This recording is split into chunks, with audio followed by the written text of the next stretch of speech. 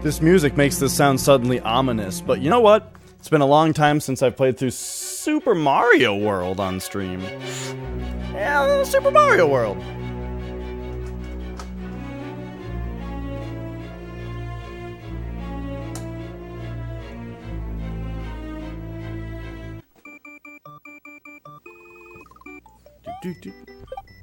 Oh man, I forgot how good this title screen looks. On the PVM, it's so sharp and great. Alright, so real quick, we're just gonna go, you know? Yeah, just do that. Little Super Mario World. Okay. And take the first and blind playthrough tags off here. And there we go. Kaboom. This is your favorite Mario? My favorite Mario is either 1 or 3, I think. And then probably after those two, probably 64, and then World, I think. But alright. Are we good? I did the update thing? Alright, cool. Let's just get rid of this and that and that. Yeah, let's just go.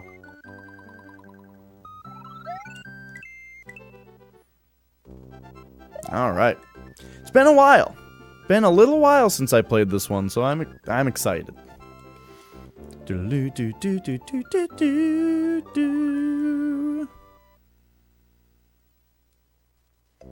I was this close to starting a playthrough of Dark Souls Remastered tonight.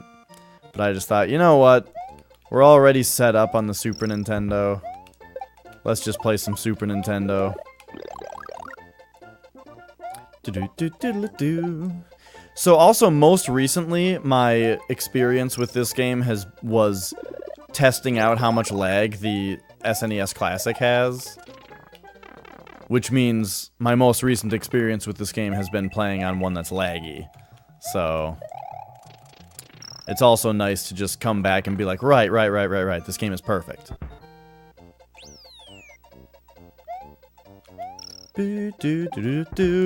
Lo-Fi Valentine. What's up is I just beat Earthbound for the first time ever. We just finished it. And I didn't even know really what to do with myself afterward because I just didn't expect the, I didn't know that I had so little of the game remaining.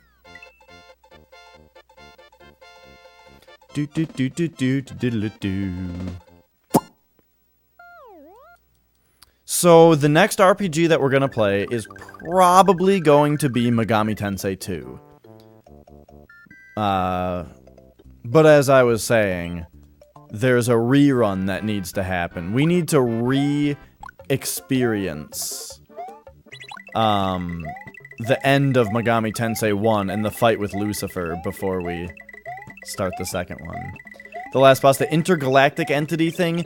I wouldn't say intergalactic. You have to go back in time. It's like you go back in time in the body of a robot to fight him.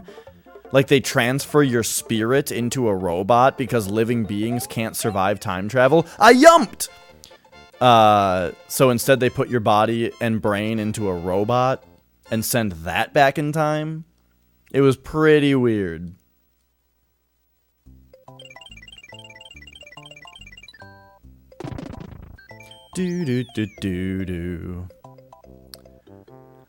I don't think anything like that was really stated. I mean, I think he was just he was evil. He was an evil entity. I don't know if there was any craziness to it. The personification of hate and fear, that sounds more like Persona kind of stuff. Like in Persona spoilers. In Persona 3, the last boss is essentially like the embodiment of everybody's will to die or something. It's like everybody on the planet's death wish. Oh yeah. Persona 3, by the way. Mwah! Amazing video game. One of the best. Whoops.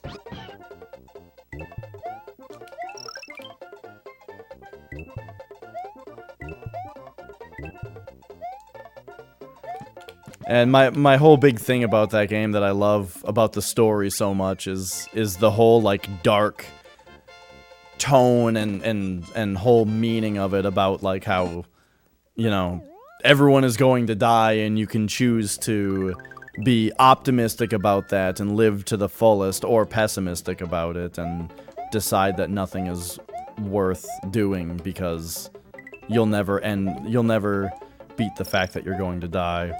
And then Persona 4 was like, accept yourself and who you really are!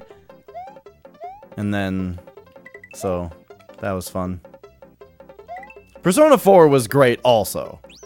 It's just that part of it, though, is really what makes Persona 3 the better game to me.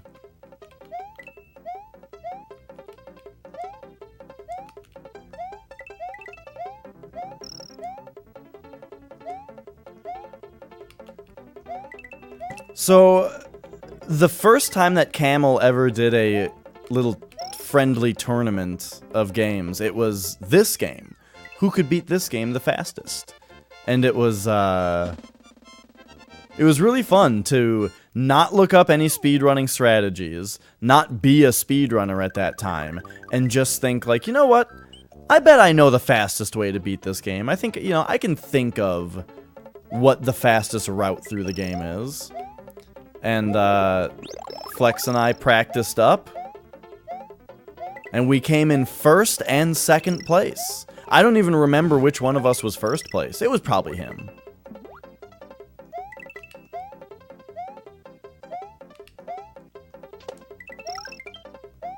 But a lot of it was managing P speed, which is really interesting in this game because Mario 3 has a P meter on the screen, so you know when you're running at P speed. This one still has P speed, but you don't see the meter. And you learn little things about the game, like how Earthbound's balance. I thought that the difficulty curve of the game was basically perfect, where I felt like every boss in the game was challenging, but not unreasonable. I mean, really, like, gameplay-wise, that game was pretty much perfect. I was too slow.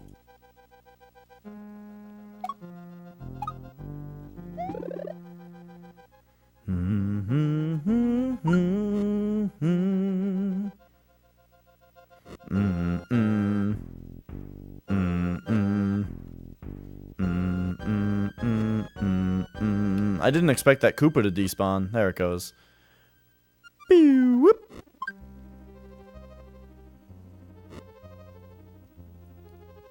I've always loved Mario's pockets, his back pockets on his overalls on this sprite.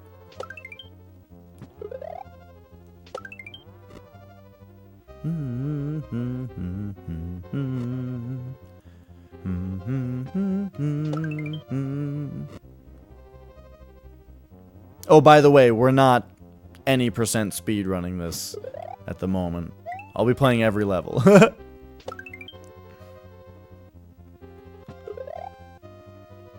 Yeah, I don't think I ever did any grinding. I mean, correct me if I'm wrong, but I don't think there was any grinding involved anywhere. I don't think. But if there was, it was little enough that I don't even remember it.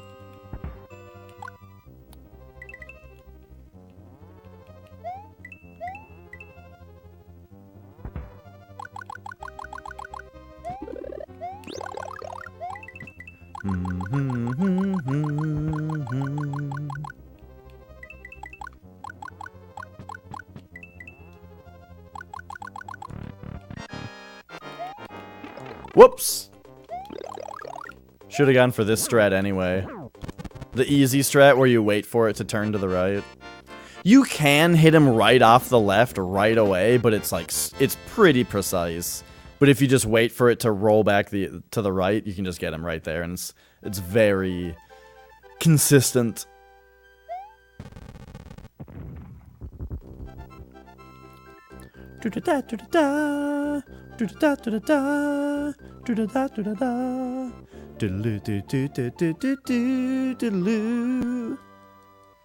What a great game. So, by the way, the game I was going to play today was Metroid Prime 3, and then it turns out that I don't own a Wii remote. So, I had to buy a Wii remote off eBay. Because I also called the two, whoops. I also called the two retro game shops around me, and neither of them had Wii remotes in stock. So, in the end, I just had to buy one off eBay. I'm supposed to get it in, you know... Oh, I forgot about this. I'm supposed to get it in, 5 days. So there's a way I could go to get a cape here, but I would rather just be Fire Mario.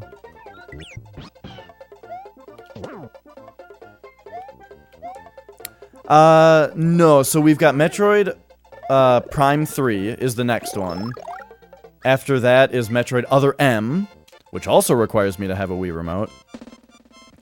And then Metroid Samus Returns for 3DS, which will be the last one because that was the latest one released. But I'm playing them in like mostly release order. The only time that I broke release order was just forgetting.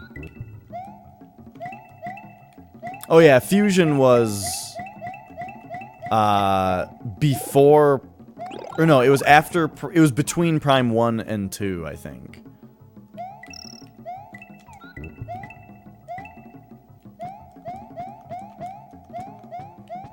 Everyone loves Fusion, man. I don't get it.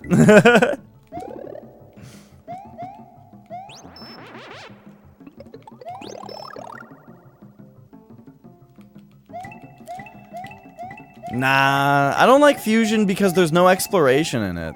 They just tell you exactly where to go the entire time, and only let you go to that place. And there's no, like, I got a new ability, so now I can, you know, now I can access this area. Instead, the new abilities just let you get through the areas that they're just telling you to go through already. And you don't, like, open doors based on new abilities. That's just doors unlocking, you know, which they just go, you know, you can just go to places when they tell you can go there. And that kind of thing. So... Wait, where's the key? Oh, the key is up there.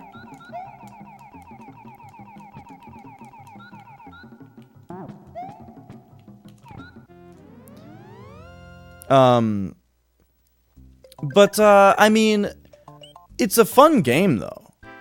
Metroid Fusion is a fun game. I screwed this up. We don't get the extra life. Like, I think it's a good game, particularly like a good Game Boy Advance game, you know? Like, it's fun. The levels that you go through are fun. It's just that they're levels, you know? It's not like a Metroid adventure. You don't expand outward, you know? You just go through levels one at a time. Which is fine. It just makes it like a lesser Metroid game to me.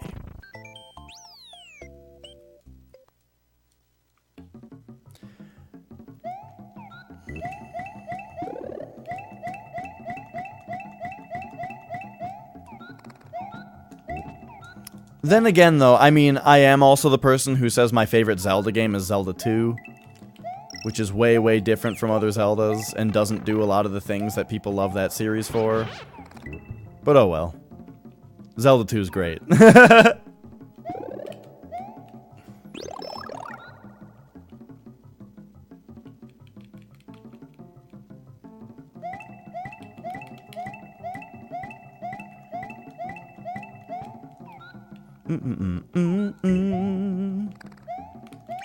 Whoops.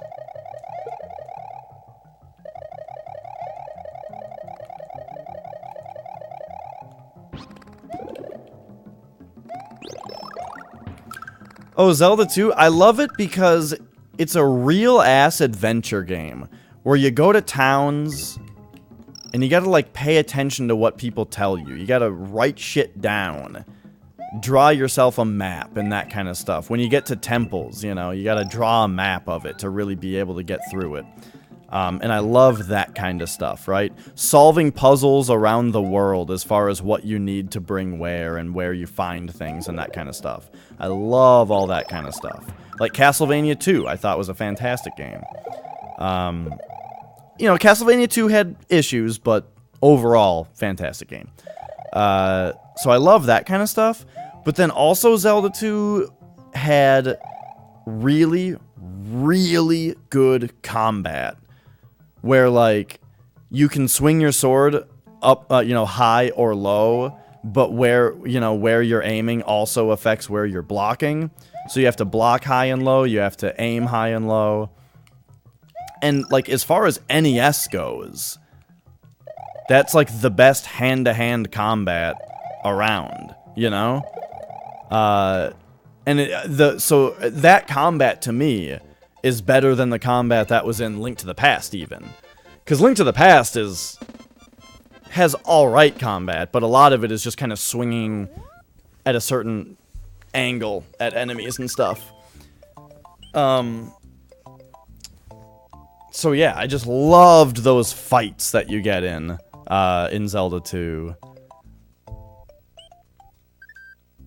There's also a secret here.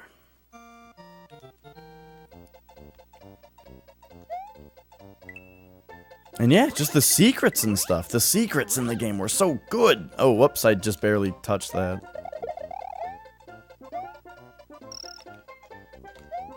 Right, exactly. No other Zelda games make you, like...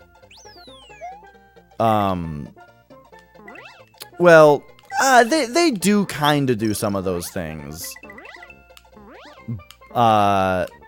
Like, Zelda 1 on NES certainly has a lot of,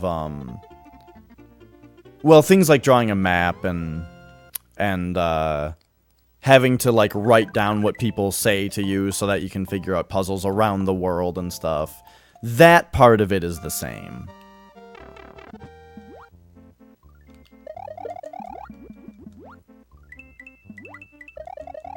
Oh yeah, Zelda 2 also has the RPG stuff that the other games don't have, which I like. But yeah, it's like super big departure from normal Zelda.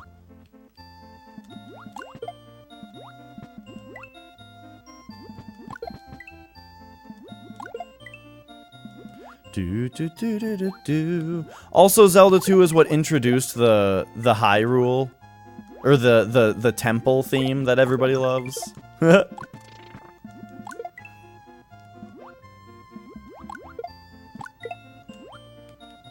Oh, I guess we're doing the regular path here first, because I haven't been doing the secret.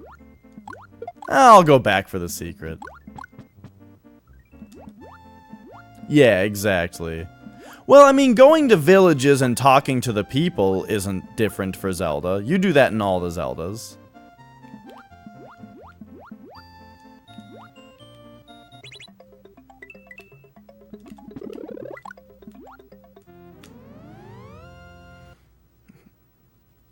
Really, to me, the real difference between Zelda 2 and the others, well, it would be, well, you're certainly right that the other ones have less villages. Like, Ocarina of Time has, like, Hyrule and Kakariko and Gerudo Valley and Zora's Domain. I mean, there's quite a few. But yeah, really, so the difference with Zelda 2 and others, to me, is the RPG-like world map, where you walk around a world map, and you go into a little town, and then you're in that town, you know? And then the side-scrolling perspective. Those are the things that are really different. But other than that, as far as, like, the way that you progress, and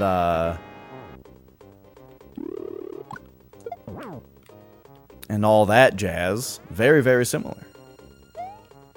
And personally, I think the 2D combat is the best combat that Zelda has had. And so that's, like... That's like just such a huge part of what makes it so good to me, is that the combat is so good in that one. Breath of the Wild had really good combat. And yeah, like Twilight Princess and Breath of the Wild, I remember both having really good combat too, as far as the 3D ones go. I also really like the combat in Zelda 1. Like, fighting the Dark Nuts is really weird and frustrating at first, but you figure it out. Like, Zelda 1 has really unique stuff about its combat. The way that, like, you move essentially on rails in that game. There's, like, a grid that has double the lines as there are panels. You know what I mean by panels? Like squares. Like the map, the screen is 16 squares wide. You move, like, essentially on rails, where you can be either on the seam of a tile or right in the middle of it. And if you're between those things, if you're moving, like, left and right, and you're between either a seam or the center of a tile, and you press up or down, Link will lock to the nearest rail before he starts moving up or down. Now, once you wrap your head around that, which is way simpler when you visualize it than when you explain it, but once you have that figured out, the enemies, like Dark Nuts that walk around in random directions, they only move in the centers of tiles. They don't move on the seams of tiles. Which means if you're walking around on the seams of tiles, like, the problem with a Dark Nut is that you go up to it to hit it, and when you hit it, it might just turn around and hit you back. Unless it is between two tiles. Because once it decides a direction to move in, it won't really turn around. And now it's difficult to get it from the back, because it's moving away from you. So what you do is you walk around on a seam, and as it's passing you by, left to right, you hit it in the side from a seam, because you know that it won't turn until it hits its next spot where it decides which direction to go. And, like, moving around, exactly. And I think that kind of stuff is really fun. So, I really like the combat in the first Zelda as well.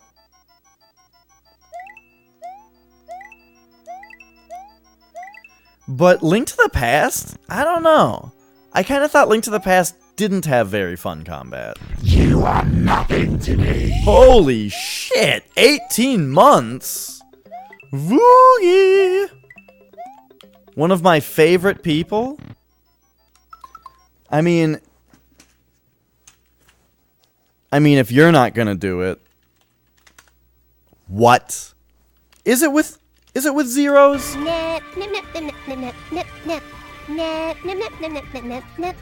Why did I make it with zeros? Oh, well.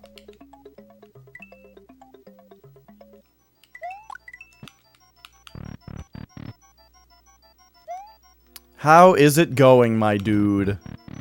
Now, we saw you a little bit earlier. You've been around today. But how's it going now?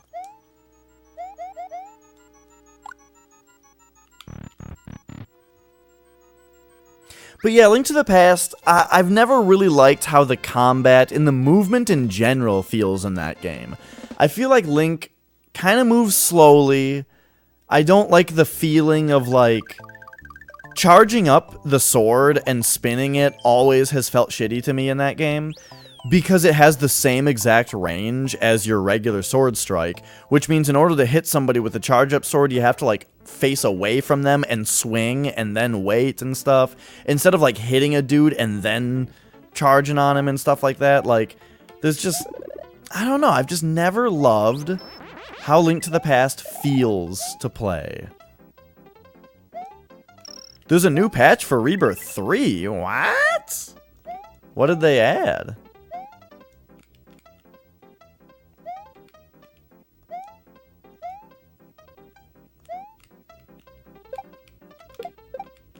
Do, do, do, do, do, do, do, do. Like, I do really like Link to the Past. Those are just the reasons that it's not like... those are the reasons that even though I feel like it's the most like Zelda-ass Zelda, at least from old ones, I don't like it as much as I feel like I should, you know? I feel like it should be the best Zelda. 'Cause it's like... It's just super... Everything that... It like represents so much of what the series eventually became being about. As far as like having real like puzzles in the dungeons and that kind of stuff, you know? And getting the Master Sword and that kind of stuff. Like, it introduced a lot of concepts that became really important to Zelda later. And they just didn't do anything stupid with it, you know? But, like, yeah. I don't like it as much as I feel like those things should add up to. Now, Link Between Worlds for 3DS. Whew! What a game.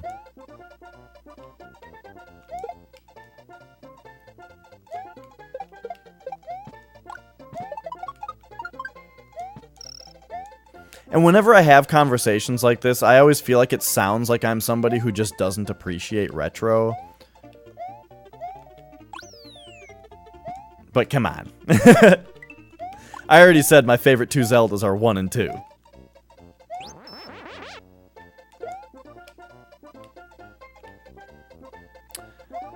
Of all the Zeldas, you know what? At one point, that was an idea.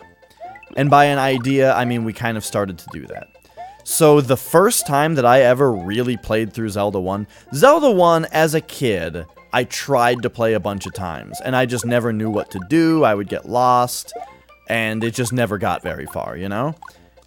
And then, I decided, with my brother, one of the very first things we ever did together on Twitch, maybe like the very first thing we decided like to do on stream together was we're gonna beat Zelda.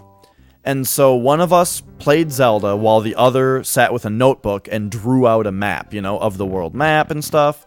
Have I shown you the map that we made? Have I shown the Zelda stuff? Have you seen it personally? Because I've shown it a lot of times in general.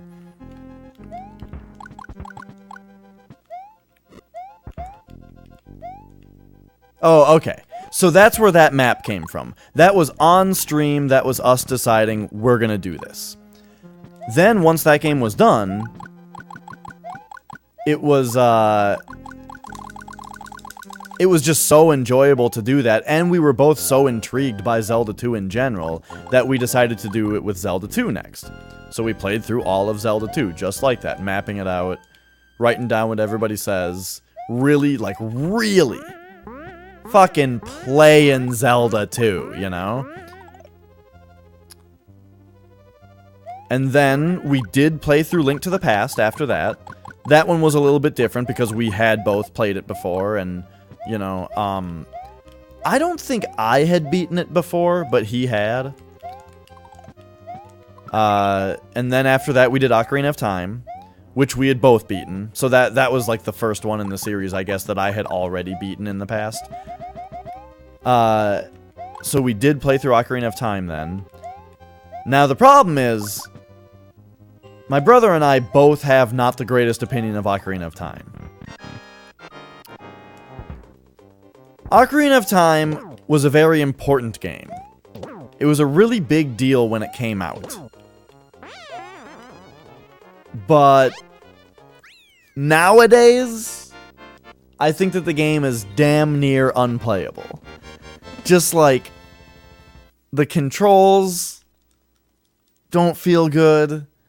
The graphics are just like a terrible, awful, just blurry, muddy mess.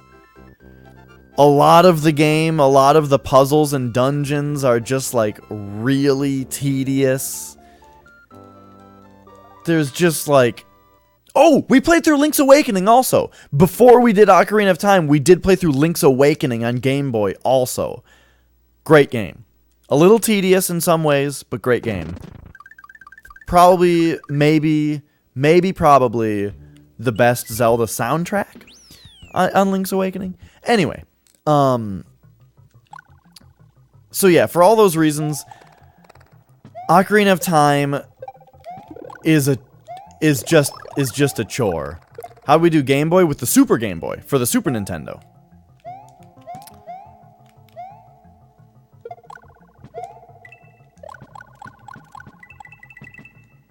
However, now I play Game Boy games using the Game Boy Player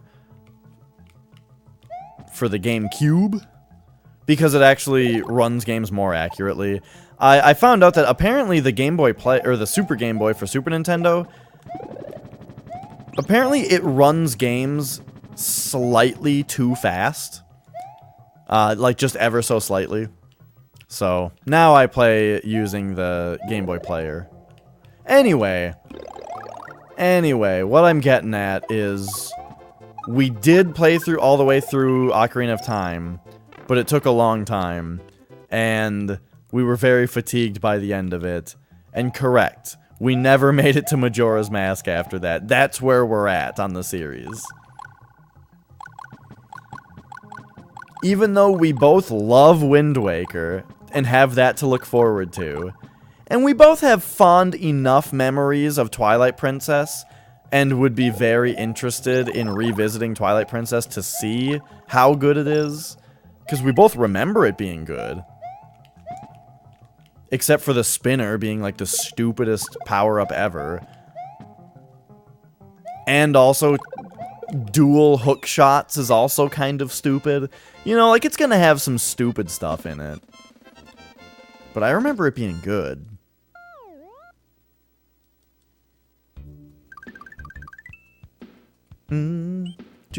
Wait a second. I never did a thing. I missed a secret so far. The Sharknado.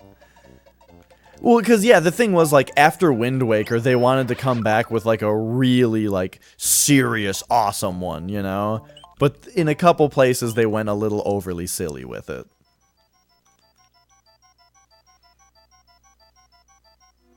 Wind Waker, though. Whew, man, that game is awesome. Oh, jeez.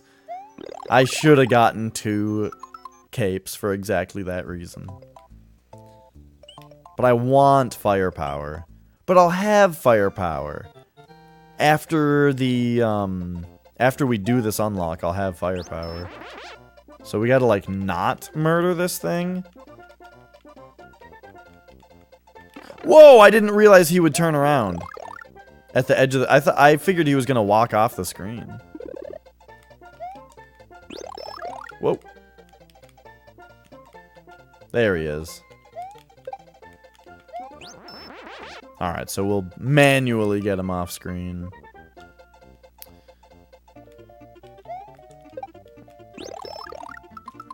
But yeah, I don't know when we're gonna continue Zelda. I need to get Majora's Mask first. I don't own it yet. But, I hope it'll be good. Because, of course, I want the game to be good. But, I've tried playing Majora's Mask in the past, and I couldn't get into it. Hey, Minin. And then I got it for... I got the 3DS remake of it, like, thinking, like, man, this time I'm really gonna get into this. And I still couldn't quite get into it. I honestly think that playing it co-op with somebody else will make it worse. I'm worried about that. I'm worried that me, like, playing the game on my own, going, I'm gonna beat it, I'm gonna draw maps and write down what everybody says and do all that kind of favorite stuff that I love to do. I'm afraid that that kind of stuff won't work as well with another person with that game. Because that game, there's, like, time stuff. I'm gonna have to write down a bunch of time stuff. And it might not be fun to do that with another person. But, we'll see. It's the only N64 game you've ever bought? I know a lot of my N64 games I got, like, from people. I'm trying to think of even one. Oh, I bought Conker's Bad Fur Day when I was younger. I bought Doom 64.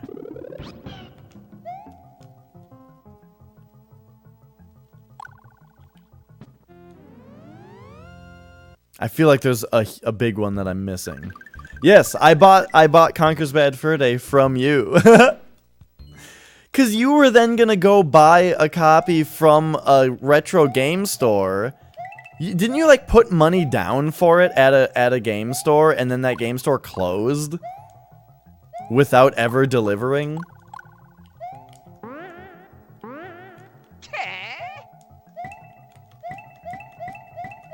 What was? Do you remember the name of that game store? Because I almost had a similar thing. There was a game store called Game Central that I put money down for a copy of Mega Man X, because they didn't have Mega Man X in store at the store that I went to.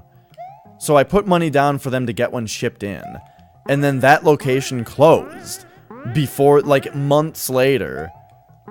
That location closed. The name of the comic book guy, Jeff Albertson. But yeah, that store closed, and then I had to, I did end up going to, oh, the store he owned. The name of the comic book guy's store. Oh, I don't remember that. That might be a that's a Daisy question if she's still here.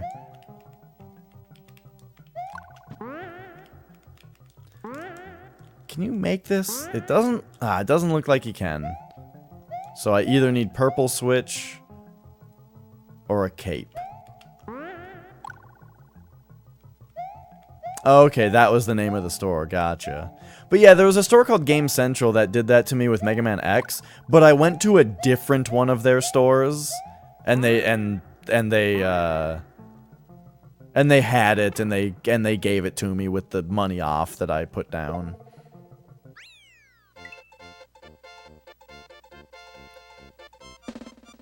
Because I didn't pay for the whole game.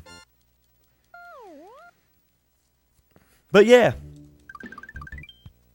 Okay, so I need a cape. I guess let's just go get that real quick.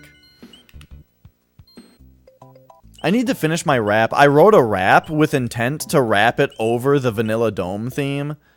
But there's a couple parts of the rap that I need to touch up a little bit, you know? You have it in box now? That's awesome. I thought about buying you a copy and giving it to you as a gift. And you know what they say, it's the thought that counts, so, you know. But yeah, that game is absolutely wonderful.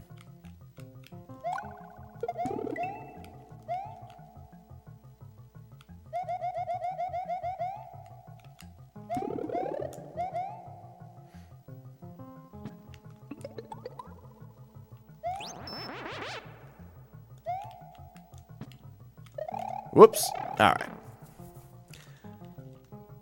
Man, what a... there's got to be another N64 game that I've bought. I can't remember, though. But, like, Ocarina of Time, I got it as a gift. Mario 64 came with the system. There's a bunch of games I don't know where I got, such as WrestleMania 2000, WWF versus WWF No Mercy. I have like a WCW versus NCW something or another. Oh, this is the level where you don't kill anything. This is the pacifist level. Well, I'm gonna do my best at that at least. One or two of these things might kill themselves underneath my feet.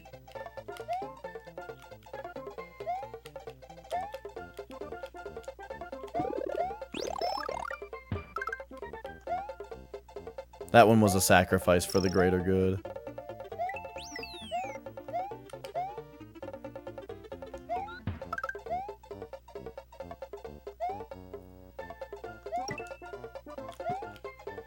Alright.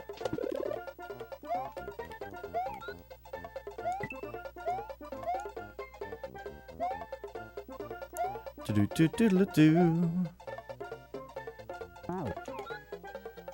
Think about here is good. Yeah.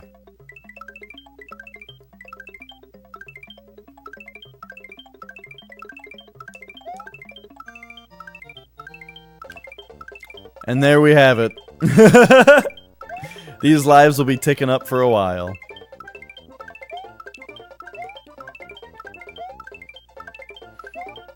A long play of that game. I did one. I've played through that game's campaign on stream once. It was actually my birthday last year that I played through it. My intention was to play like a selection of my favorite games, which I kind of did. It was just that I had plans for more, but once Conker's Bad Fur Day started, it just didn't end.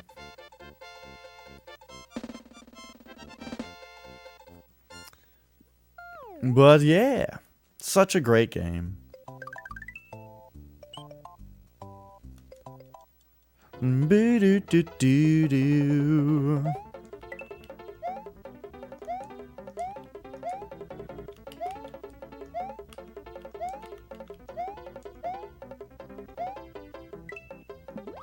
That was one thing that was crazy about when I first met Daisy, because it was like, oh my god, another person in the world that appreciates the game modes of Heist and Beach.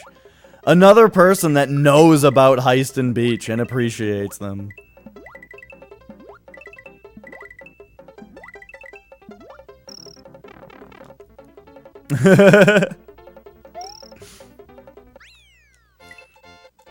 Do-do-do-do.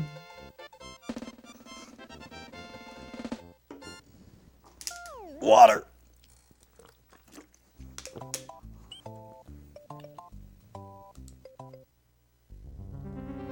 Is this game too quiet? Let me know if I have the sound too quiet.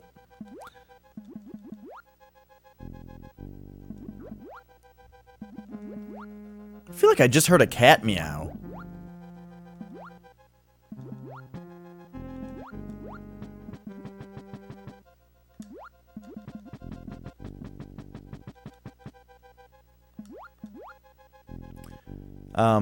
But yeah, agreed. I mean, I love that whole game, but the multiplayer in it is just so good.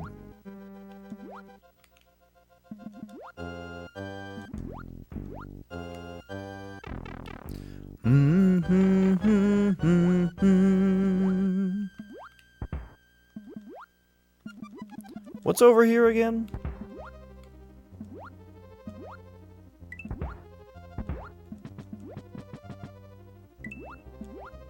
It's funny about how whenever I talk about my favorite game series...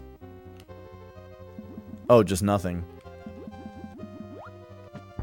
Through the Metroid series streaming, there are 3 games left. Metroid Prime 3, Metroid Other M, and Metroid Samus Returns. The next 2 I need a Wii remote for, though. So, that should be being shipped to me soon. I called both my local game stores and neither of them had any Wii remotes, so to eBay we went.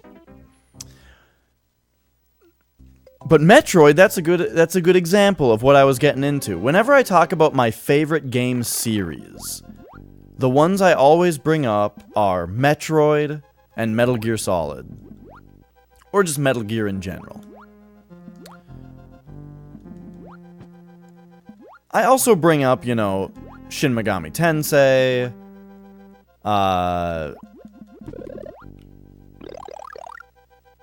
Half-Life, you know, those kinds of things. For some reason, I never put Mario in the consideration. I never bring it up, really. But when you really stop and think about it, this is totally my favorite game series. I mean, when I talk about, like, my favorite games of all time, or what I think are the best games of all time and that kind of thing, I feel like the thing that, the ones that everybody can agree on, and the things that are the best games of all time, are, like, number 1, probably Super Mario Bros. 3. Number 2, probably Super Mario Bros. 1. Number 3, Super Mario 64. Number 4, Super Mario World. What's the 5th best game of all time? I don't know, Super Metroid. Chrono Trigger.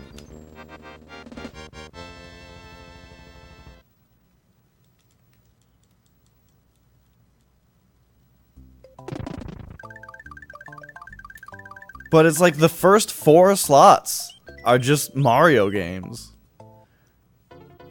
And is number 5 really not just Super Mario 2 Japan?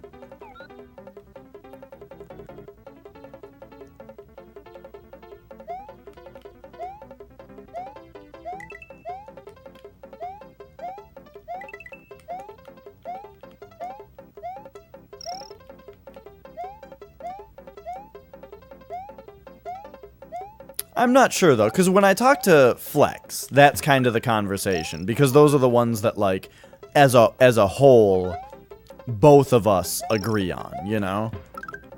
When we talk about the best games ever,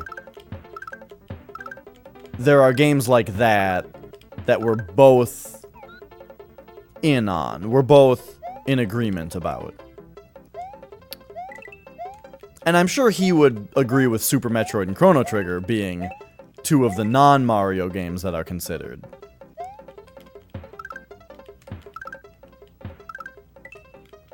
But if it were just up to me, the other games that I would say are the best games of all time, that aren't part of that list, would be like, well, Metal Gear Solid 3.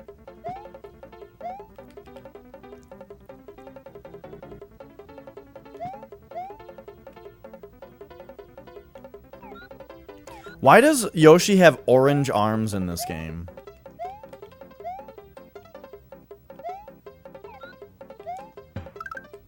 Or, like, I think Wings of V is one of the best games ever. Legitimately. Conker's Bad Fur Day certainly has a place very high up. I mean, that game is just such high quality, it's crazy. Beep.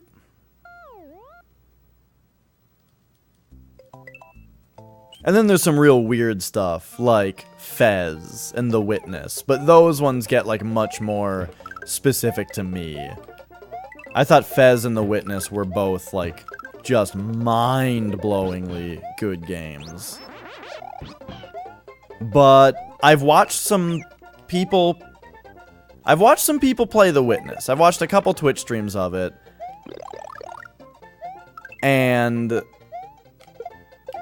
what I find out is that some people, and I don't mean this in a negative way, but some people really don't get it, you know? I don't mean that they're not smart enough, I mean it's not their thing. They don't approach that game in, like, the way that that game wants you to approach it, you know? But if you're me, it's, like, totally one of the best games ever made.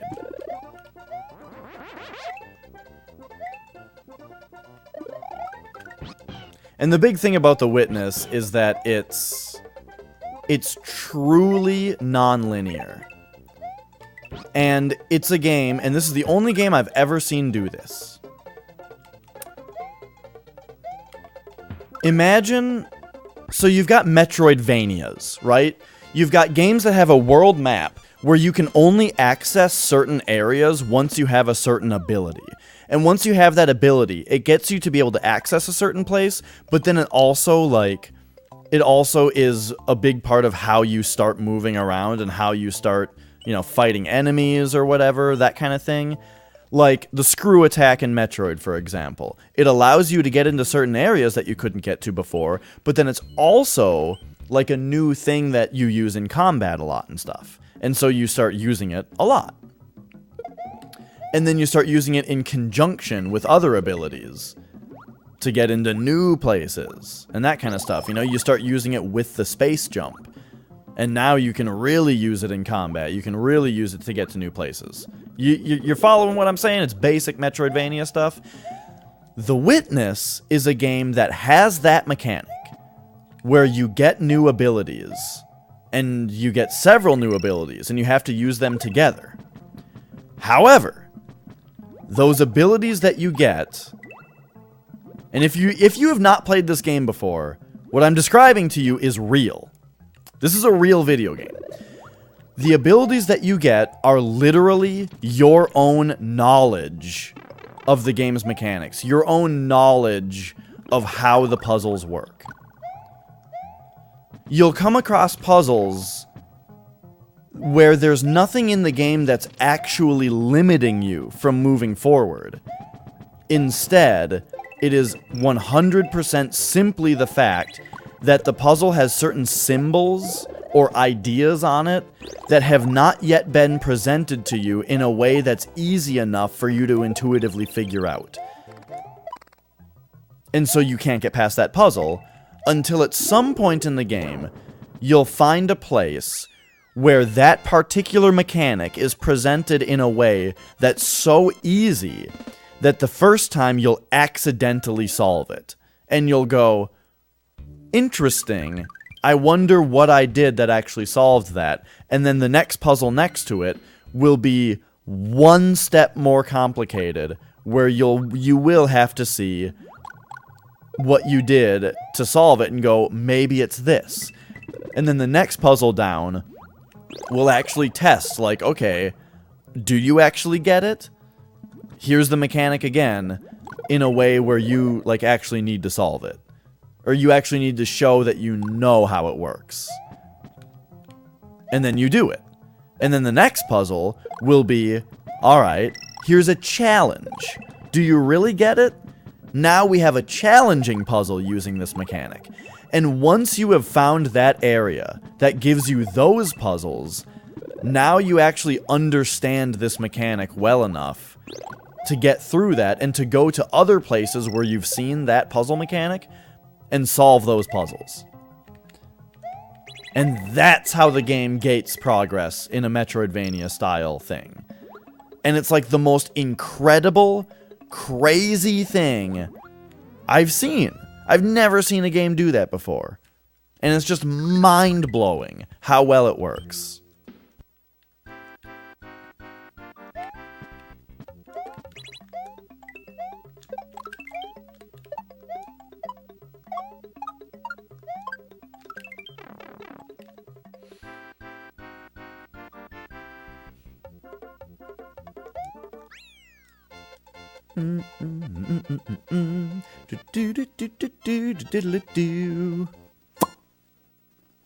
So yeah, if you have not played The Witness, you must. But, like I was saying, some people don't get it. There's also a lot of stuff in that game that requires you to be very observant, you know? The puzzles in the game are like it's like a panel on the wall that has tracks, and you have to draw like a maze, and you have to draw a line from beginning to end. But there are many, many little mechanics that will change how they want you to draw the line and in what direction you have to go. Sometimes those mechanics are something like symbols on the puzzle panel itself that direct you around, where you have to solve a puzzle on where to go in order to, like, separate them a certain way or that kind of thing. But then some of the puzzles are more like there's something in the environment around you that kind of gives you a hint as to where you're supposed to be going with the line.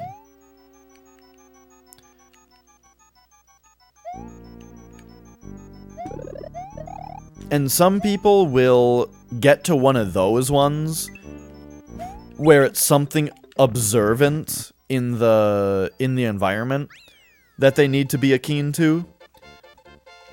And instead of, like, thinking about it and experimenting and that kind of thing, they'll just immediately, just instantly get frustrated and start trying to brute force the puzzle. And once you're brute forcing puzzles in that game, it's not fun.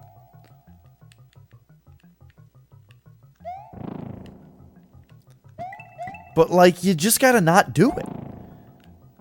You know? If you find yourself brute forcing a puzzle, just stop. It's like when people complain that there's too much grinding in an RPG where they don't need to grind.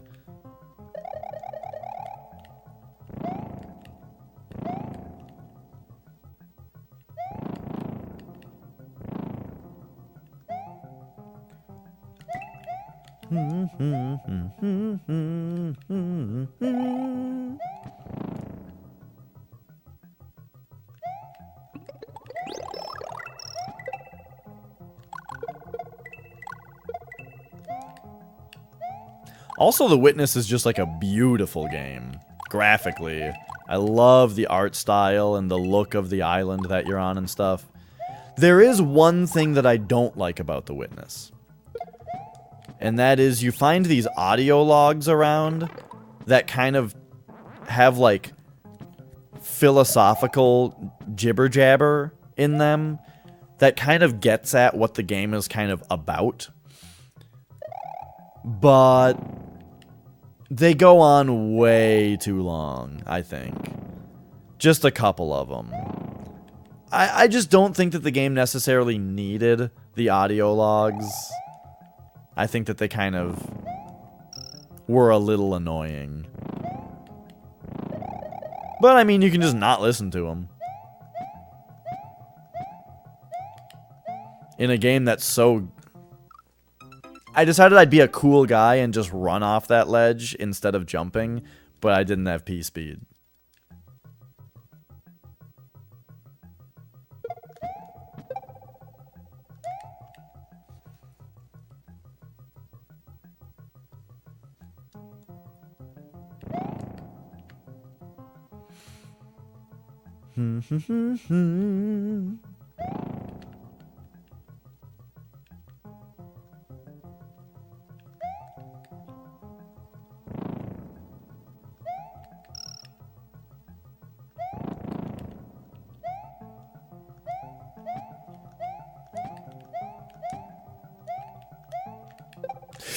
Yo, I died in the same exact pit, but that time it was because I accidentally bounced off the beetle.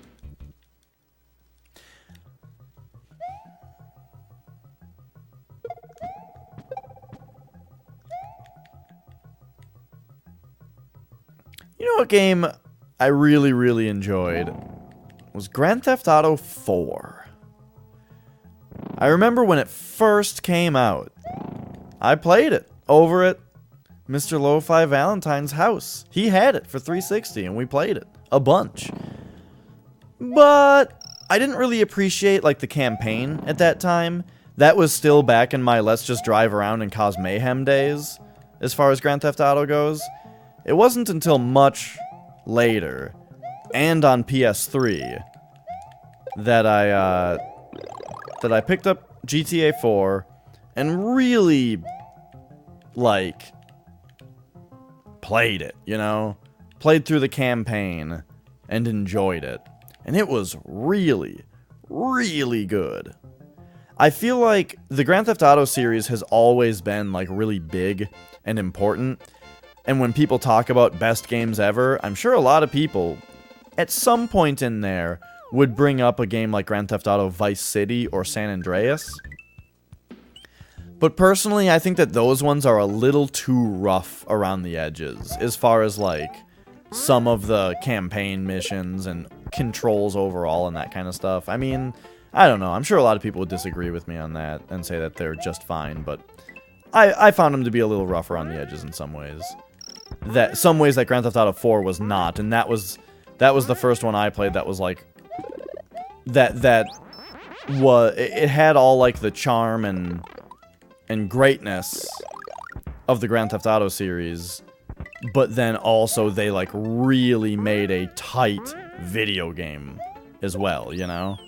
Where it was just super fun to play, and it had all of the Rockstar polish that they're so well known for now. You know, like, Rockstar is really known nowadays for making, like, some of the most polished games around.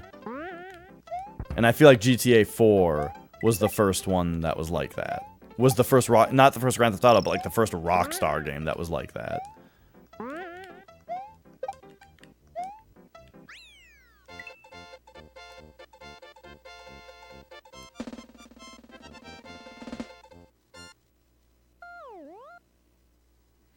I don't know, though. I mean, maybe I should go back and try to play Vice City. I went back and tried to play Grand Theft Auto 3, and it was very difficult to play.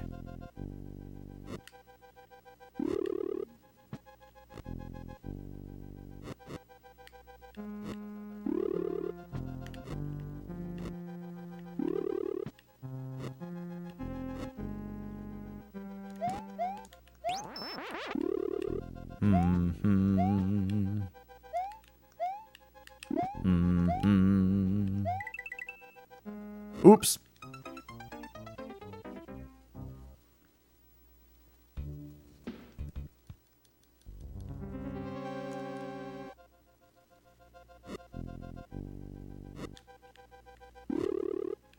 I guess I should just go down right away instead of staying up there as long as I could, because that just makes it harder.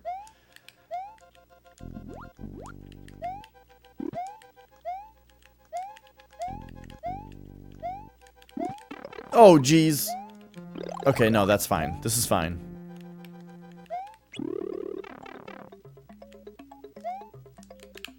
Dude!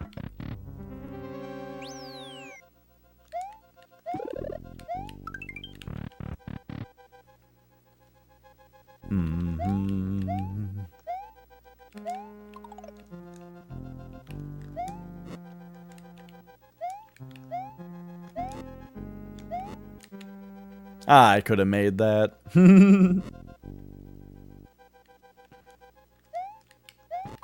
Hey, guy, how are you?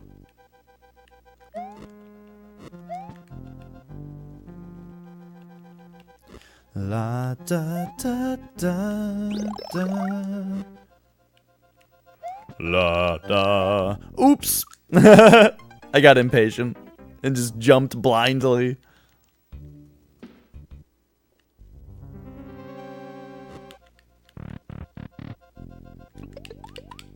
Ooh. Oh, my impatience.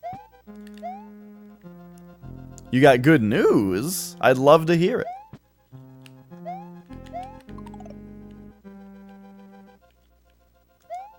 You got a new girlfriend? Well, that's exciting. What's her name?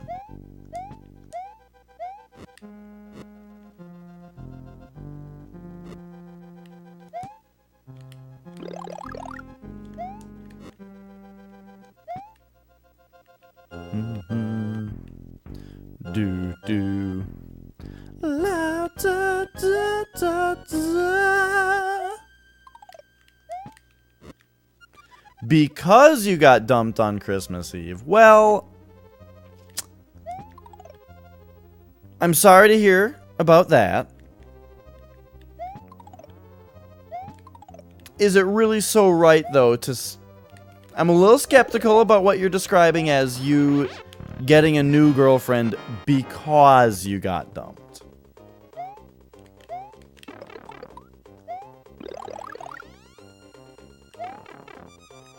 I guess you could say that that was the reason that you were... Oops, I didn't think that the fireball would bounce that way.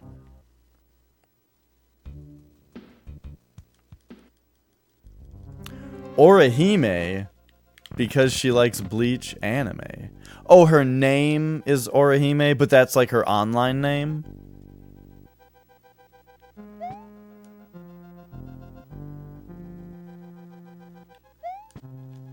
Okay. See, that's making more sense.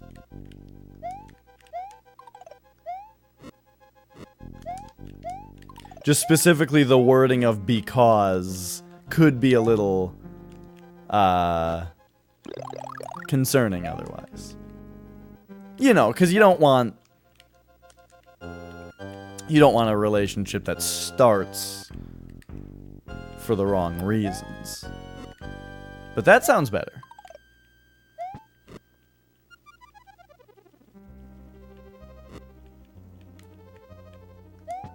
Your ex found someone else? Well, I mean, if you would describe what happened as you getting dumped, but now you're with someone else that you've known for a long time and you're excited about it, then what your ex is doing shouldn't even matter, right?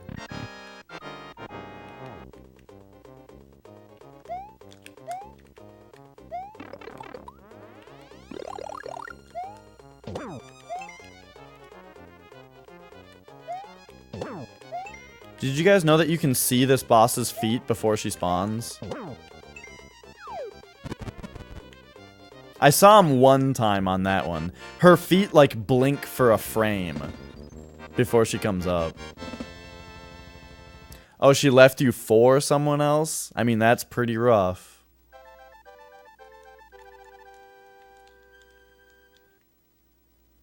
But yeah, I mean...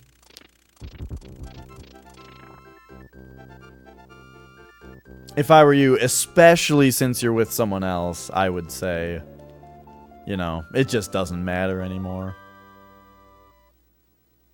But I am sorry to hear that. That's a rough thing, the kind of thing people, you know, unfortunately people go through. Playing GameCube? What are you playing? I love GameCube, and a lot of games on it. We could be playing Beautiful Joe right now.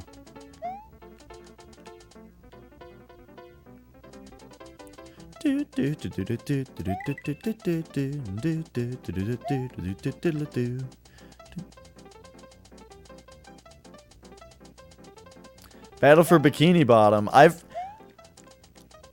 heard that game come up in weird situations, almost as if it's a higher quality game than most people would expect. Because, you know, being based on a Nickelodeon cartoon, most people assume that it would be a low-quality children's game. But I feel like I hear people talk about it often enough that it might just be a hidden gem.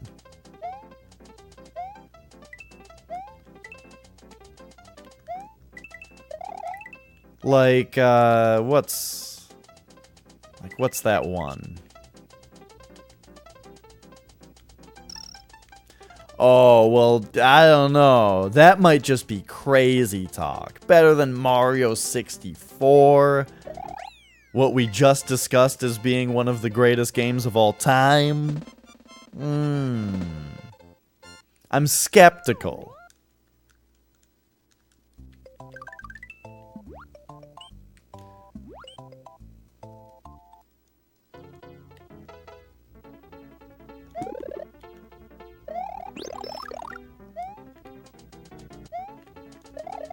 Alright, let's get this secret. I don't think it has anything to do with the Yoshi wings. I think this is the one where you have to go under the bridge? Or under the goalpost, I mean? Mario World is greatest of all time? That or Mario Land 2? Or wait. Mario World is greatest of all time. That, Mario 3, or Land 2. Well, hey. What I was saying earlier is that the greatest games of all time are Mario 3, Mario 1, Mario 64, and Mario World. And the order of those is debatable. You know, those are the four. The order of them is debatable. I don't think Mario Land is as good as it gets credit for. It's just so easy and slow. I feel like Mario Land 2 is just a very slow, easy game.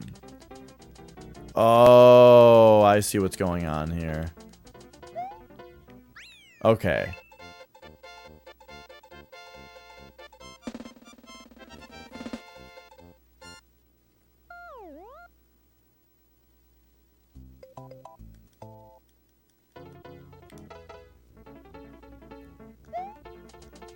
So what we have to do...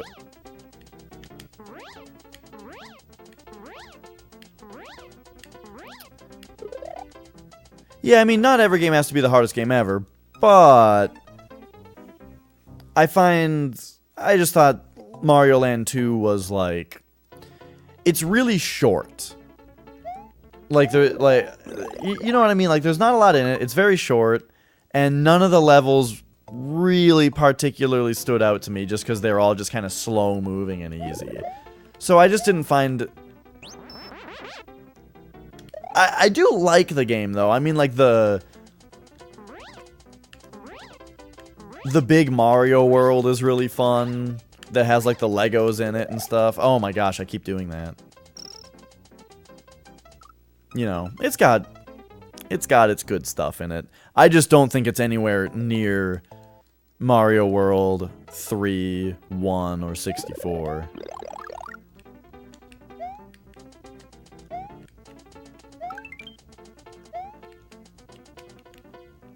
Soul Calibur 2. Do you watch Obst Connoisseur?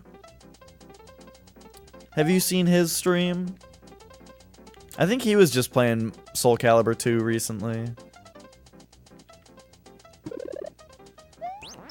And I feel like somebody was just asking him if he would play SpongeBob Battle for Bikini Bottom.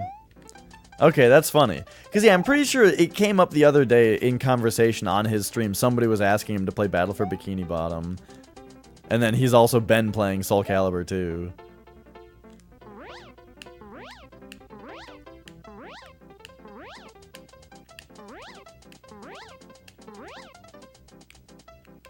Ah! Link or Spawn? I never really saw Spawn in the game. I don't really know much about Spawn the character, and I never saw the Xbox version of that game, really. I only ever played the GameCube version, and I loved Link as a character in it.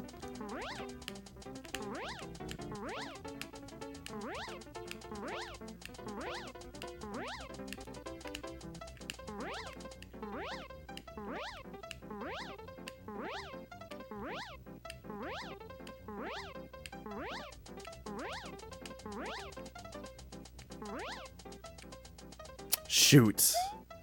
Man, this is really difficult. I wonder if I need to get a Yoshi.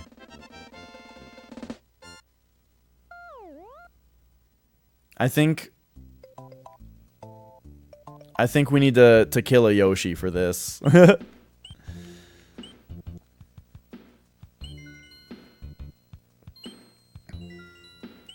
Oh, they did a HD version of Soul Calibur 2 for PS3 and 360? I didn't know that.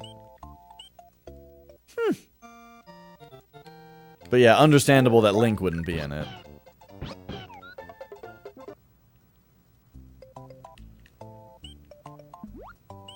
Sounds good, dude.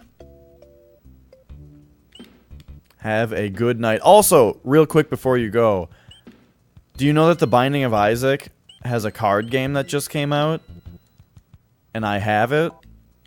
And you and Zhao should come over and play it with me. Perhaps this weekend? Or just sometime soon? That's all.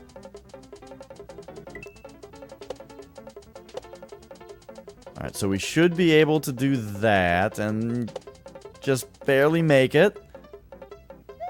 As if it's the intended strategy.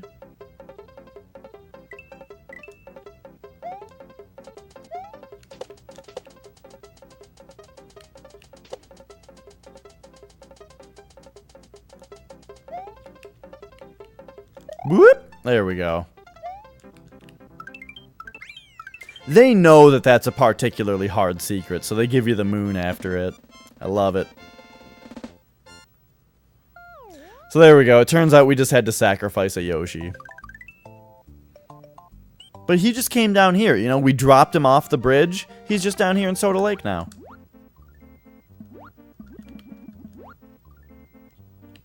I forgot what these enemies are called. These, like, underwater bullet bill looking guys.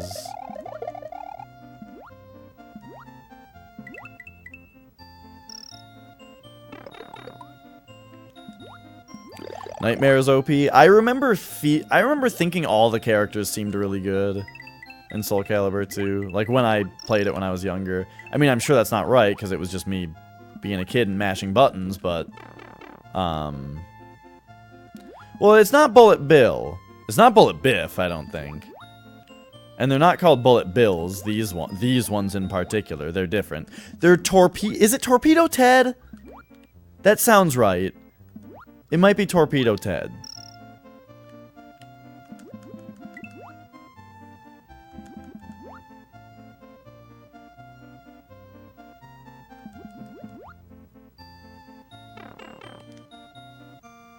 SGB reference? I don't know what SGB is.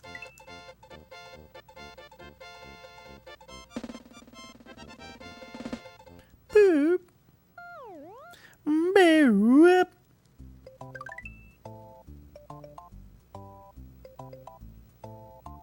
Yay, we did it.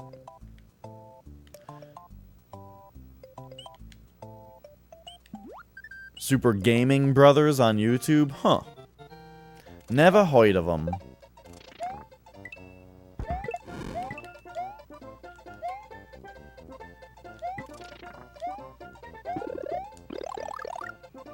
I was just watching some more video game Donkey last night, though.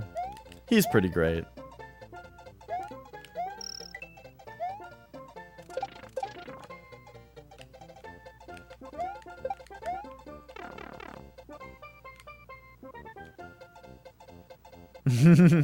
Joey Wheeler. Oh, geez, what happened? I mean, the Monty Mole. It jumped out while I was standing on it. You're standing on it, dude. Do you guys remember how legitimately great the Teenage Mutant Ninja Turtles movie was? Like, what happened? What happened with the production of that movie where it turned out so well?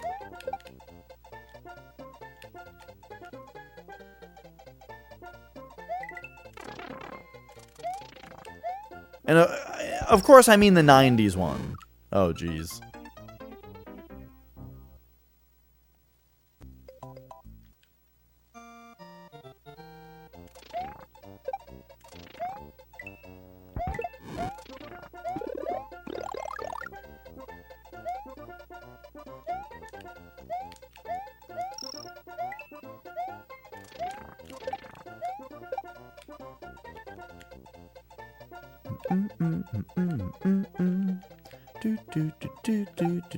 Do.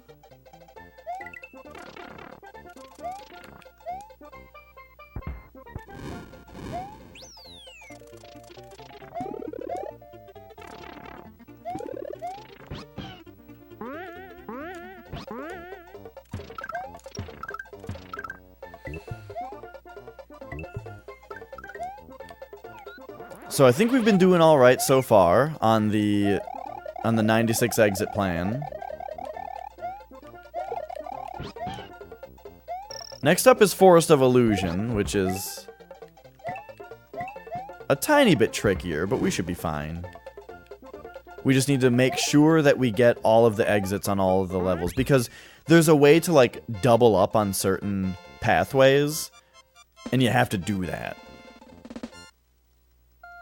Even if you have a pathway opened up, you have to get both the exits out of each level in order to get 96 exits. It's kind of like how in Star World, you have to beat the levels the wrong way, even though the pathway is already drawn for those ways.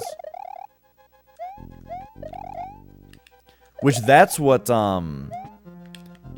it turns out prevented me from ever getting 96 exit as a kid, was that I didn't know that you had to do the Star Worlds. Or I didn't know that you had to beat all the Star Worlds the wrong way. I probably also didn't do the Forest of Illusion double pathways when I was younger also. Well, I probably did, because that's probably where I was actually looking when I was trying to find where the last exits were.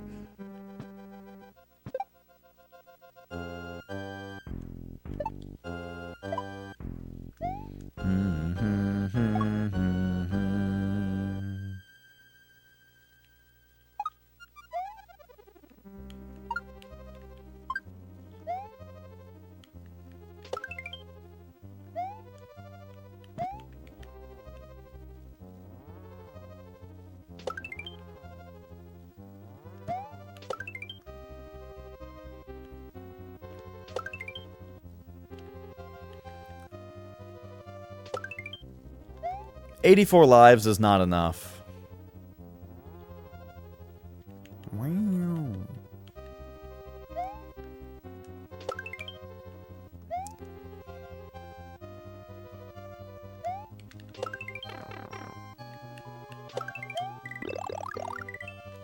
Whoops. I broke my combo. I was hoping to get up to 99. Oh, I didn't expect me to actually... I'm so dumb. I didn't expect to actually grab the gate there. Or the net, or whatever these things are.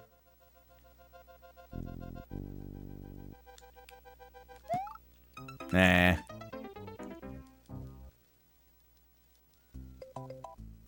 Do do do do do do.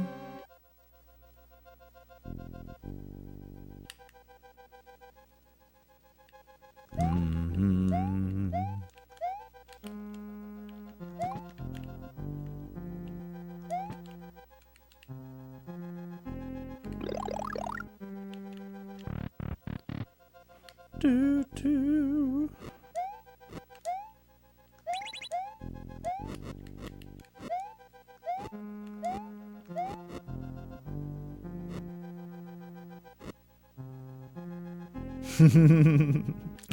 So dramatic.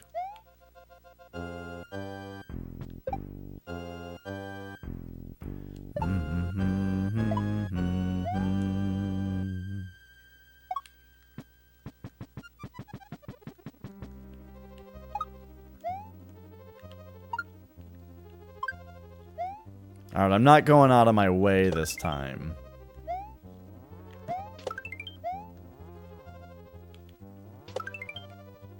We'll just get all these guys that are on the way.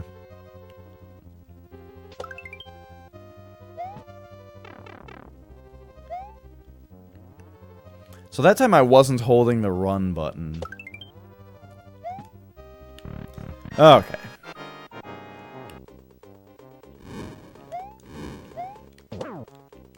Oh. Oh, jeez.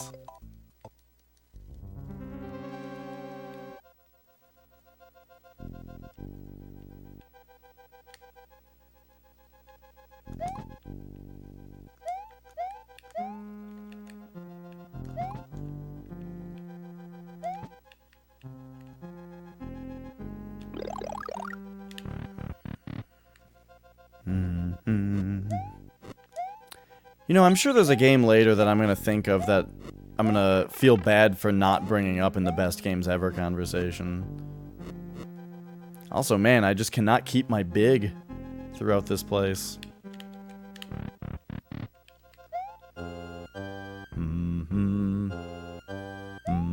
What's over here?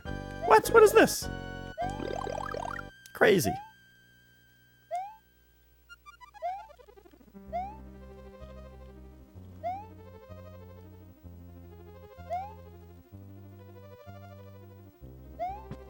Man, Earthbound was a crazy game.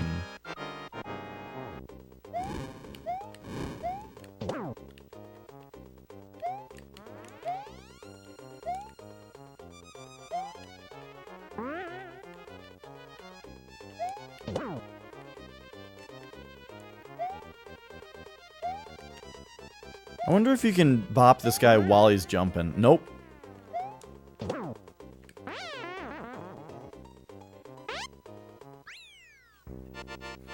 Do do do do do do do do do do do do.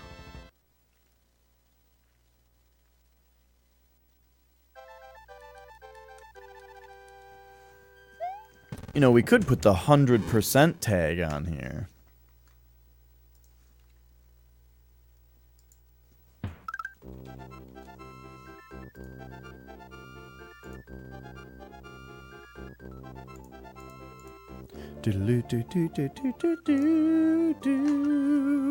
So I love how that castle blows up and puts the band-aid on that hill in the background. And now when we go back to the world map, it's got the little band-aid on it.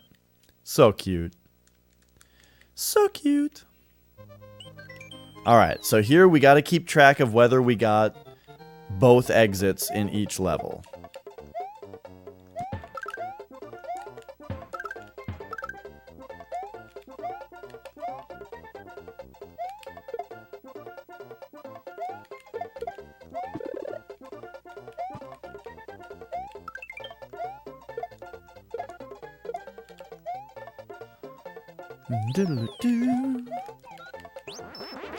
I actually am really loving the idea of some firepower right now. Because I like being extra big. I guess we do kind of need the cape right now, don't we? Wait, where is this key?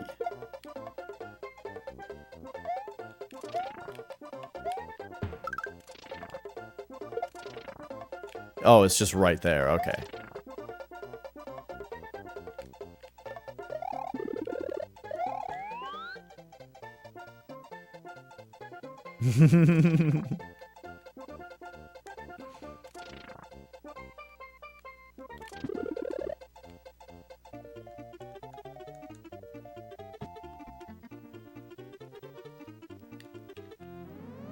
Alright, so we got secret exit here. Still gotta get regular exit.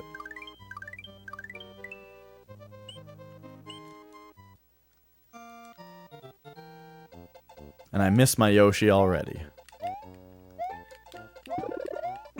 Hey, there's the firepower I wanted, though.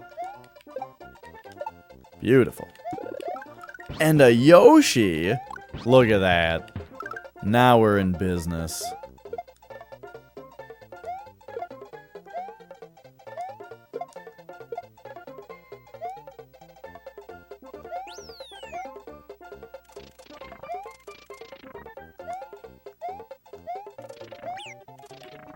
Uh-oh.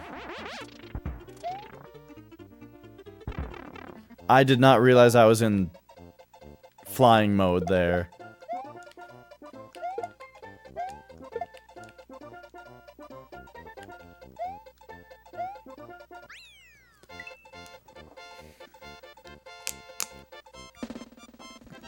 Oh.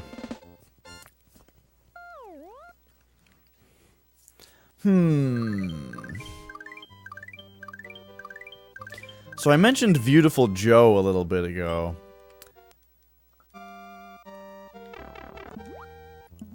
I think...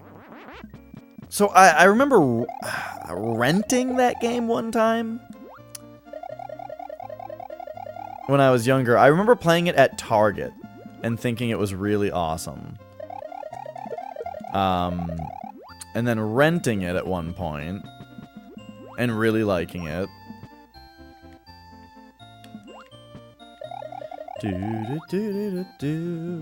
Wait a second. Why isn't he in Smash Bros?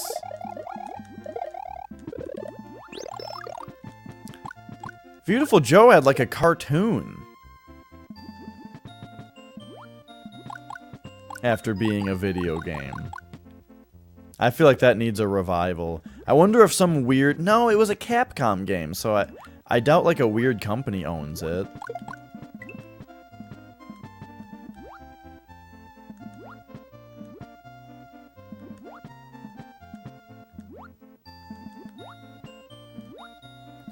Well, because the reason I was thinking originally is that it was made by Clover, and Clover went defunct.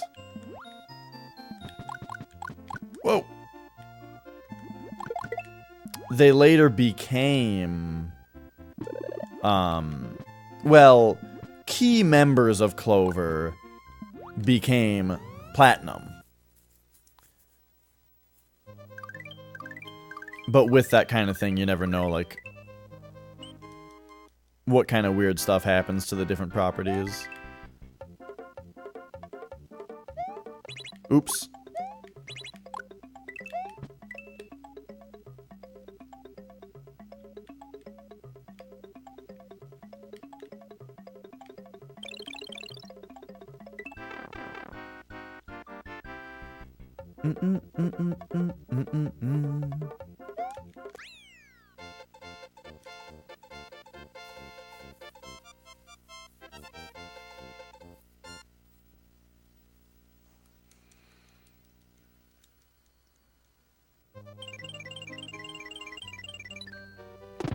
But yeah, so Clover, they made Beautiful Joe 1 and 2. I played the first one, really liked it. I didn't beat it though. I remember getting stuck on one level that I bet I could just charge through now. And then they also made Okami. And Okami is a pretty well-beloved game. Very, very Zelda-like as far as progression and like character stats and that kind of stuff, and dungeons and puzzles and all that. Very Zelda-esque. But you play as a wolf, sort of. You play as Amaterasu.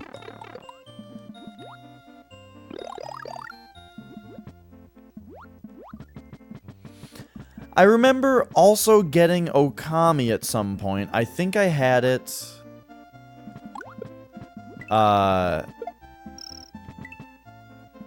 I must have rented it at some point on PS2.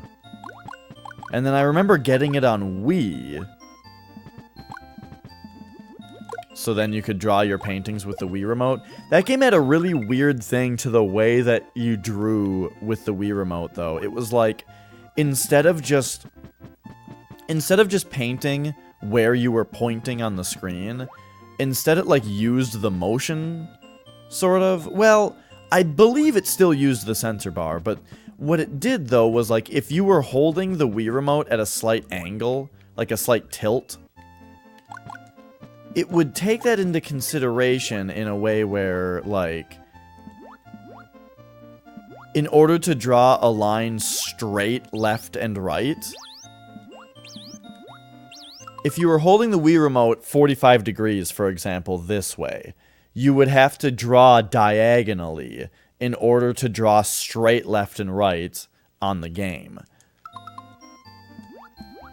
Because it would use the orientation of the Wii remote as its up, down, left, right. And it's like, why did they do that? Why do it that way? I don't know. It was weird. It felt weird.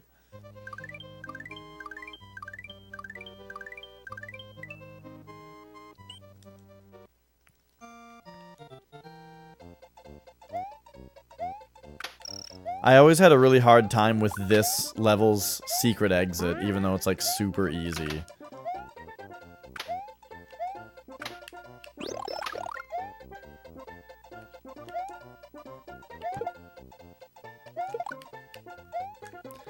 I think it's just because this level is like kind of tricky. Wow, I can't believe I didn't get hit right there.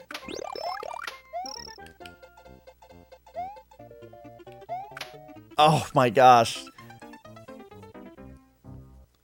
When you hit the bubbles, it like stops your momentum and drops you.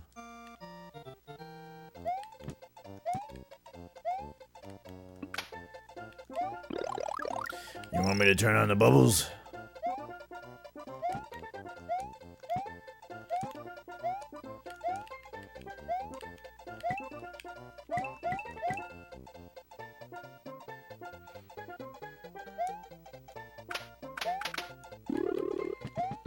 It's like this one or something. Yeah, just like a pipe that's just like in the middle of a bunch of crazy shit so that you just wouldn't stop right there normally. When you're playing normally, you just wouldn't check that pipe.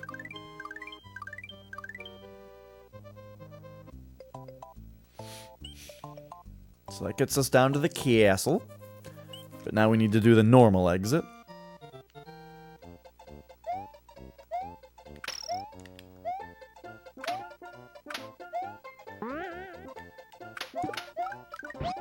Hey, Giga. How you doing?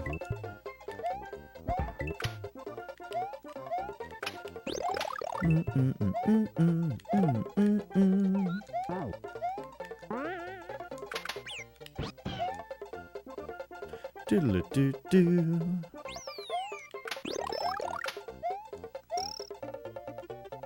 It's very interesting that if you have like a good item in your slot in this level, it makes it so that the floating mushrooms are basically obstacles as well, because you don't want them to overwrite your good item.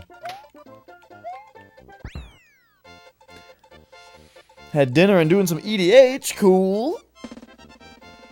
Now, when people say EDH, do they mean Commander, or are you specifically still playing EDH and not the version of it that Wizards has sort of made? And by that I mean, does your Commander have to be an Elder Dragon and that kind of stuff?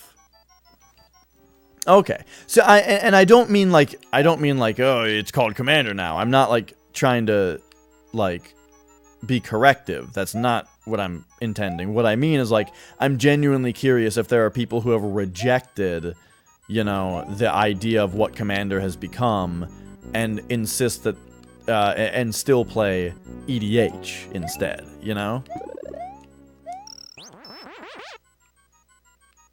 Hey, Crow. I don't know why I was trying to go up there.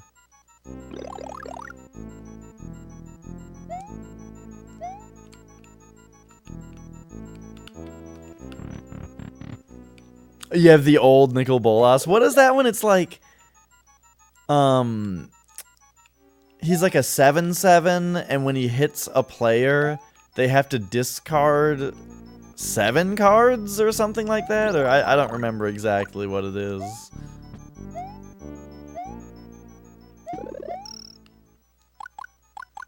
He's a 7/7 that does something when he hits a player, and I can't remember what it is.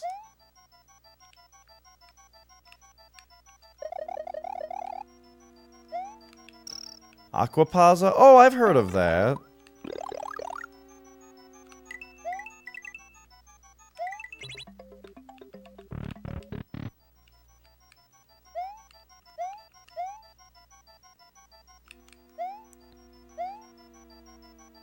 Okay, and now, isn't this one like, you go through one door, or you go through the first door, and it's an exit.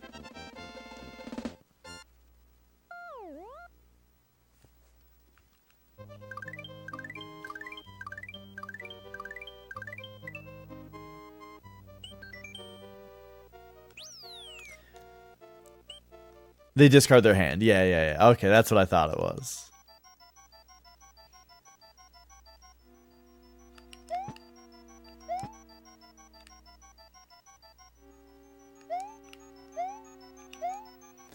Man, you know what card I love? One of my favorite Magic cards, and I would love to work it into a deck.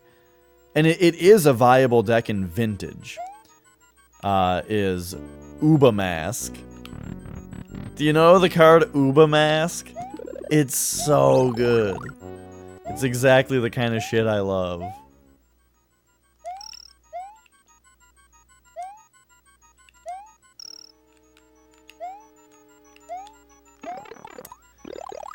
Uba Mask is a 4-mana artifact that says, instead of drawing cards, players exile cards from the top of their deck face up. I think it's face up. And they can only play those cards as if they were in their hand that turn.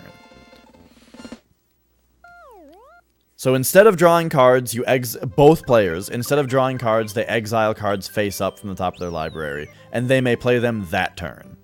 And that's it.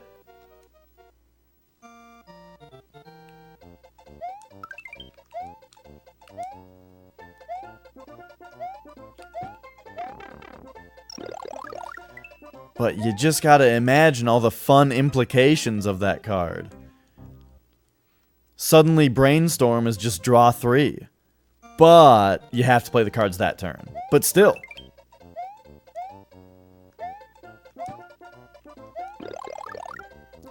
People can't play counter spells. Unless...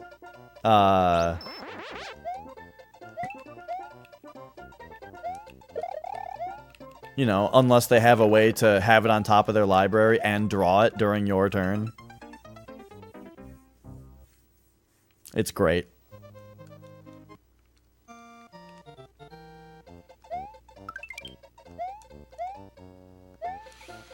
Dak Faden is a really big vintage card, and with Dak Faden, you can Dak Faden yourself, which it's like, I think it's draw 2, then discard 2 is his plus 2 or something. I don't know.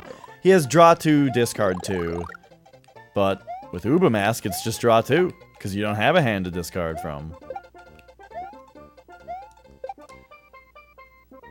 Dak Faden is such an awesome card. I just love it.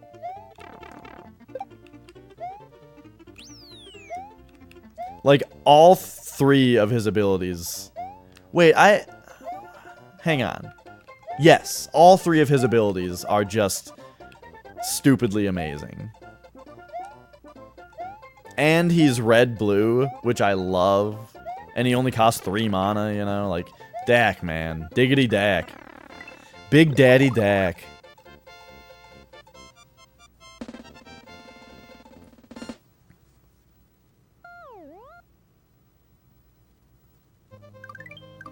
I agree. Red-blue is best.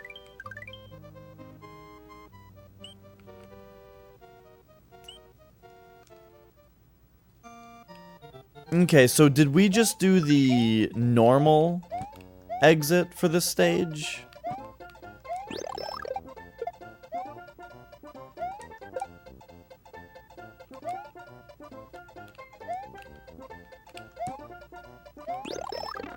I do like blue-white a lot, also.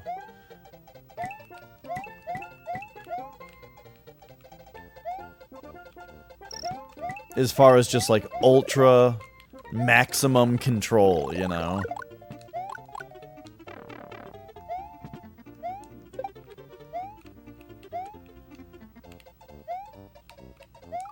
Bah.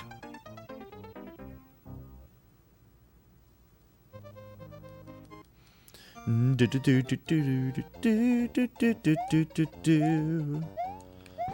guess I am gonna try to not have this Lakitu start throwing spinies because it is a little annoying.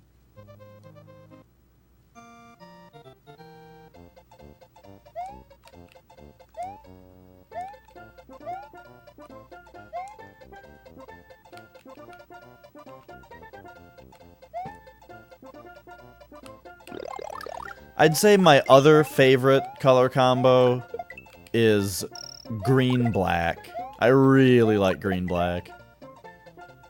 Just like the flavor of green-black is really cool. It being about like negative growth, kind of. Or by negative growth, I mean like poison and the spread of well, like abrupt decay. Perfect example. I can't get up here? Oh, jeez. Zyson, how are you? Oh, I could bounce off one of them as it's still traveling through the air. That would have worked. Alright, let's do it. Ah. That might be harder than I'm making it sound. Okay.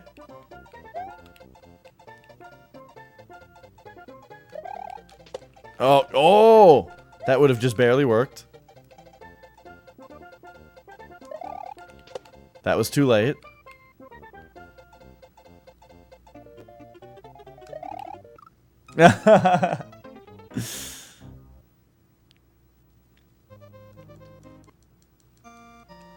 Alright, I've now locked myself into doing this the hard way, so let's go. Yeah! Oh, beautiful. Okay, so we got both exits there, and there. So yes, we got all the exits in Forest of Illusion now.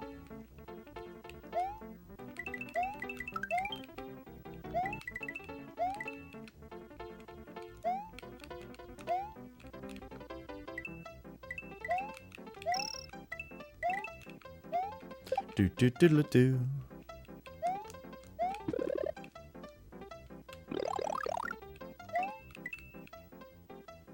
Diddle-a-doo-doo.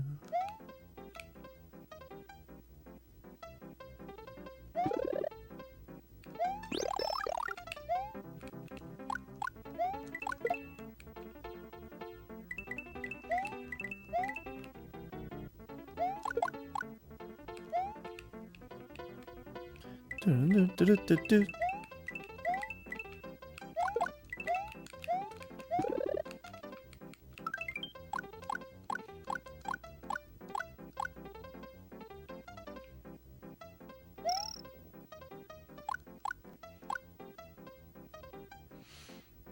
Oh yeah, the background makes it seem like you're flying forward, but then when you see the actual ground, you're not.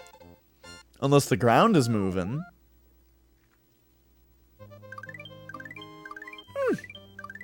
I never thought about it.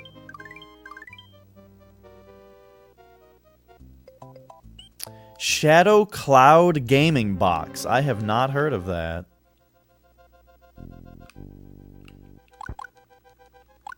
I did see something called the Smash Box recently, though, which is an N64 controller laid out to, or it's actually a GameCube controller, sorry. Laid out to, like an arcade stick, or an arcade gamepad with no sticks on it. Where, like, there's 4 arcade buttons on the left that are analog stick up, down, left, and right. And then there are 4 more up, down, left, right buttons below it that, like, are modifiers to the angle that you can set how you want. And so, you know, you might lose some degrees of sensitivity, but for, like, speed running, when you already know the angles that you need and you just need precision, it makes it way easier. And so there's kind of a discussion as to whether the controller should be allowed in speedruns, because you're essentially creating macros, you know, which shouldn't be allowed.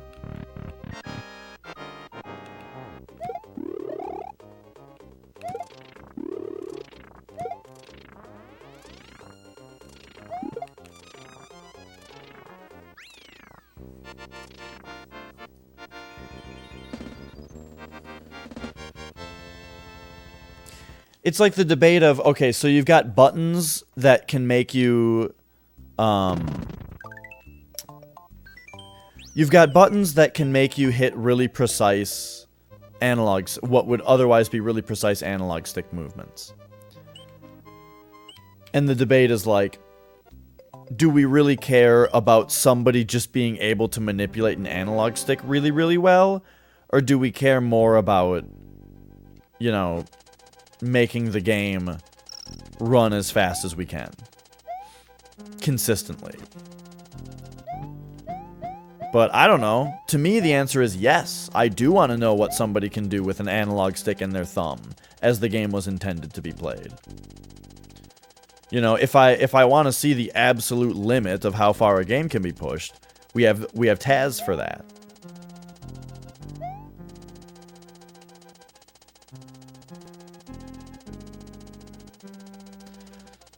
To host a gaming computer, you rent a server with a 1080. Oh, yes. I remember hearing about that a long time ago.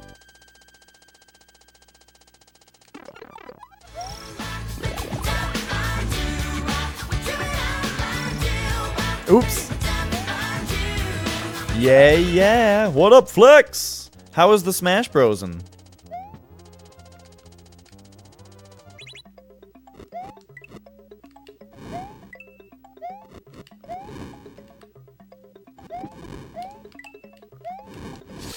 Oh, jeez. You got puffed today? Nice.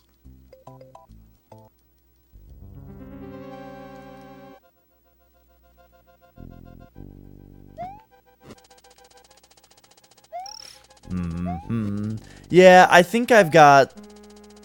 I feel like I've got one person in the hopper right now.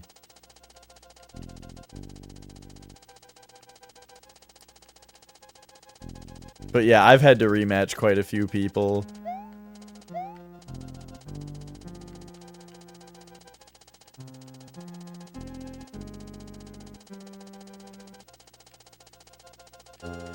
Which one for your kid? You can game while you watch via Parsec. Okay.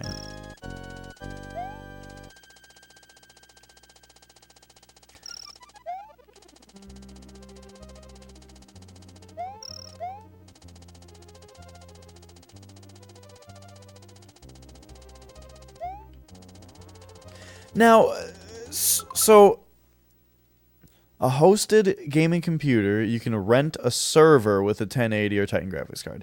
Yeah, so you're talking about the kind of thing where, like,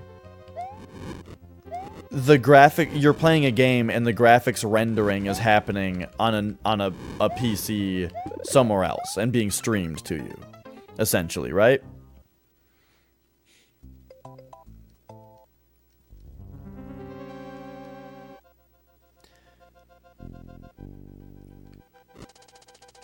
So, yeah, I remember hearing about that a long time ago, and that, like, if you have fast enough internet to support it, it was, like, really surprising how well it worked. It was just what I remembered hearing about it.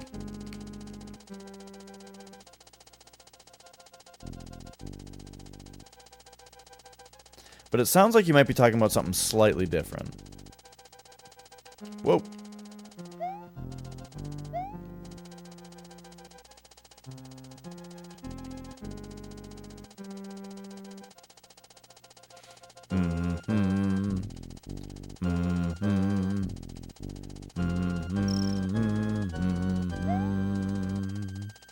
Welcome back, Crow.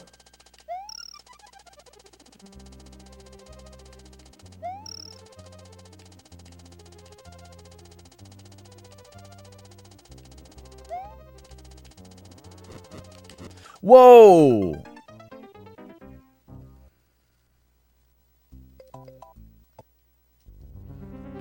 All right, we can't get too caught up here.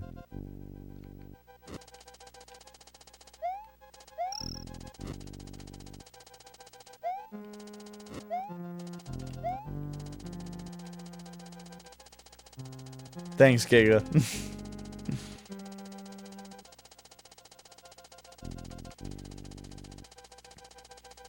Yeah, it's pretty crazy. It's surprising to hear how well some of that stuff works.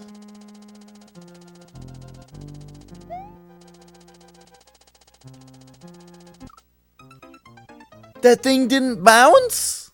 Oh my god. Hey, I was supposed to get my mixer today, I thought. Maybe I'm supposed to get it tomorrow and I'm dumb. I got a replacement mixer because the mixer that I have currently, for some reason, doesn't send sound to the left speaker as far as my monitors go. Or it only sends sound to the left speaker. So, I really hope I'm right about that. I'm pretty sure I've tested out the jacks that I'm using. Anyway, point is, yeah, I have. Point is, I got a new mixer, both hoping that that will be solved, but then also, ooh,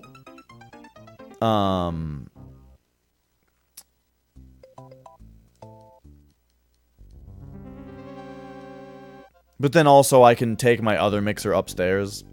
Because right now, I could do drum streams. They would just take a lot of setup. But a lot of the setup would be that I would have to bring my whole mixer upstairs with all the cables connected to it. And that would be a big pain in the ass. So if I just take this current mixer and just set it up there permanently as the drum mixer, then that problem is solved. And we can play Beatles Rock Band soon.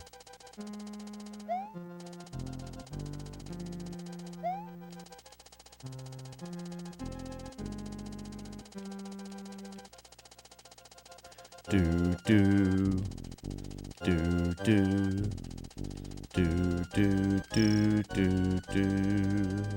Okay, spikes fall on this part.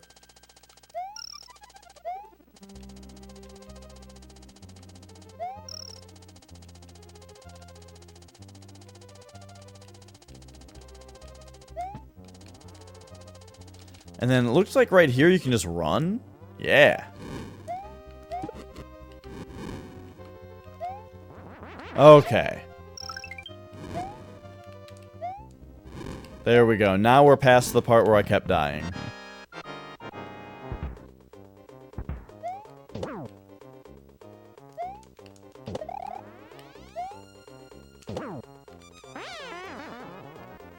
Could use a laptop from like 2007 as the client machine. Wow. That's about when I bought my laptop, I think. 2006 or 2007. I still have it, actually. I can see it right now, that laptop. It doesn't work anymore.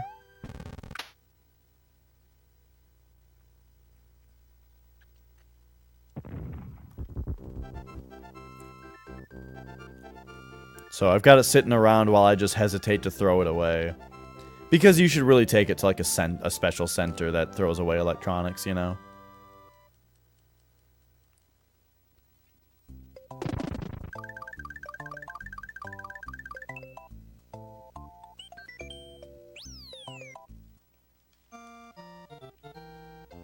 It was before that.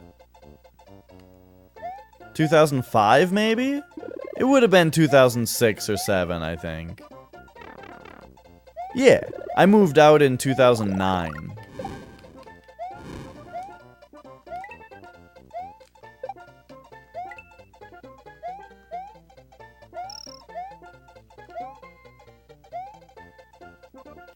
Doodle-doo-doo.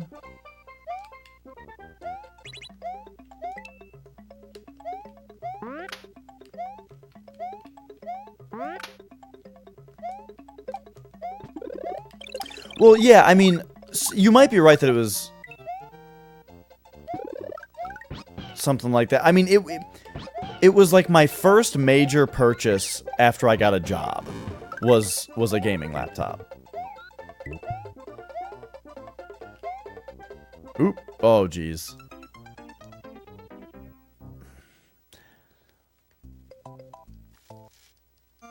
It had to have been in 2007.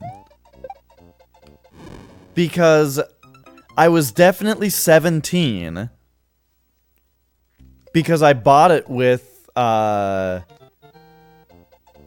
orange box and other M-rated things that, you know, I wouldn't have had to, I didn't have to do anything with. It was in 2007.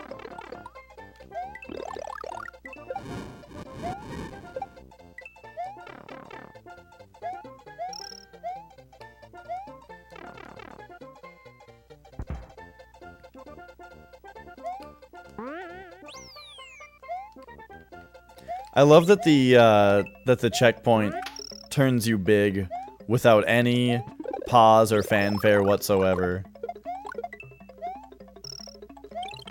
Oh, did you see the fireball? Oh my gosh.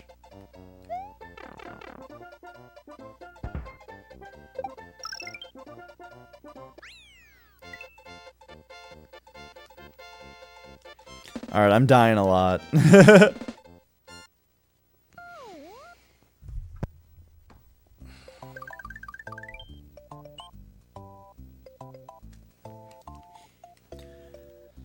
But that was just a normal place. I don't remember if this ghost house has a hidden exit. I guess I'll find out in a minute. I think it does.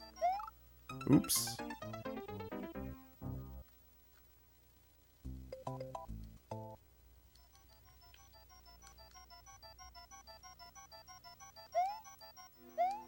Yeah, I'm running a little low on Marios. My plan was to run under those that time, but then I saw the break in the platform. Alright, here we go. I'm gonna try and actually concentrate on this one.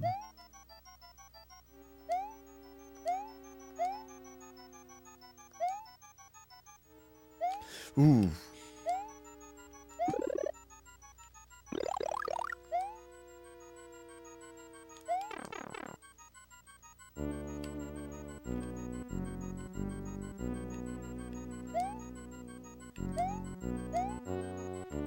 Oh, geez, this fish and... Oh! I tell you, things in games that can turn around, but the borders at which it turns around are not clearly defined. Oh, here's the secret exit. Whew. It's tricky.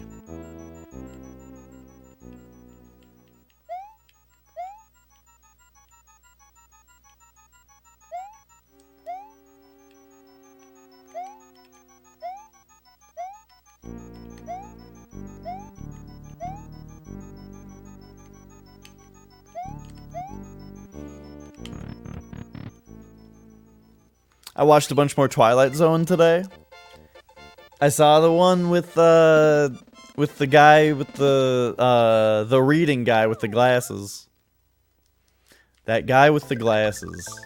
I got to that one today. It was great. All right, we got to do the normal exit. Unless that's just the only exit in this level. Who knows? Maybe it... Oh, jeez. I didn't have P speed.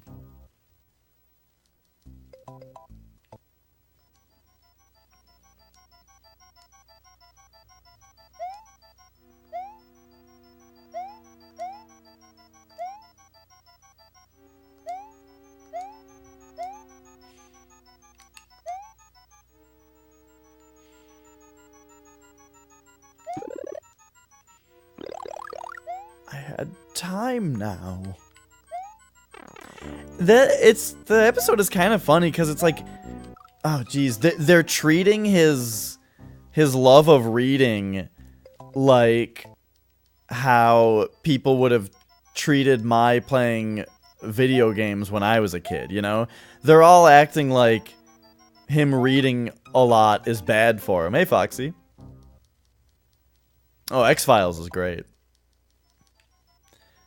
But you know what I mean? Like, they're all treating him reading like it's ruining his life and that it's worthless and it's a silly hobby and a silly thing to be doing. But hey, I mean, it's the Twilight Zone.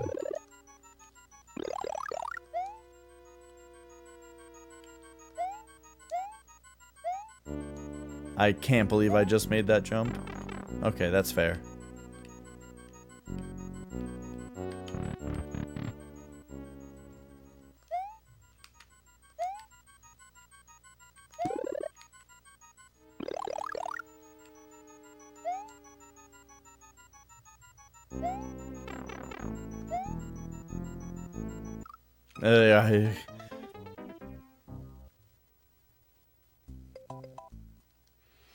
I've got too much Mario flow in me. You were in your first traffic incident today, huh? Let's hear about it. I have to stop dying. I don't know what's going on here. I just like stopped playing Mario and started just like moving my thumbs while I read chat.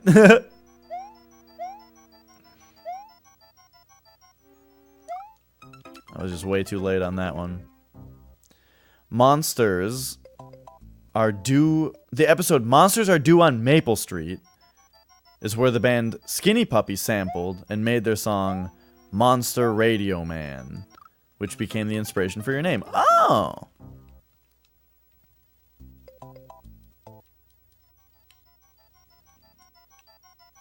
I've heard one Skinny Puppy album. I heard their album Too Dark Park. Move chat closer to the game. I don't know. It's not really possible with my setup. It's pretty close. Chat's pretty close to the game. But I'm not like on an emulator with like 2 windows on my monitor or something like that. You!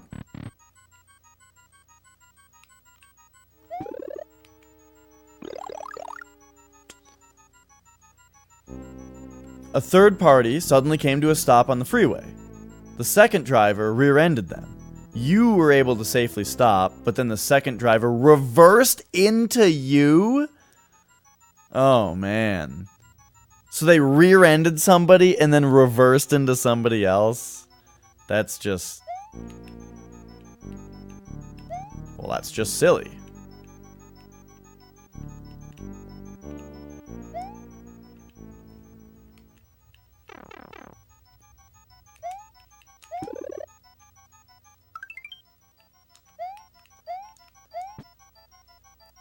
Okay, I don't think this ghost house has a second exit.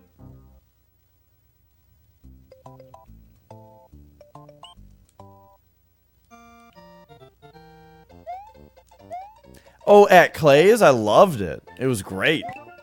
I would be very happy to go back to that restaurant.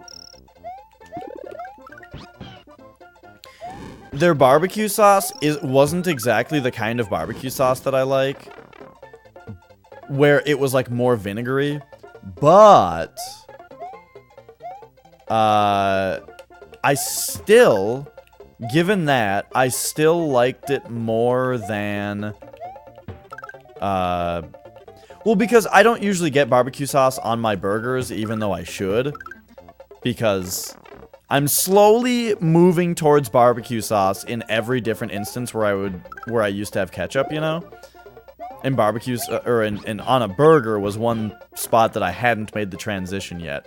So for the first time, I got barbecue sauce on my burger. And even though it wasn't exactly the kind of barbecue sauce that I like, I still liked it more than if ketchup were on it, you know?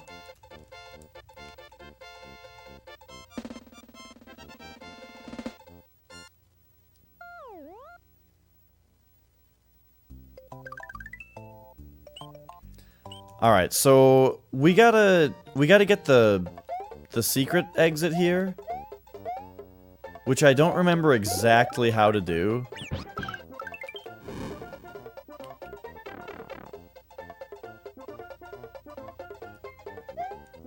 But let's try to just go as fast as possible.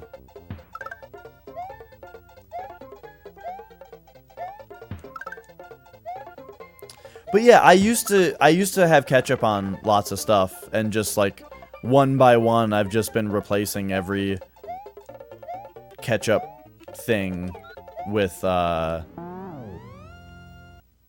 barbecue sauce, Worcestershire sauce, or Worcestershire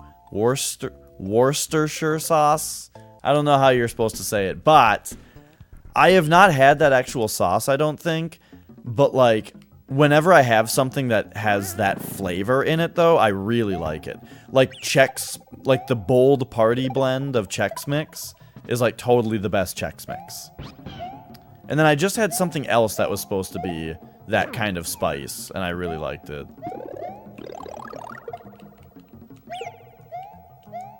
I don't know if I would like it on like fries, though. I would try it, though.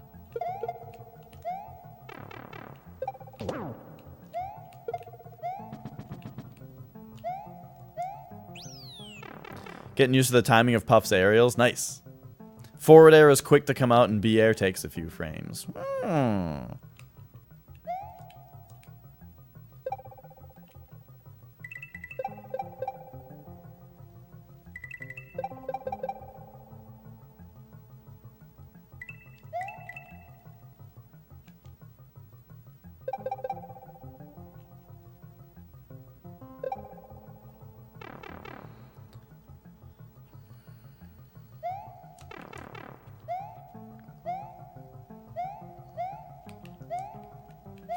I would,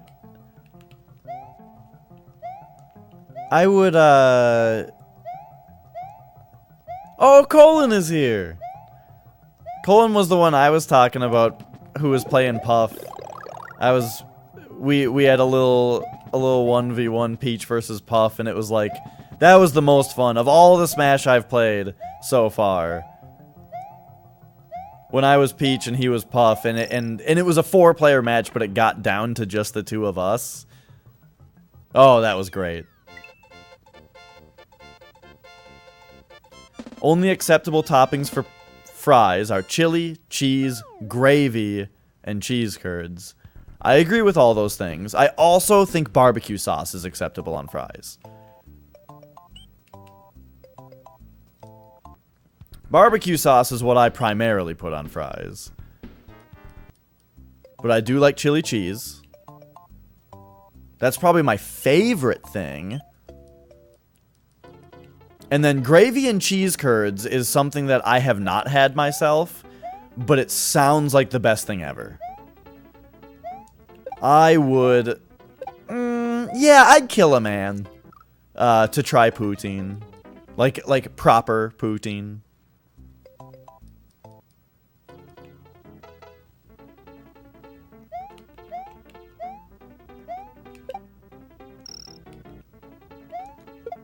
What? I didn't see it on the menu, Flex. We have to go there again really soon then. Like very soon. Because I have to try it. And if I don't like it, then I will just assume that it's that place's poutine and I need to try it somewhere else.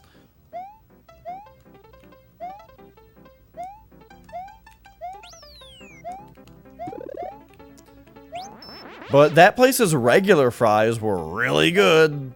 So, it's probably great. There's no way I won't like it. I know. That's what I totally think too. Like, it sounds like the best thing ever.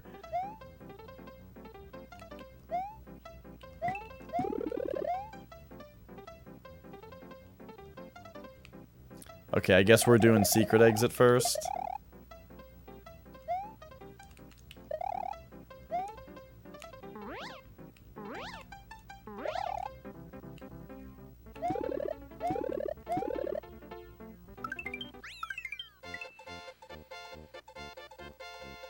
Do do do do do do do do.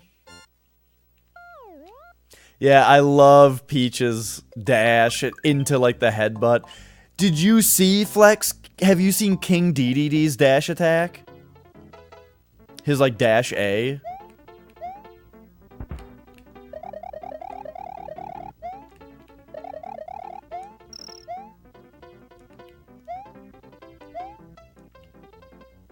Like Ganondorf, Ridley, Dark Samus. So I don't have Ganondorf yet, but I really like Ridley. Like last time I was playing a lot of Ridley and really enjoying him. That that skewer move that he does, Ridley's down B, is crazy. Cause you have to hit him in the exact sweet spot, you know? Where it's not just the further away the better, it's like there's an actual window, you know, that you have to hit them in. But if you do, if you hit him in that window, it does like 75% and stuns them. It's nuts. Yeah, it's like he shoots his tail out and you need to get him like right where the tip of his tail is. But not too far. If you only get him with the very tip, it doesn't work. You need to get like the middle of the tip. It's not like Marth, because Marth is the further away the better. Marth is like, if it's the very tip, it's the best. But with the skewer, they can be too far away. They need to be in like a window.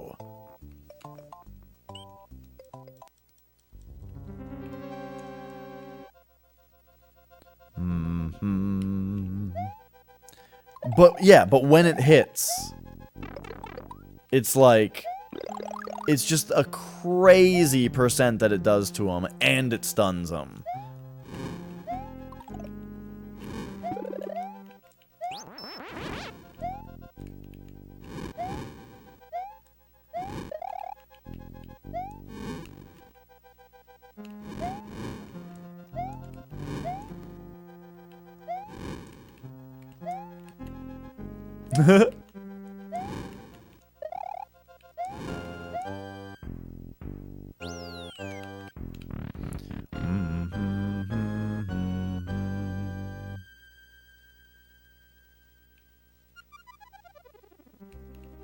Yeah, you're talking about Marth and Corrin's neutral beak, right, Colin?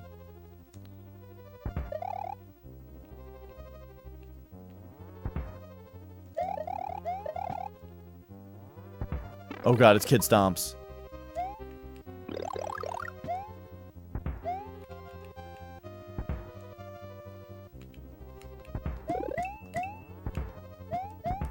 I'll probably play a little bit more Smash Bros tonight.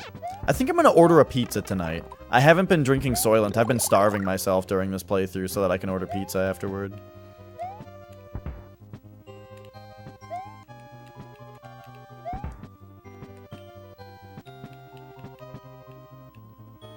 But that's really just because I ate all my lasagna. Whoa!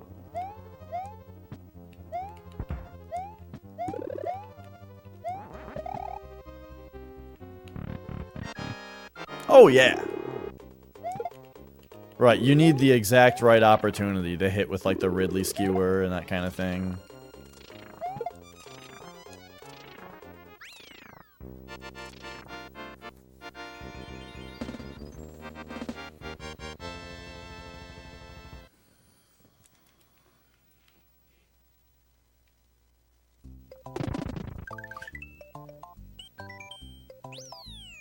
Do do do do do.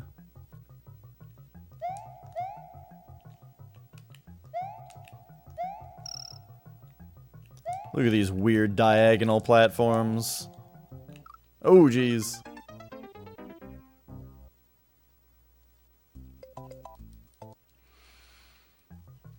But yeah, tonight I'll probably... Well, I'll probably order pizza and eat it while I watch someone else play Smash.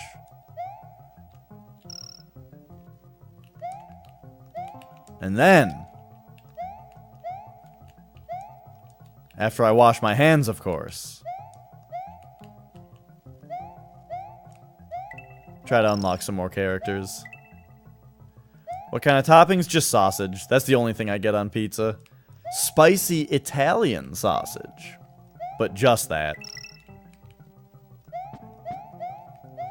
I kind of, like, I don't know when my opportunity is going to be. I'm kind of interested in trying mushrooms on pizza. But I don't know when I'm gonna do that. Because I don't want to... It needs to be a small pizza, you know? Invites you over to Smash and doesn't have a Switch. You show up with your GameCube controller.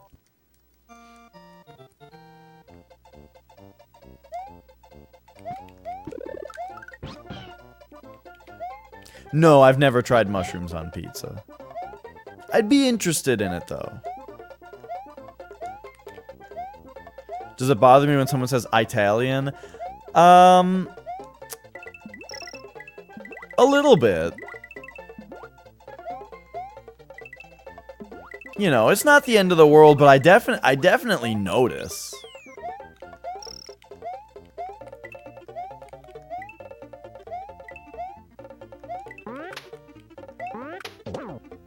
It bugs me a lot more, though, if somebody makes the argument that it's Italian because the country is not called Italy. That's a terrible argument that does not hold up in very many situations.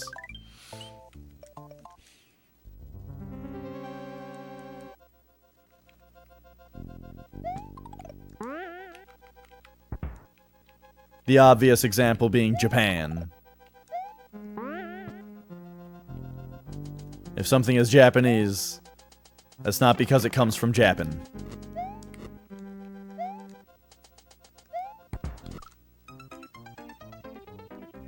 I'm not being patient enough.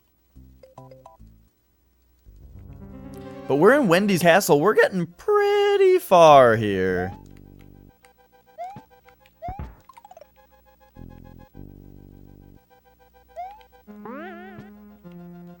You love everything on pizza. So, Foxy, if you like basically everything on pizza... Oh, right, you're not from Canada. Oh, jeez. I didn't see the tip. If you like everything on pizza, then I'm curious. when you... Well, I see that you said Canada. I see that. But it's a little different from what I was saying. Because...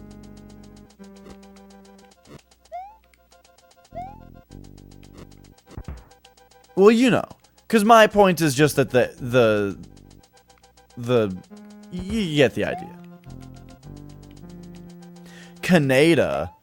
That's what, in that really shitty English dub of Akira that I got, that's what they called the main character. Because in the original English dub, it was like, Canada!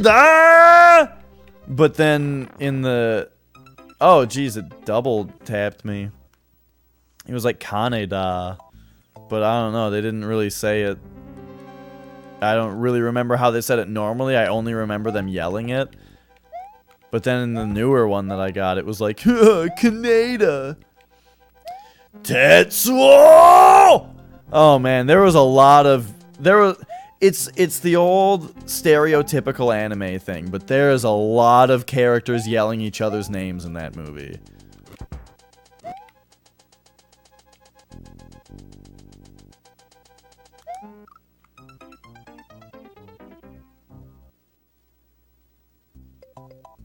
And drink your dog piss. Yeah, that movie was awesome. I gotta watch it again with the proper dub, though. Or you could just watch it in Japanese, but I just remember when we were younger, Flex had the movie on VHS, and the voice acting was really good. And then later, I watched the movie that had a different English dub, and it was terrible. Like, embarrassingly bad.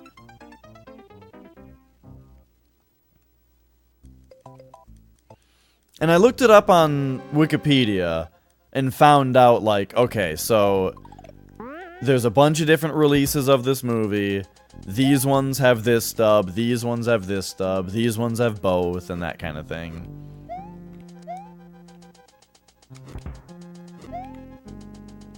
Okay, so this time we run ahead to right here. And stop. And stop being an idiot. Oh my god.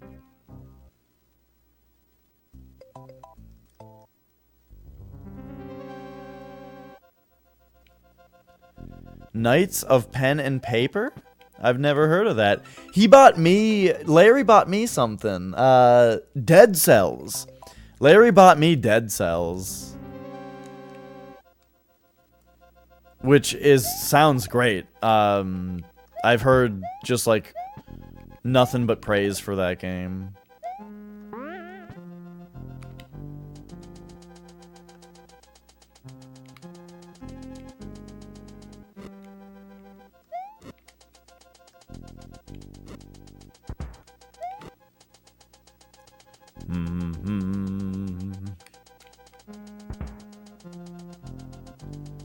Okay, this time don't wait for the saws.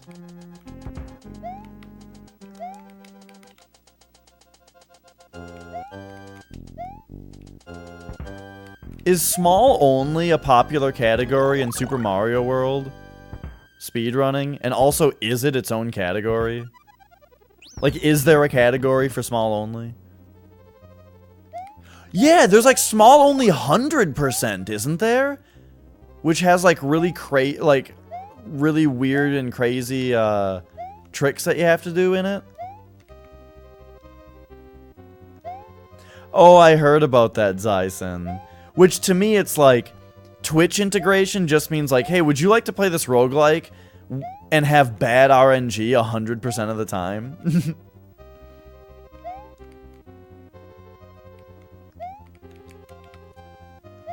Because it's up to the viewers and they're just going to screw you all the time.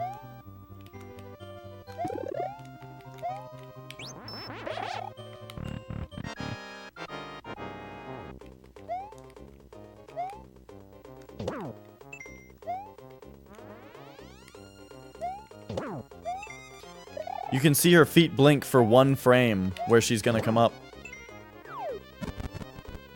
Okay, that makes sense, Flex. I thought, for some reason, I thought there was a small only 100%. But I guess it's not actually 100%.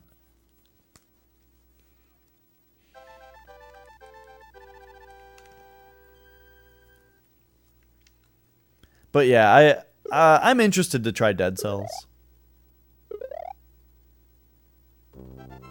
I also want to play La Mulana, which I've owned forever and haven't played yet. But it's supposed to be right up my alley. Oh, and Alundra. I gotta play Alundra.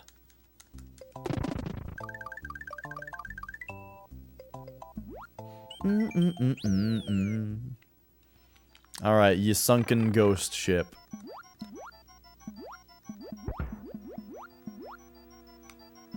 I'll see what's in here. Okay.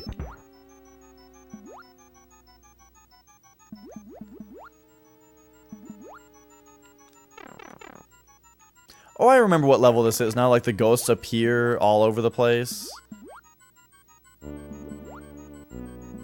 Yeah.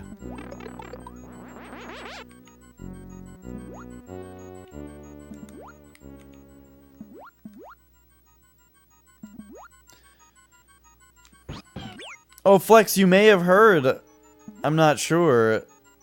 But I beat Earthbound today. You may have figured since I was playing it, and now I'm not.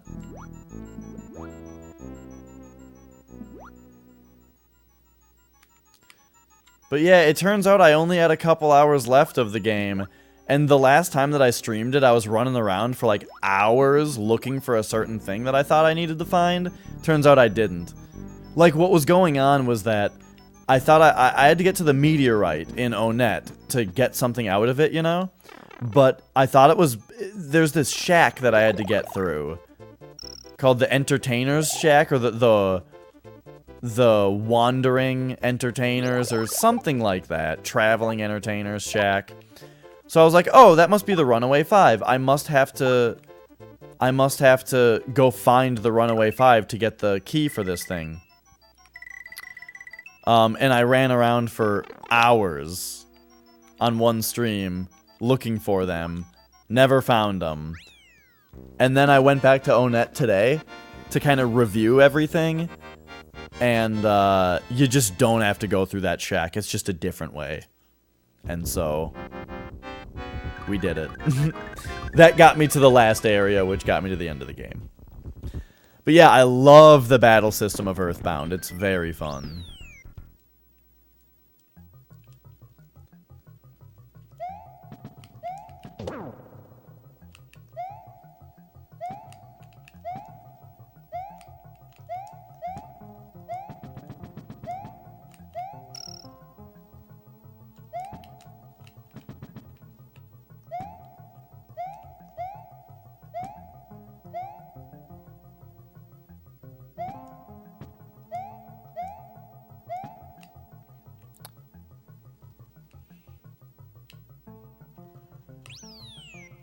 Do do do do do.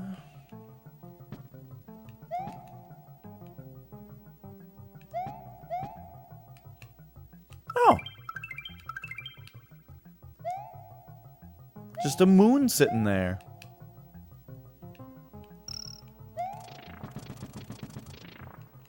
Oh, Theatrhythm? That game is great. I played a bunch of that. And the sequel. Theatrhythm Curtain Call. That was when I got my modded DS, that was the first game I streamed of it. But yeah, that game is really great.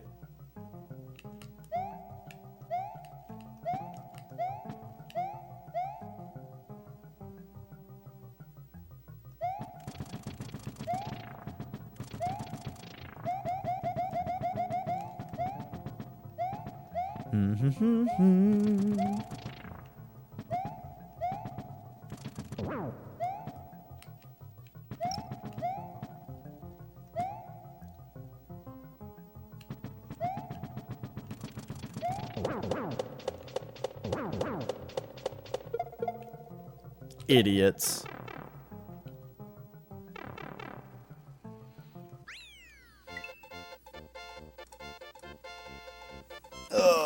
If this game kept track, well, if it kept track in a more visually obvious way of which levels you got the dragon coins in, I'd be a lot more inclined to get them.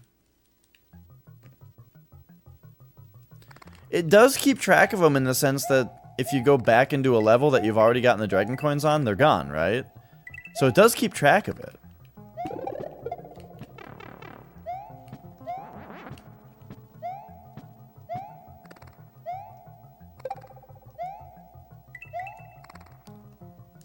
Maybe one day that'll be a special thing I do. Do 96 exit in this game, also getting all the dragon coins. Wait a second. Isn't the secret exit for this level, like, up here? No? It's something like that. It's in the next spot.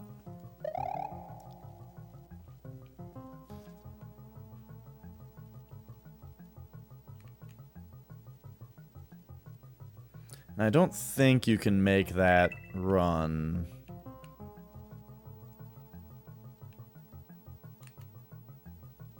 You probably can. Well, we'll see how close this is. You probably can. Uh-oh.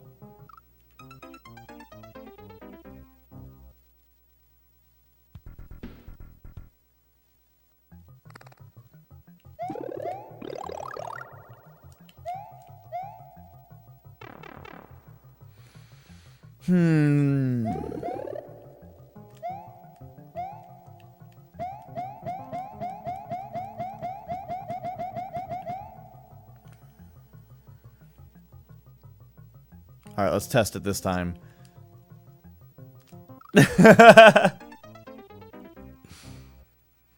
Why didn't that slide? When I ducked, I expected it to kind of slide off. You played La Mulana, Mons? I definitely want to get to it. Like, I've heard people just say it's exactly the kind of thing that I like. The kind of game that I talk about how great it is and all that.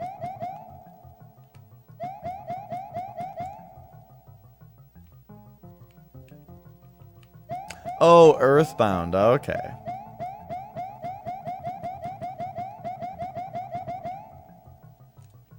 You know what game everybody really loved? And, like, I get it. It's got some things that are impressive about it, but I don't like and couldn't get into was Spelunky.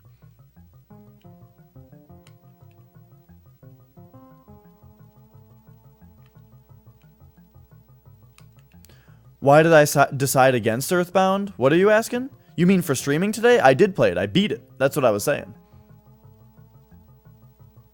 Oh, I haven't played Earthbound or Undertale.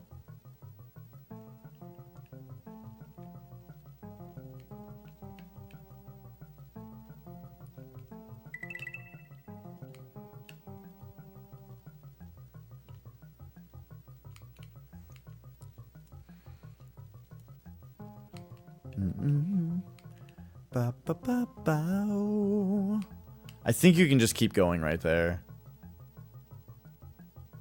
Oh, I don't have a cape anymore, so I won't be able to get the secret.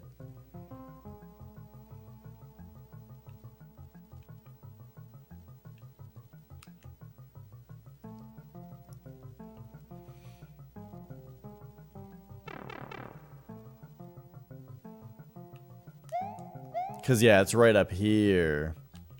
Well, maybe you don't need the cape. Oh, you don't. Okay, great. That thing comes up like a step.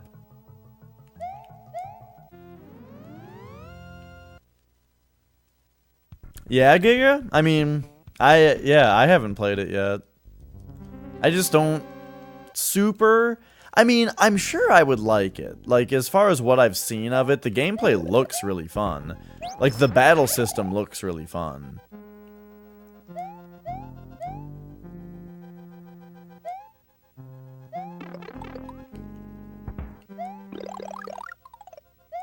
And it seems very Earthbound inspired as far as, like, the writing goes, just from the tiny little bit that I've seen.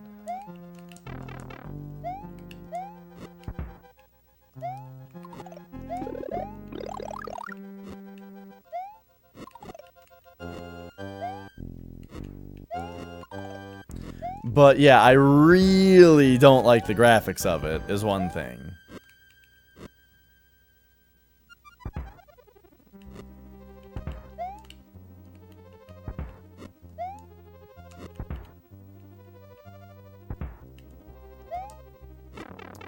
Oof.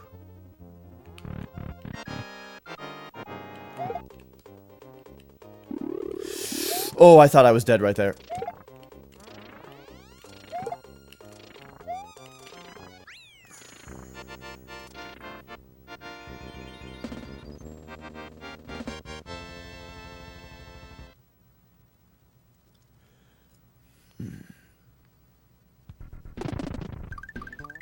Alright.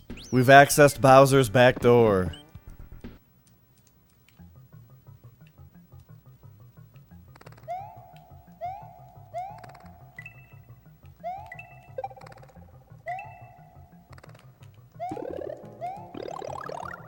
Ah.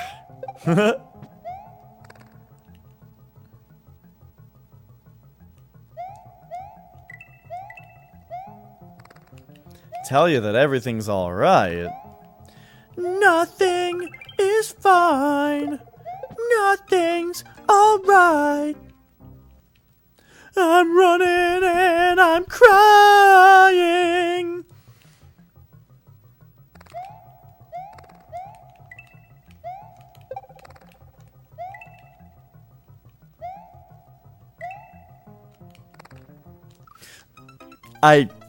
Some of these deaths are just something else.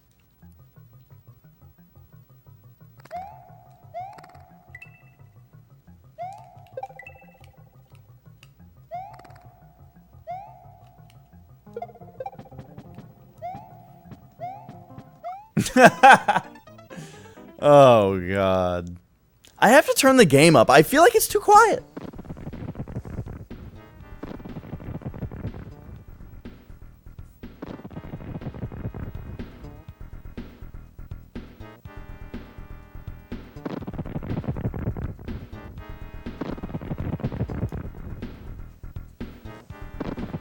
Waiting for what now?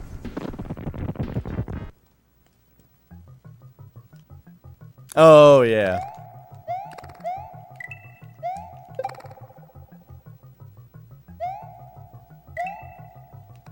I was asking about the volume earlier, whether the game is too quiet.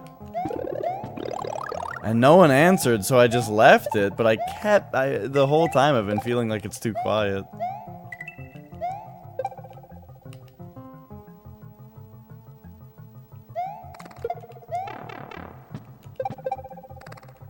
Why is this level so hard? Because there's bats swooping down from the ceiling that you can't see where they start from? That's probably part of it.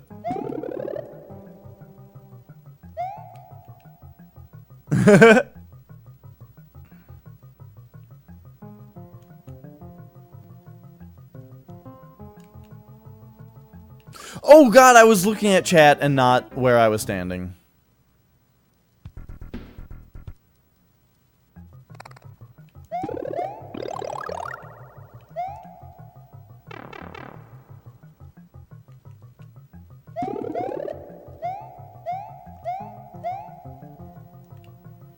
Ba-ba-da-bow.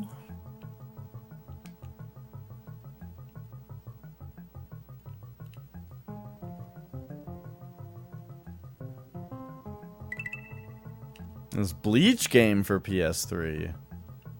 What game is that?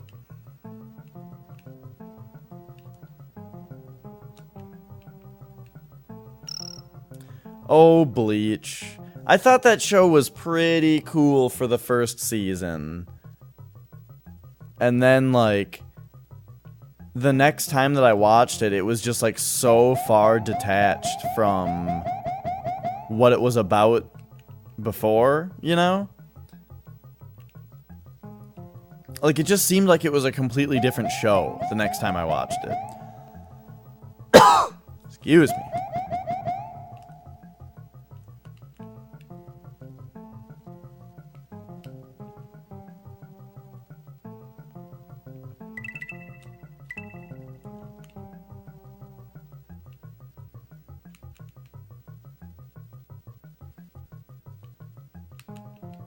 Oh, is the show actually over now? Ah, I should have just gone. The next time I watched, they were in like a city. There was like a guy who could shoot some kind of ethereal bow that was with them. And I think what's-her-face, Ryuka, is that her name? Was like with him. And there might have been a fourth person also. And they were in like a city. And I think there were like a bunch of leaders of the city. Like 13 of them maybe. Different like badasses that were like in charge. And for some reason they were killing them. I don't remember why they were fighting them, but they were. And each one, it was like anime as fuck, where each one of them had like some special thing they did.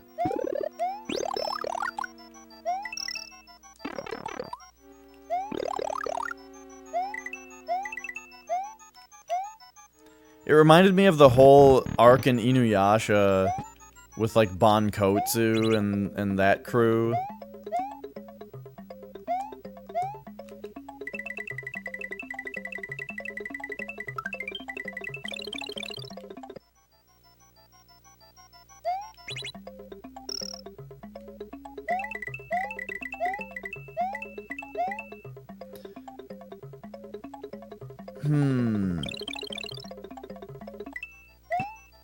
Oh, maybe Orihime was with them. That may have been it.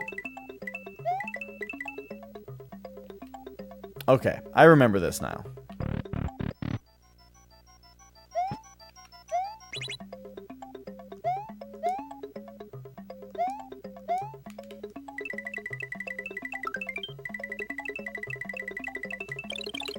So we gotta go all the way here. Then we gotta grab this and bring it in here. What? You can only do it like once per attempt? Okay. So then that means that we have to go this way now? I didn't realize that the star drops down.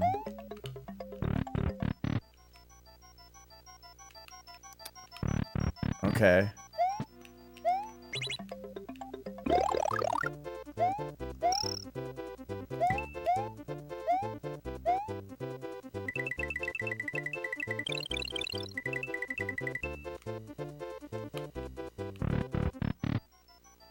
Alright, so this is one exit. Got it.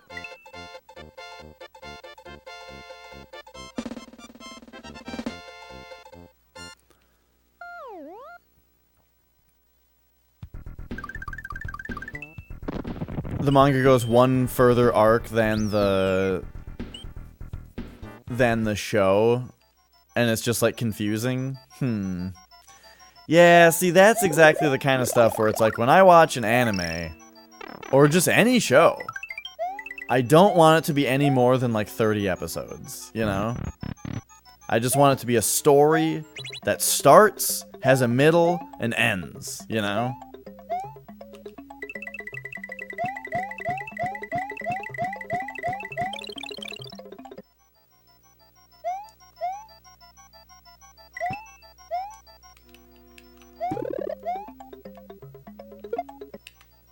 What?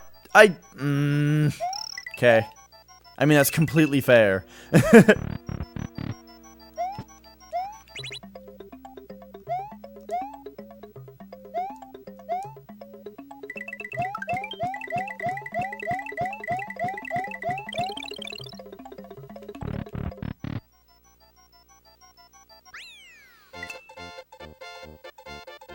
Soul Eater? Is that made by the same person? From what I've seen of Soul Eater's artwork, I wouldn't be surprised if it was made by the same person.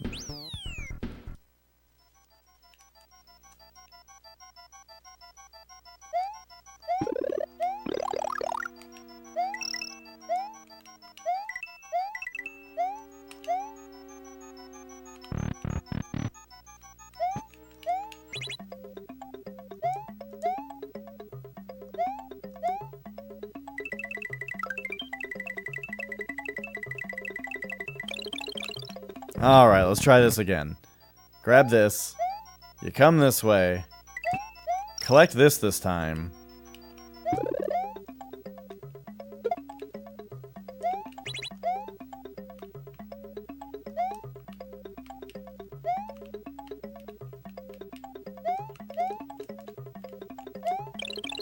Yeah!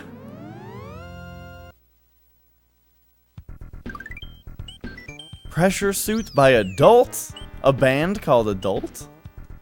I've never heard of it. Oh yeah, I was gonna say earlier, there's one, I've only heard like one Skinny Puppy album. And it was Too Dark Park. Or they had one called Vivisection, I think, that I may have heard also. Oh shit. And then there was a while where I was listening to their Ogre's solo stuff. Ogre like had a few solo albums. I had his first two. I think one was called Wart, I want to say. Is that right?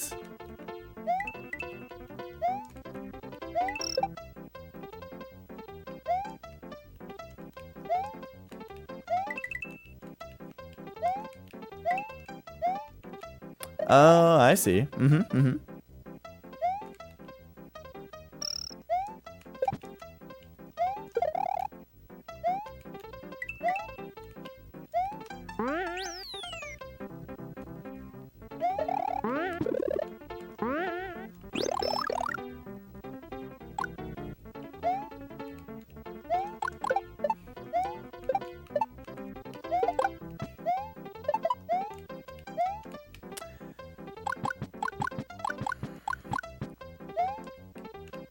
Yeah, the animal thing is kind of the reason that I listened to him was because the person who wanted me to listen to them was very animal enthusiastic.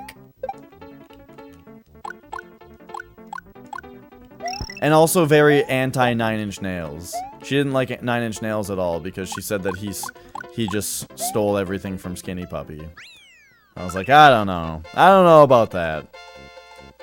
9 Inch Nails is great, and their music sounds way different. And Trent Reznor was doing synth stuff before he was 9 Inch Nails.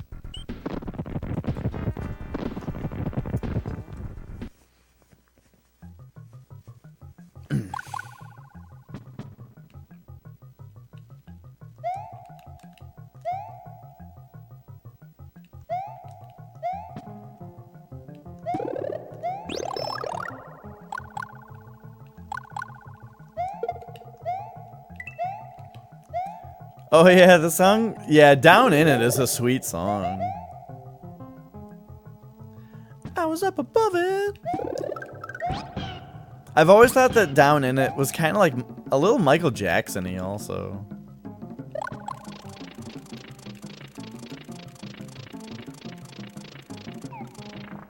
Oops.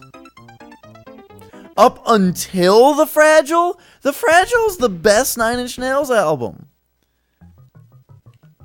And like one of the best albums ever.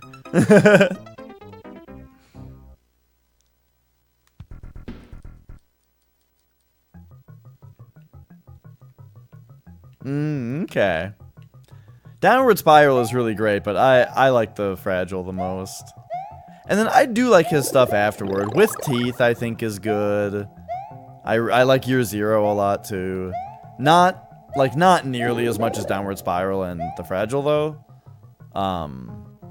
But I do like those albums overall.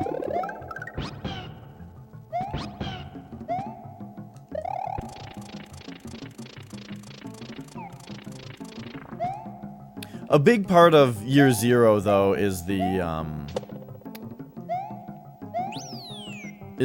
concept and all the artwork around the album. That's also really great.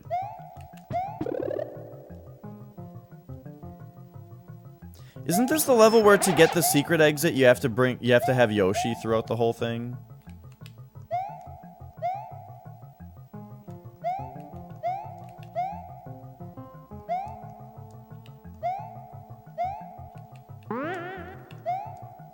Yeah, you have to have Yoshi right here. Mm-hmm.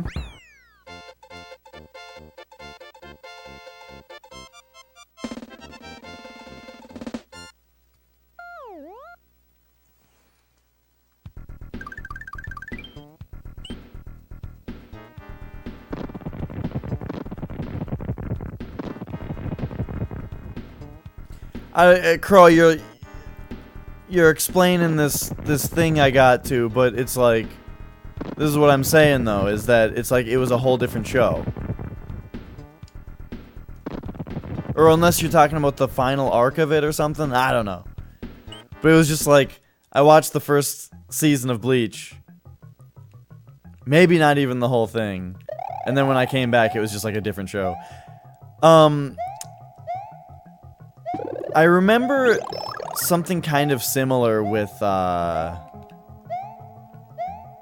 Full Metal Alchemist, where it was like I missed a couple episodes and then just had no clue what was happening anymore and just didn't bother to really stick around.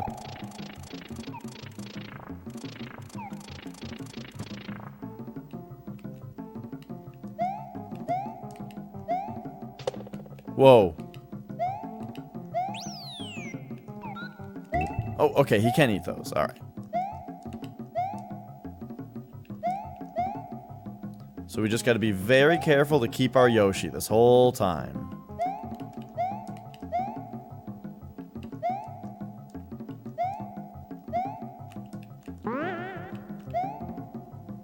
Yeah! I remember having a lot of trouble with that on one playthrough, so that's kind of funny.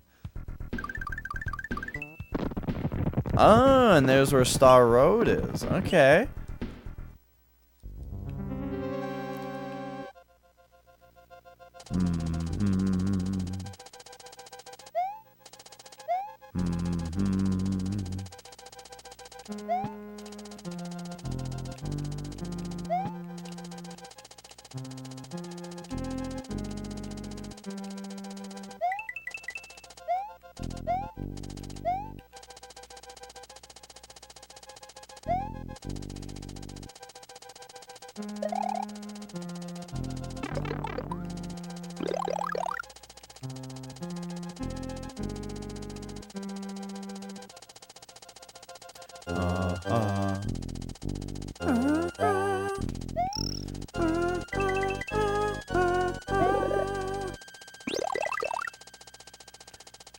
Oh, right. I was gonna say, man, I'm big. Why would I get a mushroom when I'm big? But it's because it was a yellow exclamation point box.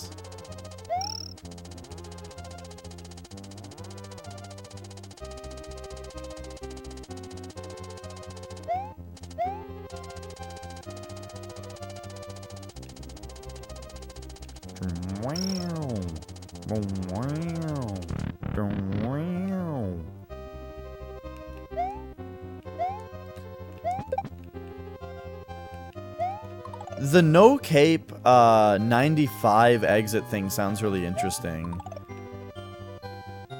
Because it's very surprising to me that a way to get the 96th exit hasn't been found, you know?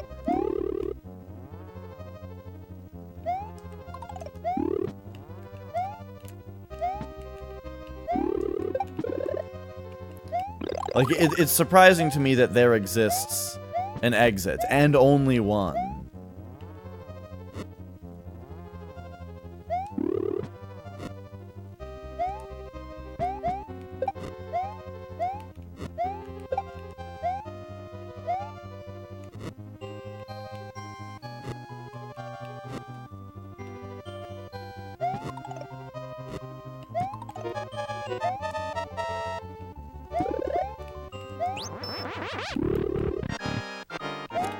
It's a long dungeon. Don't be an idiot. Ah! Alright, now really don't be an idiot. Okay.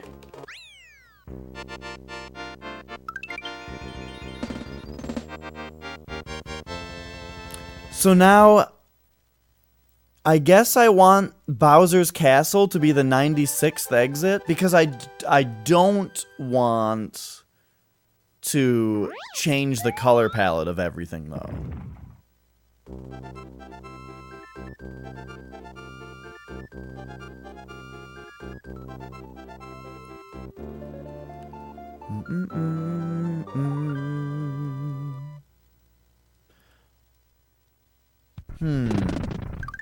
So I never went through those pipes up there, though. That's interesting.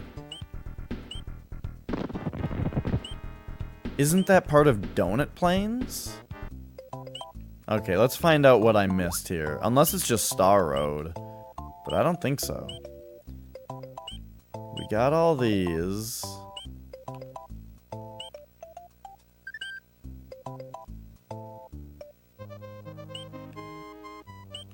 We got all these.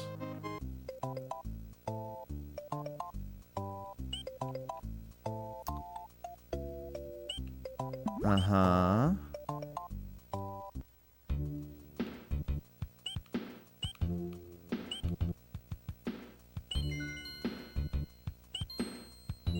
This all looks good.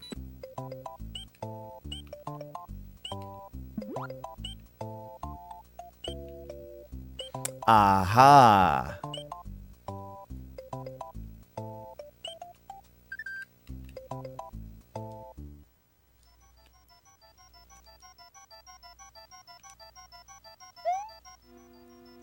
This house has a secret exit that I didn't get? Or maybe I only got the secret exit and I didn't do the regular castle? Or no, I got the secret exit here and not the regular exit. That's what it is.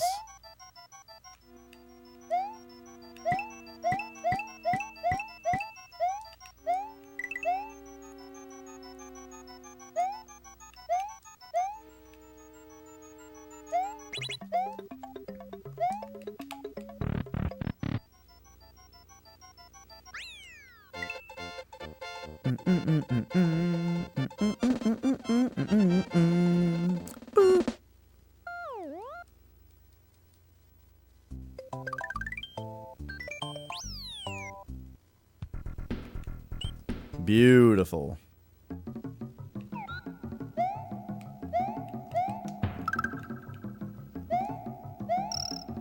Now, I don't think I'm actually as close to beating the game as it looks, though, because we still have the awesome levels to go through, the gnarly levels, the wicked levels, and those can be super tough. I don't think they have secret exits, though.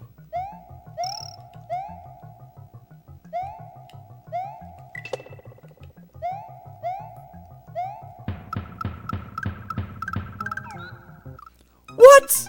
I should have had the reaction to ditch Yoshi there. I just really was not expecting that. Hey, Yamido. Oh. Ice.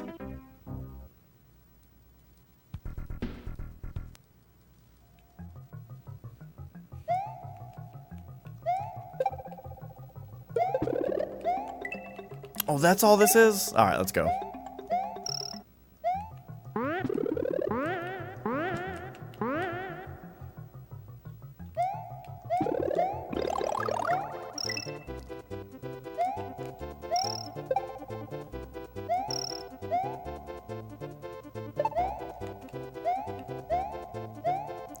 How's the snow? It's pretty bad. Yesterday it was like exactly 32 degrees for a significant portion of the day and was snowing the whole time.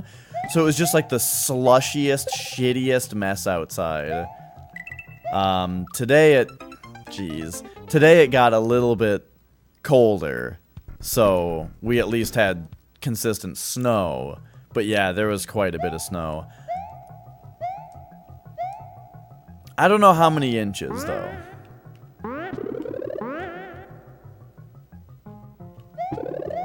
But it's pretty significant Minnesota winter time.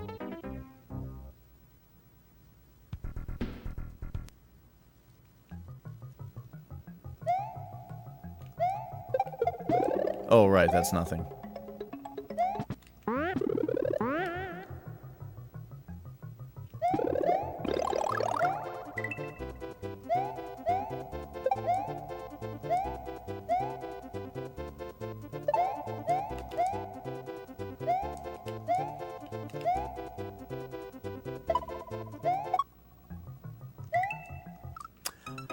I was really hoping that my star was gonna last, and I swear there were only 3 of those spinies last time.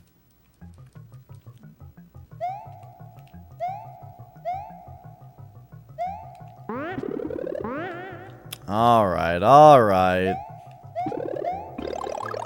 Why did I do that? I've already established you can just go right.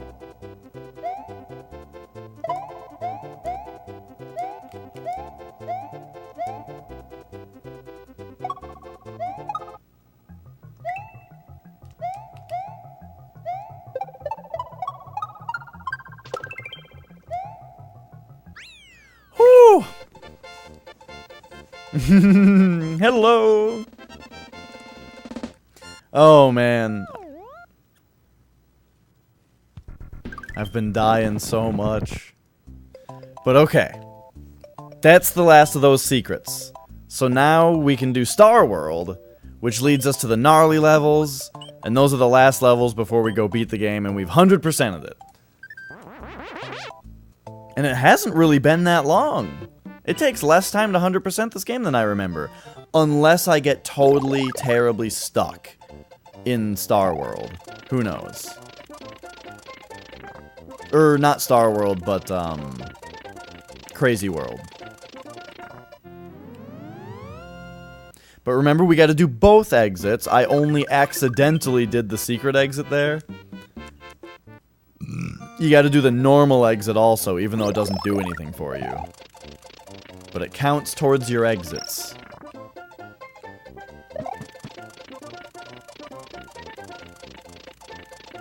Oh no. Oh, I've done it again. Boy, it's hard to not do the correct thing.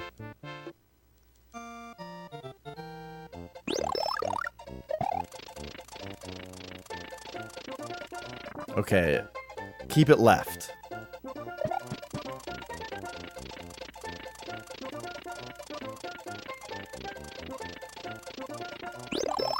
That's more like it.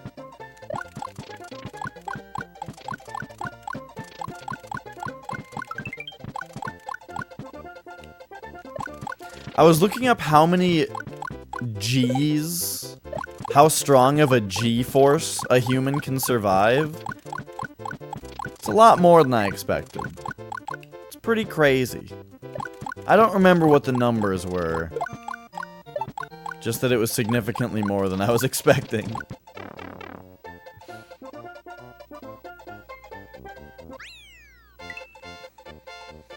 But I guess with that kind of stuff, though, you also have to ask, okay, so you can survive this many. How many before it just ruins you, though? At some point, it's going to do something to your brain that's not good.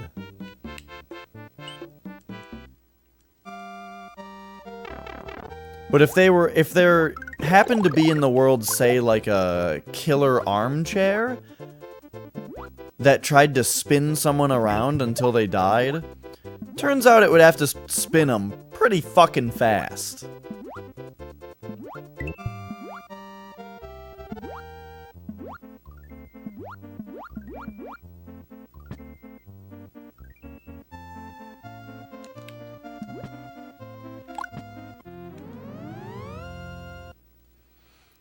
Alright, so there's the secret exit for that one. Now we gotta do the regular exit.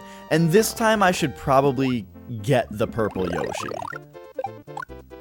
Because I'm pretty sure flying with a Yoshi is beneficial in the coming levels. It's just that it's so slow now. Now we gotta go through the level at this pace. And also probably eat these guys so that they don't... By the way, do you know what these fish are called? The sleeping fish? Who knows what they're called? It's the worst name ever. 5 retro bucks to the first person who can name this enemy for me. I'll give you a tip. It's stupid. There we go.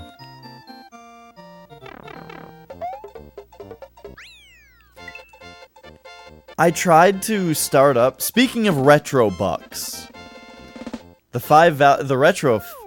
I couldn't say that sentence. The value of 5 retro bucks is enough to help you sleep at night, knowing that you were the best. So is this the one? Yeah, this is the one where you just leave. Okay.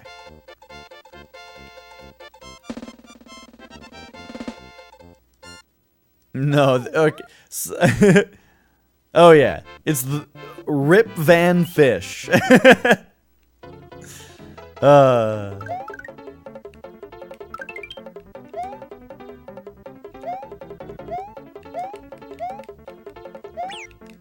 Oh jeez.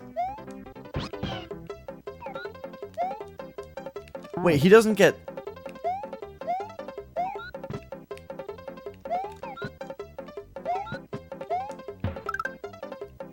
Oh, right. I forgot about that.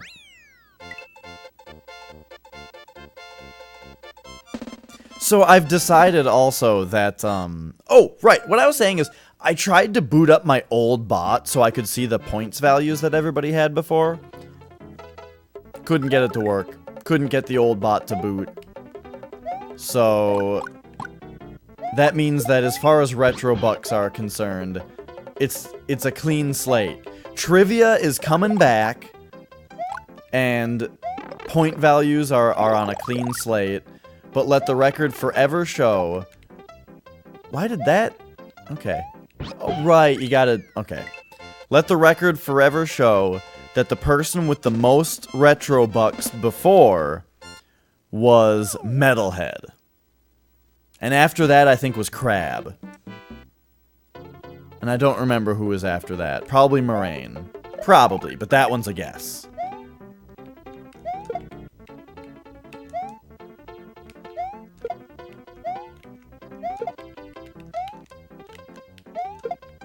Doesn't this work? Oh, you gotta take one of these. Okay, I'm being dumb. Alright. There we go. Now we get back on our Yoshi. And we get up here. Yay!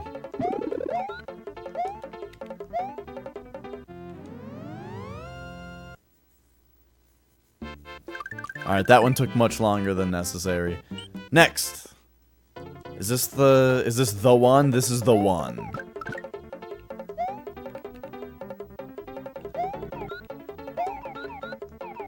So this is the one where having a purple Yoshi is gonna help a lot.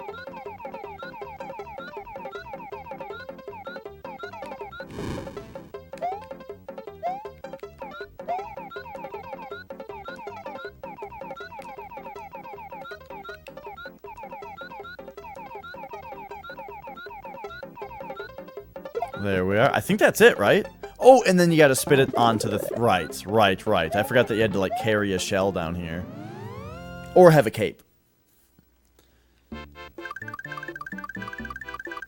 So that's the secret exit. We gotta also do the regular exit, which is the easy one. Get that 90th Mario. I think I had 99 Marios at one point. And died, like, all the way down to 85.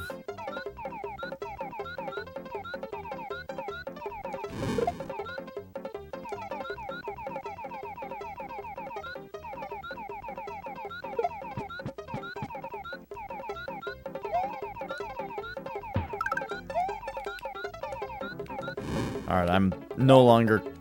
Whoa, jeez. I did not expect to land on that. Yoshi likes to just swallow the shell after a while, so... I had to make sure that didn't happen midair.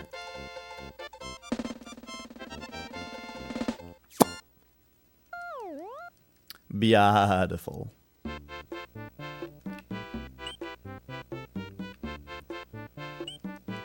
So we've got just 2 more Star World exits to go. And then we gotta play the gnarly levels.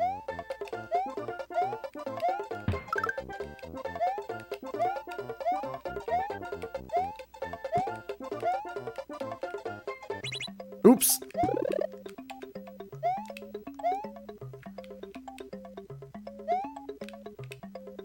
Okay, I hope. Uh-oh.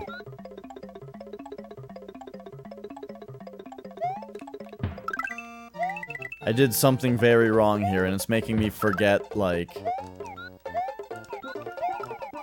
Okay, so we can try to fly up here. Aha!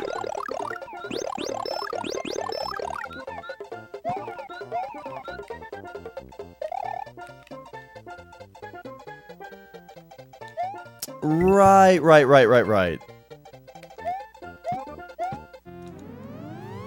Okay, so we lost our Yoshi, but I think it's fine, because that brings us to the gnarly levels. Oh, the secret exit brings you to the gnarly levels? And then the regular one, will wrap around on the Star World? Okay. That makes more sense, actually, than what I was thinking.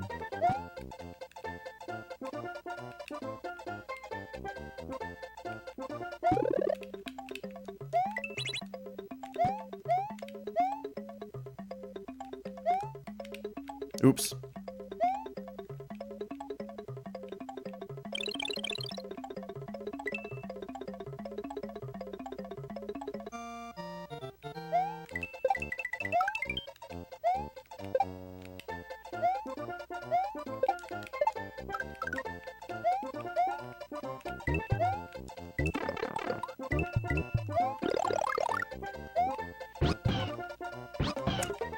I love feeding the baby Yoshis. They're so cute.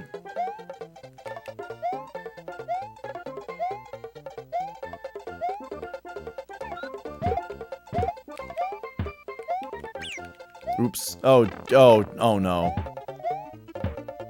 Okay.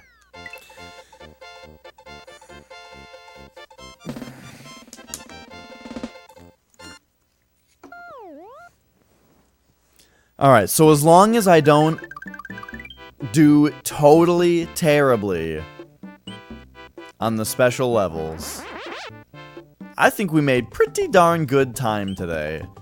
100%ing this game in not a lot of time, I don't think. I think I did pretty well. Which is funny, because I died a lot. It's just that I thought this game took generally more time than it has.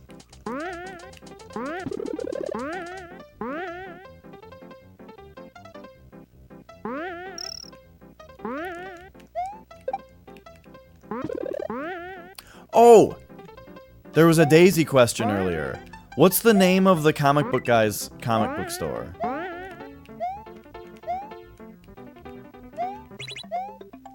It came up in conversation earlier, and I was like, man, that's a Daisy question. Okay, there's 3 of the dragon coins, I guess. And 3 hidden lives. And also one of these.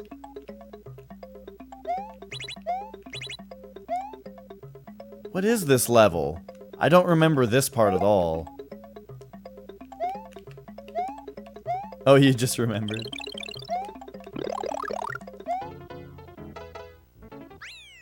Comics Dungeon sounds right. Android's Dungeon? It's Android's Dungeon? Huh. I never knew that. Alright, we did gnarly. It's time for tubular. Oh, get it? There's a lot of tubes in the level. Oh, I remember this being, like, the hardest one.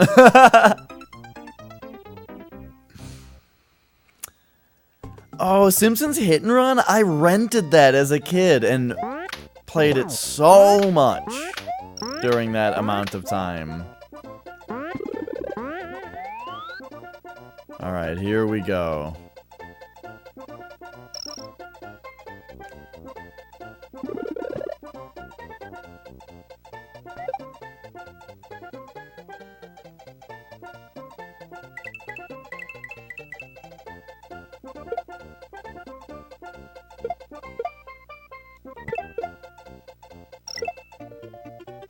Uh-oh. Apparently there was another pickup there somewhere.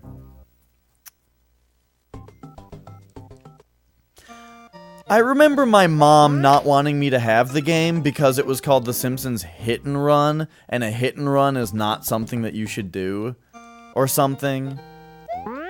And I was like, Mom, sometimes I feel like you guys are, you and Father are just grasping at the littlest thing that you can possibly have to tell me not to play video games.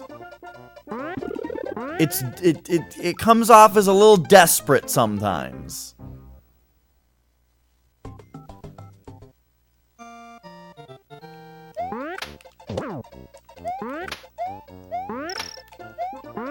So yeah, that was always a funny thing to me as far as the fact that, like, oh geez, there's a series of games called Grand Theft Auto that, like, some people wouldn't know. I mean, well, because this I'm talking about, like, working at GameStop. There are, like, people who would be surprised to hear that a game that they bought for their kid had nefarious, you know,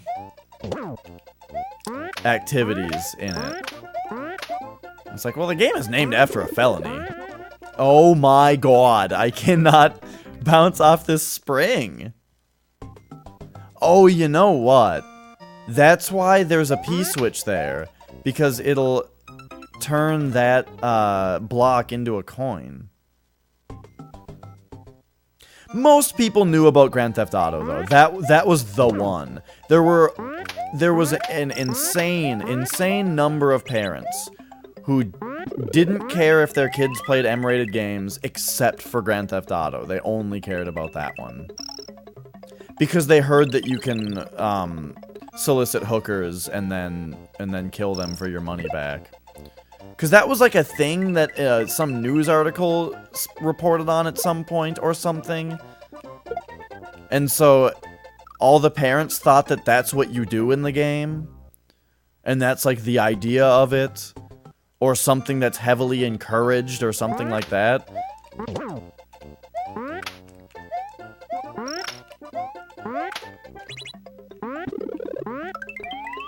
Rather than it just being like, no, there's a system in the game where, like, NPCs have a certain amount of money on them. And so if you give them money, they then have that money. And when they die, they drop their money.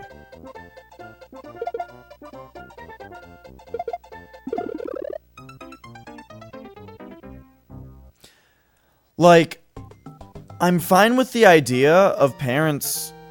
I'm fine with the idea of people being uncomfortable with there being prostitutes in a video game.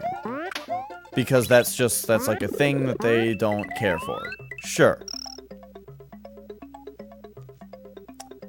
But what bugs me is the idea of somebody acting like it is the game creator's fault that somebody else came up with a way to abuse the systems in the game in a way that sounds really bad. And then is using that against them, you know?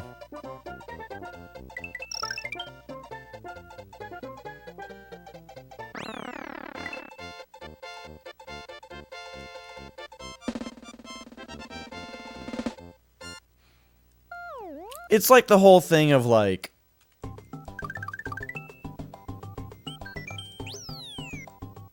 well, it's just one of those things where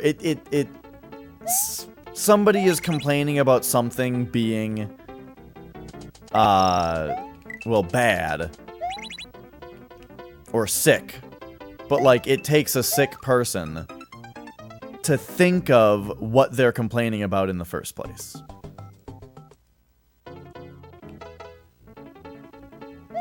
It's very similar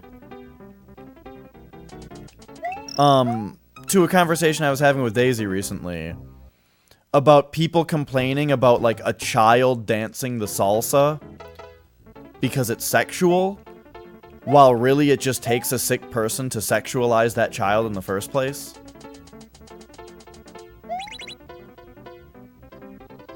It's very similar to that.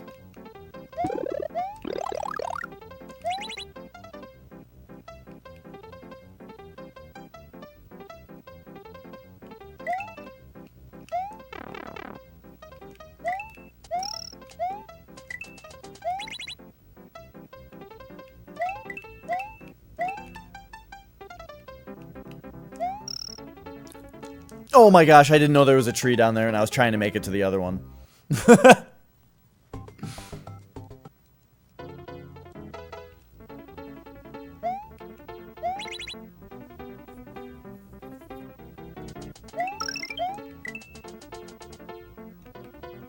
Wait a second, I think I'm dead now. Yep.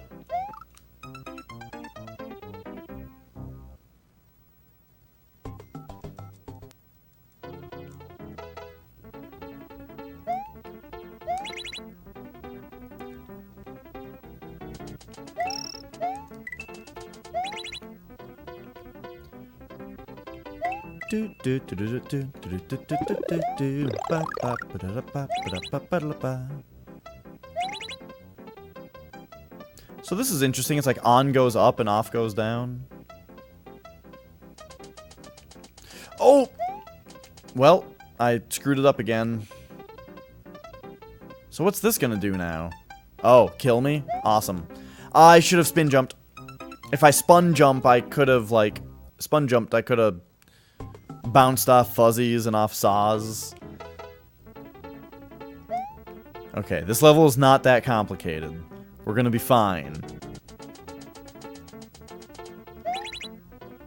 Just need to go down here, because I think this is where the power-up is. Go back up. Go back down. No! I didn't spin jump again, because I'm an idiot.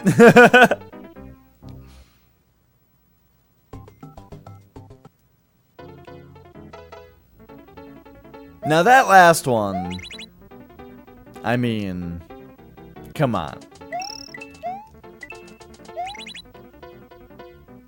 The pathway just went the wrong way. Oops, I went up. Okay, so this time we don't go down, because that just killed me last time. Oh my, okay.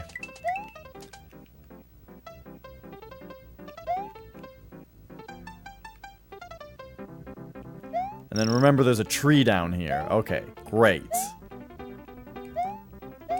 We've done it. We're further than ever before.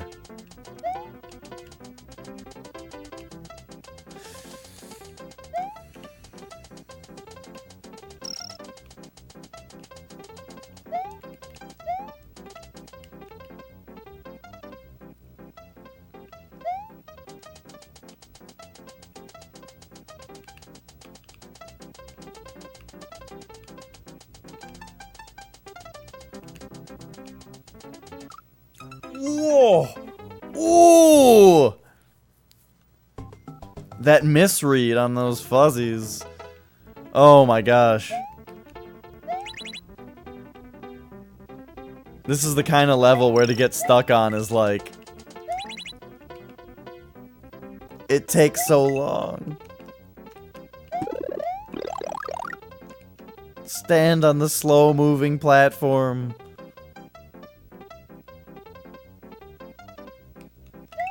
Hey, at least I didn't botch that time.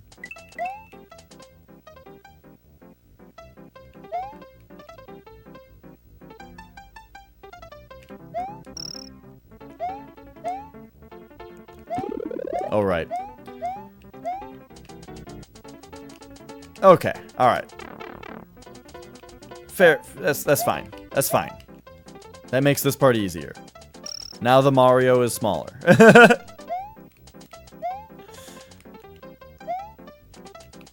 Okay, so it's in there. Under. I don't know how low I'm allowed to hang on this rope. Okay. Beautiful. We did it.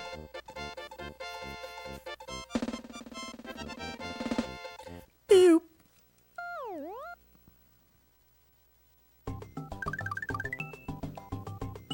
That was way cool. We're on to awesome. It's jawsome. Why is that word in my head? Jawsome. What is that?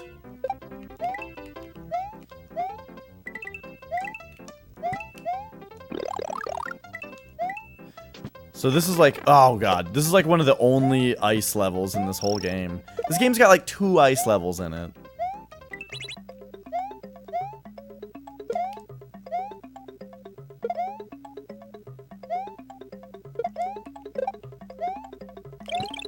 What? There were cheeps there.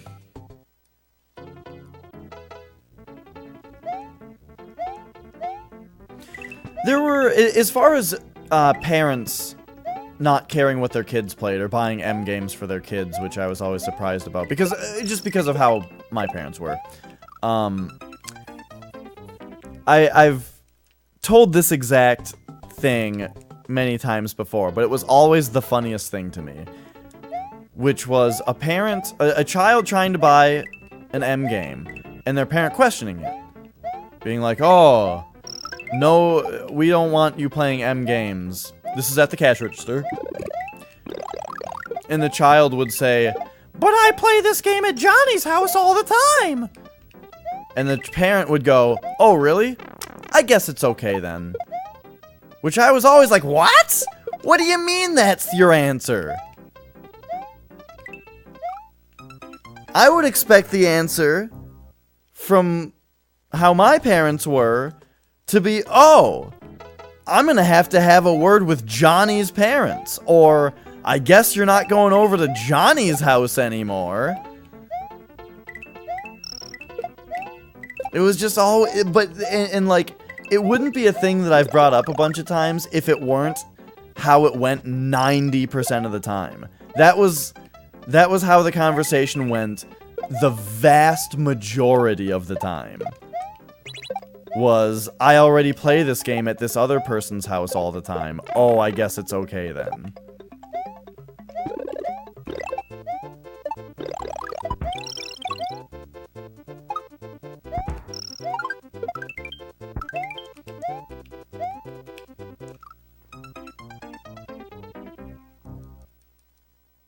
The other most common thing, when that wasn't the answer, it was always,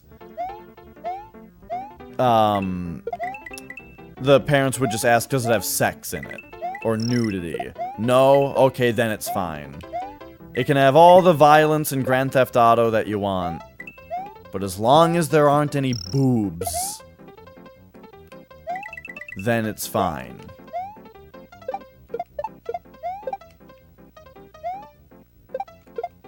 Which that's a very American thing. As far as like how our, that's not just parents, like that's just how our media is in general.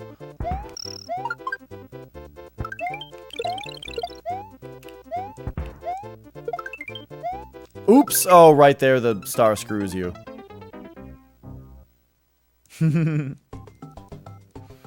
The old gotta bounce on a guy, but you have a star. A Mario classic. I remember this being the most difficult of the special levels, by the way.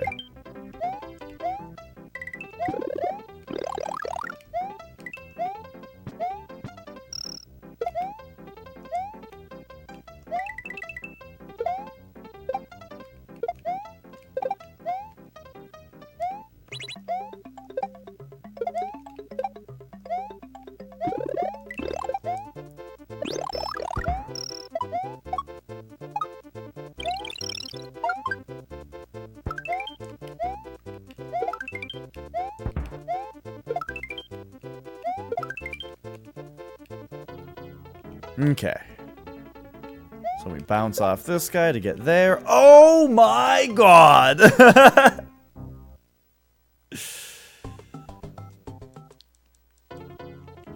is just into another big jump.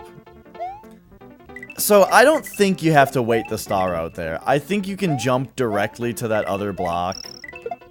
And then also that gives you like the running that you need to hit the next jump as well. Oops.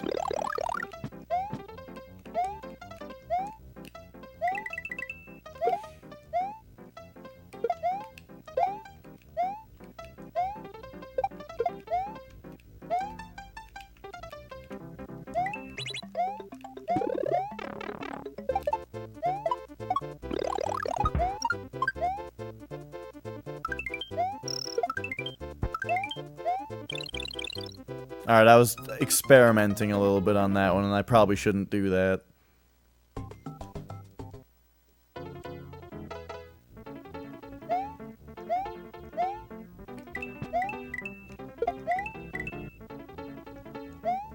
So one thing that makes these levels really hard to me, this level, is that if you're running like this, you can press B and not jump, because the ice physics makes it so that Mario is constantly, like, getting bumped up into the air for, like, a frame at a time.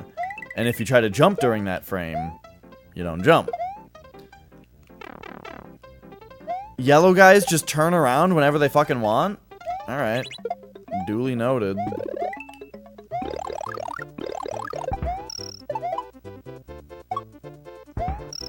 So that we can just jump straight over.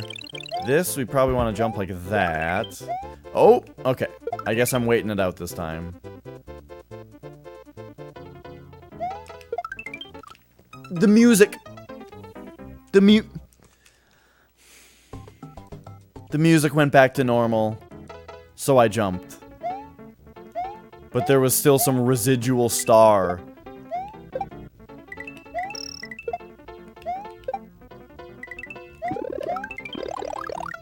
Mario hadn't quite pinched that Starman off yet.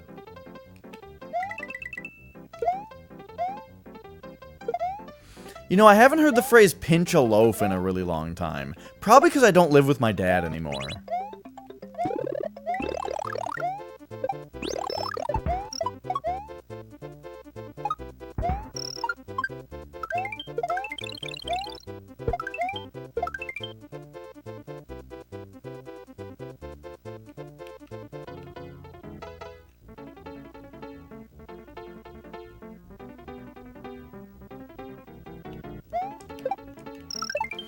Oh, I bounced off the Cheep instead of landing on the ice block.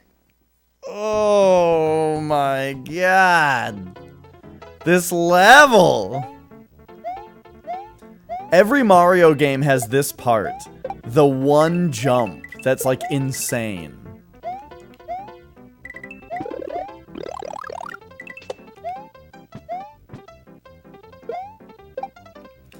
It's like that part in Mario 3D Land where you have to bounce off that toad's head. It's just like the one jump in the game that's just insane for some reason.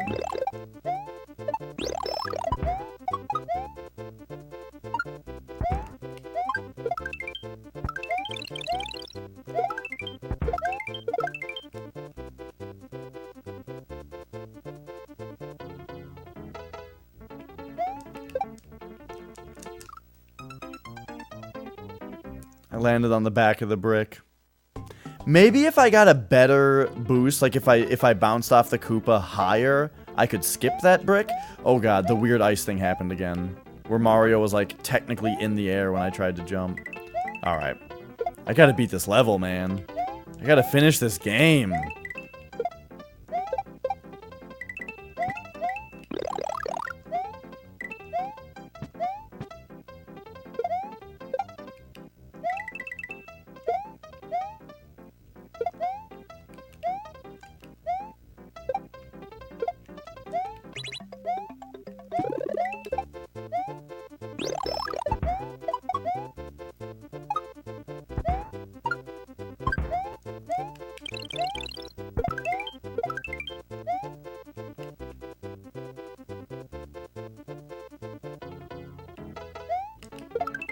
Oh my god. I just wanted to, I didn't want to have to wait another cycle.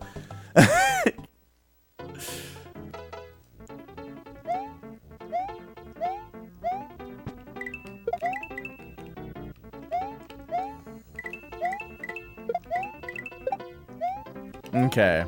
So I'm sticking to how I felt before, that this is the hardest level in the game. I still believe it. I like that I'm gaining lives, though, as I go. Because of this star.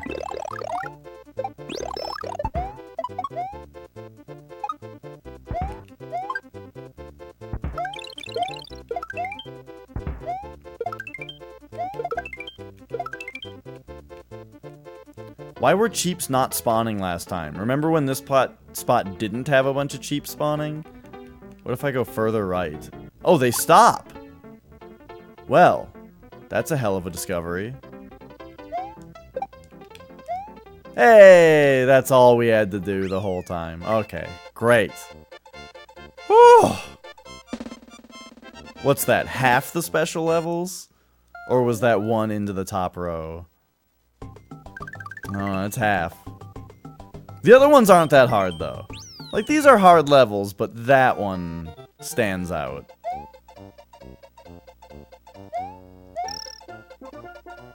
Isn't this how the first level starts? Or it's very similar, at least? Purple Koopas walk faster?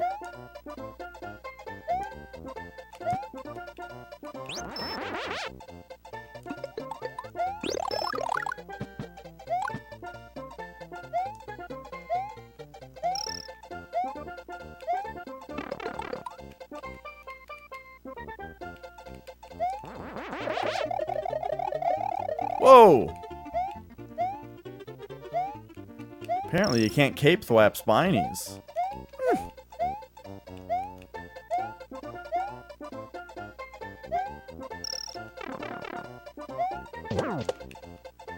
Uh-oh. Yeah, that was, okay, that was the very end of the level, but I got myself in a very bad situation at the end.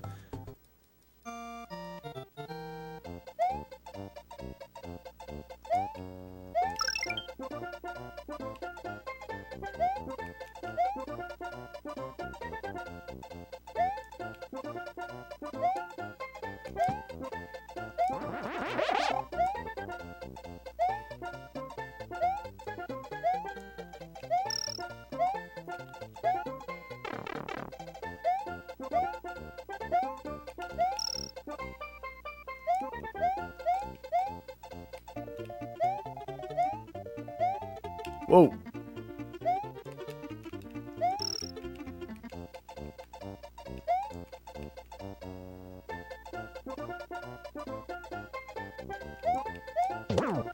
Oh, I should have just done a big bounce off of him.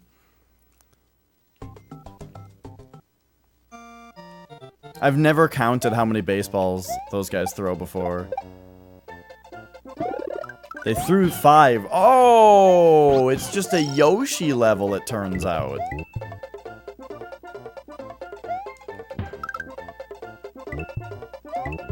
Turns out you're just supposed to do this. Whoops.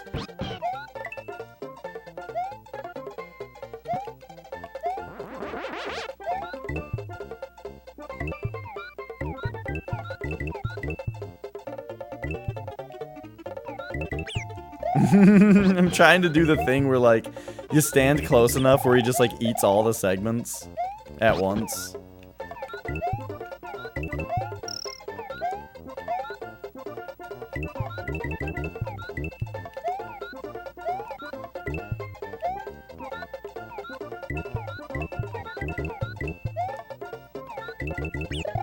Oop.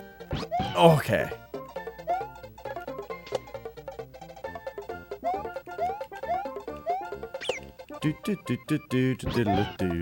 Are these all 5 high? Interesting.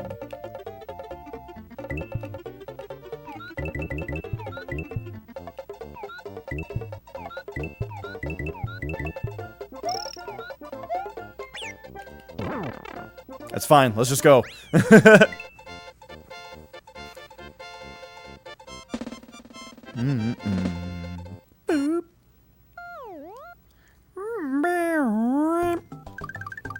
Alright, just 3 more. Mondo. This level's Mondo. Okay. Am I supposed to only be able to swim this fast? Oh. Right. You just jump out.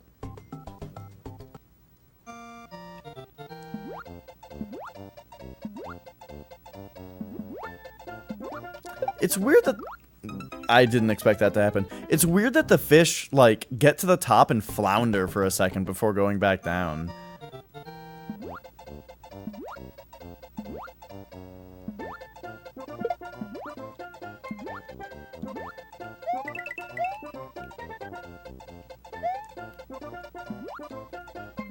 Man, that thing takes a long time to go down.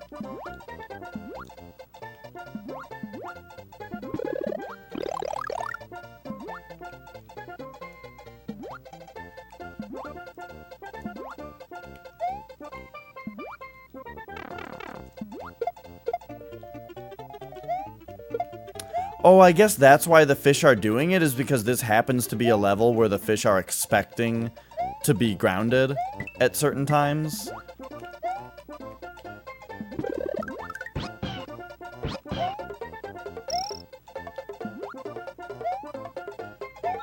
And when they get to the top, their programming just kind of gets slightly confused.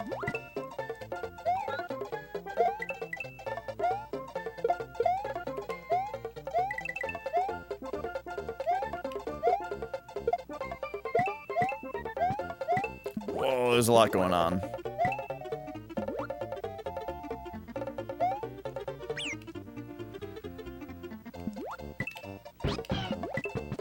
I honestly wasn't sure if you could mount Yoshi underwater, but of course you can. There's like all kinds of places where you can do it. Or where it comes up and you totally can. It's just one of those things where like, a lot of the time it happens and you don't even think about it. But that time, because of the way that the level has the raising and lowering of water, I just never thought about it, you know?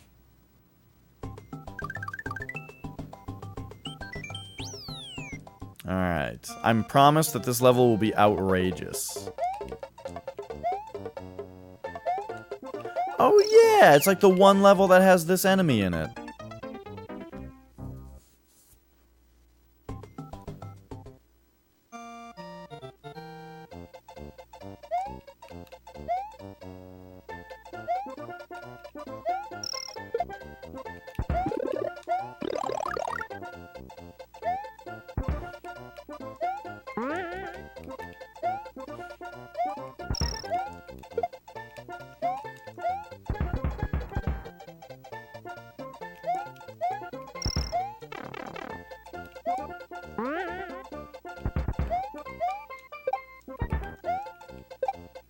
Oh!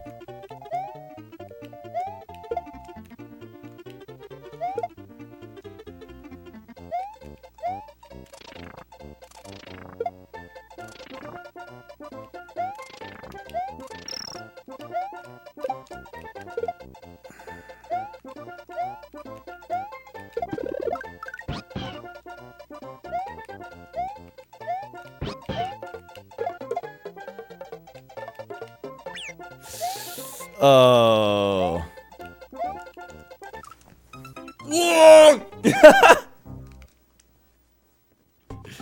Oh, there were a lot of ways I could have died in that level, and that was not what I was counting on.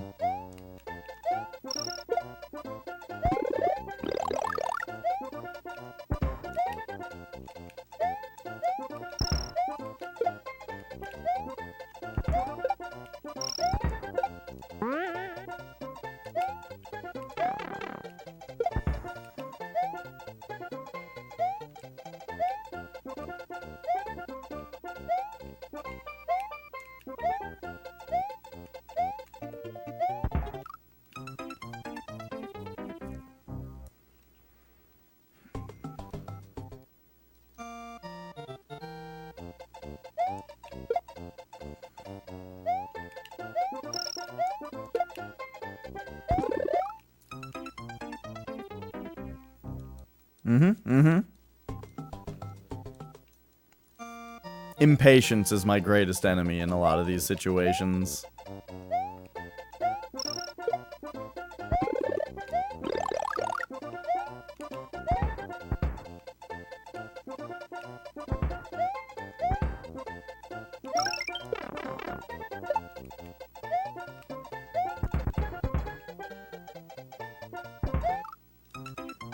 Cannons, man!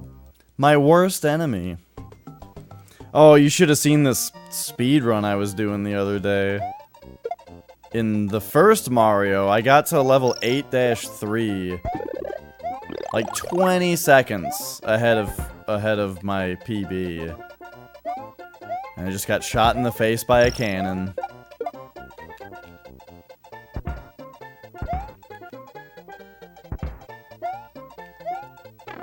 Yeah, right, I threw a Galoomba at one of them a minute ago. Oh, okay. So we want... This part is very weird. We want these cannons to fire. There we go.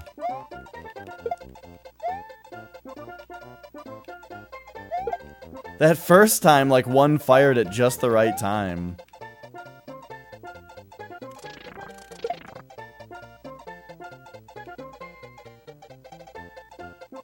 Okay, the fish are, like, bouncing the fires around weirdly. Oh, no. And these two are just, like, tag teaming. Okay. Oh. The freeze frame kind of caught me off guard there. Oh, the angle on that was just perfect.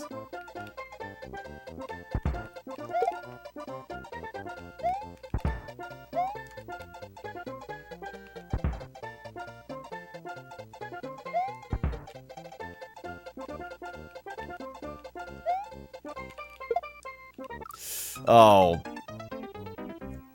Of course. I still don't think this is as hard as that ice level.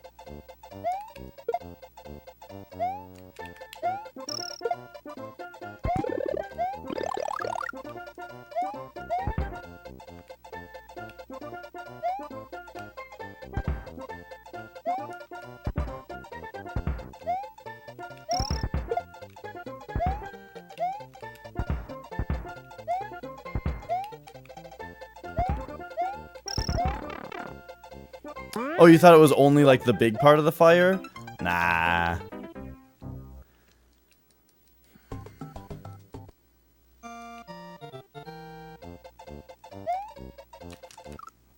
I thought I was gonna bounce off the Wiggler.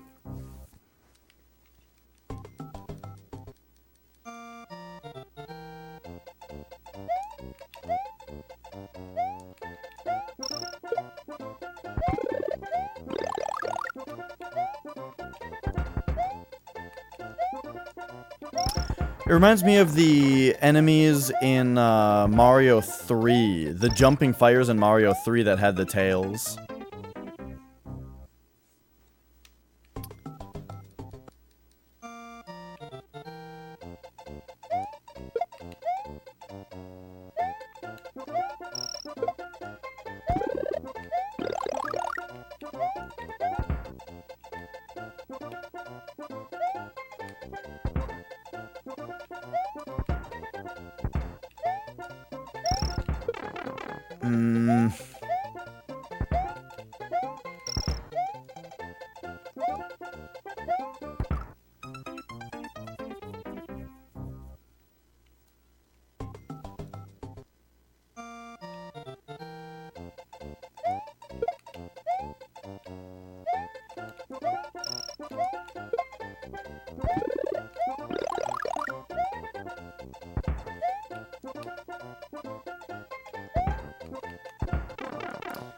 Oh boy.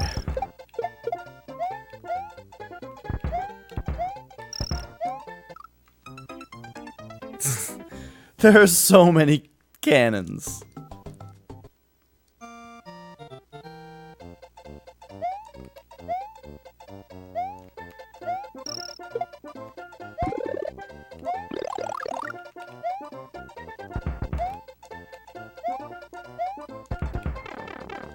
Jesus. Oh, I accidentally grabbed this again. Okay. Good God.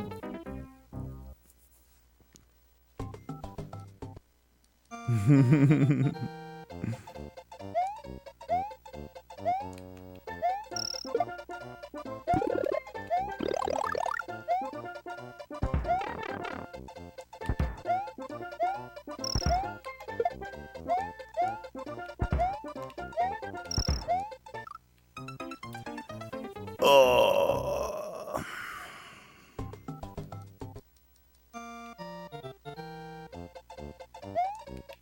Sorry, I've run out of things to say.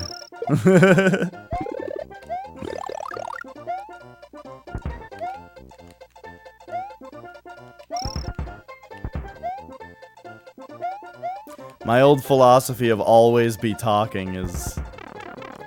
Are you fucking... Those turrets waited like 100 years to fire. I didn't even know they could fire anymore at that point.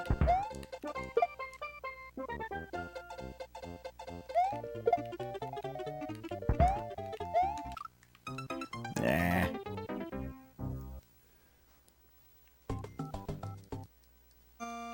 I wonder what I'm supposed to do there. Because it seems like it's that, but that's also crazy. I keep trying to jump across those. You probably can. Oh my god, I thought I could... I thought like, boy, if I jump at this arc, then even if it shoots at the worst time, I'll make it over. But that was not the case.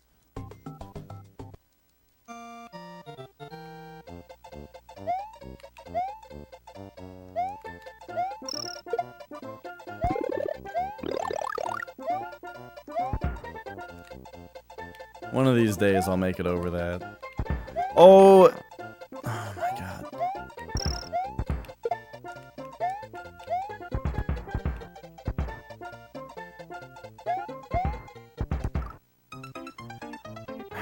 I'm probably supposed to carry the, I'm probably supposed to carry a trampoline over to that one spot.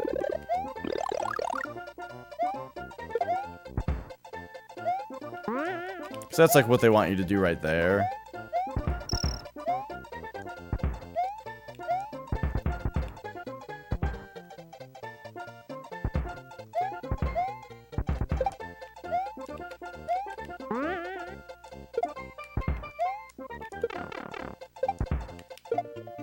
No, there is no trampoline.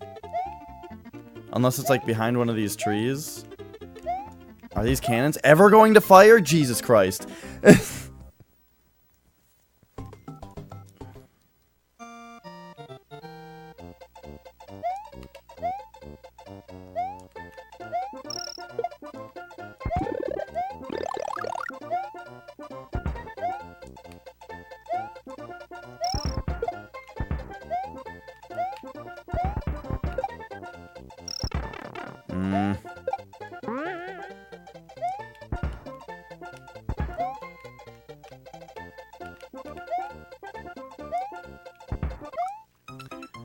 So this whole part here is what's getting me. Where one time, the first attempt, I had a cannon fire at the right time where I was able to just bounce off of it and get over that part. And then I died to jumping in that tiny pit.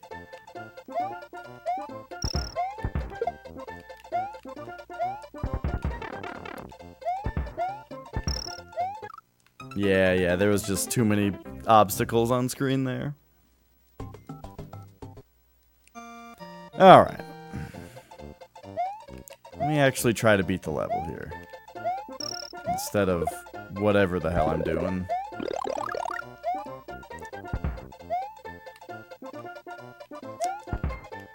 Like right there, I was just hesitating for no reason.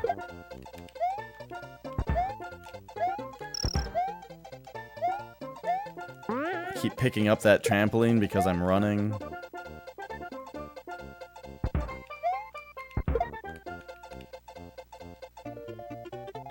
Oh, I see. I see what's going on here. Wait, no, that's not what it is? The Wiggler just turns around whenever he wants. I thought he was bouncing off of a spring that I was supposed to be picking up.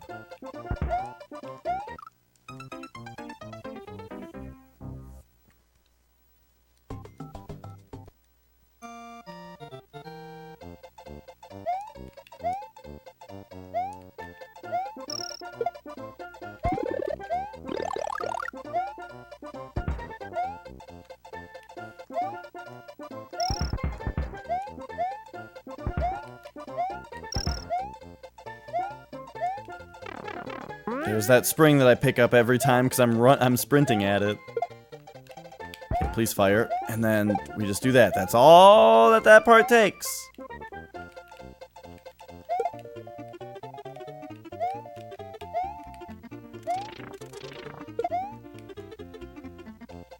And on this part, it should be easy, but the fish mess with it.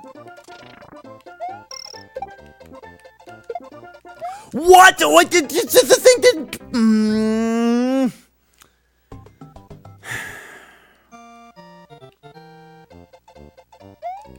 I killed a fire with the Galumba earlier, so I tried to do it that time, but I must have just kicked it slightly over.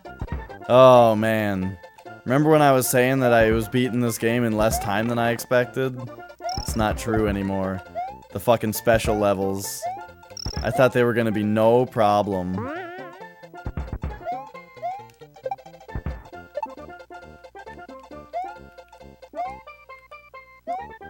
I need these two cannons to fire.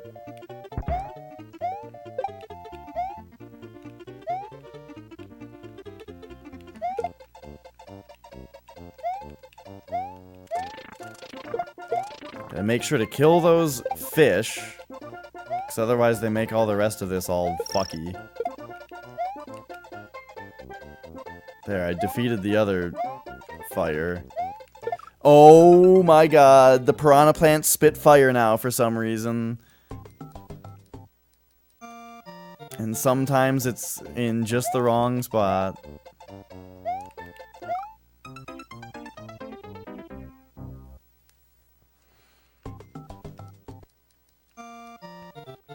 I'm getting really impatient because I've got this like non-existent deadline that I need to meet. I keep feeling like I have to like beat the game fast. And so taking a lot of time on one level is like upsetting me. When there is no deadline that exists and it's just fine, and it's also making it take longer. Because I'm being impatient.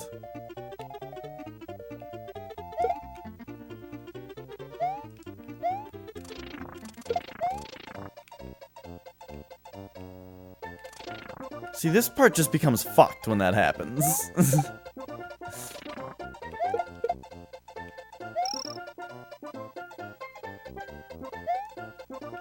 And then there's what in here? There's a Yoshi in here?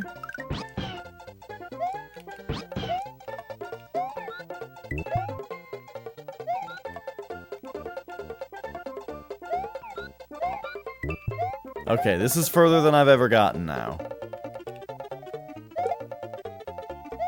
Maybe not.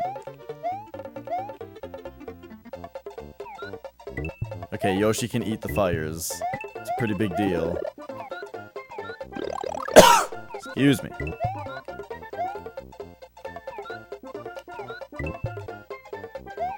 Now we just slowly and steadily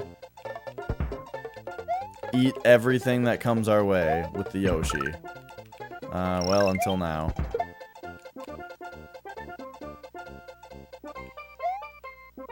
Alright, we did it. Oh, that level certainly was outrageous.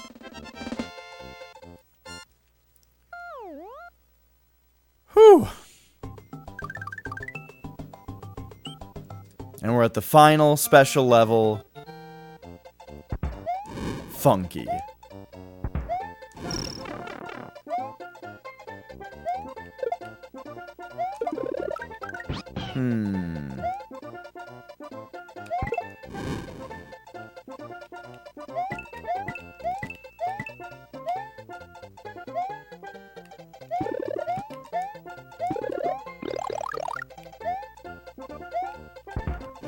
That P-switch scares me. I don't trust it.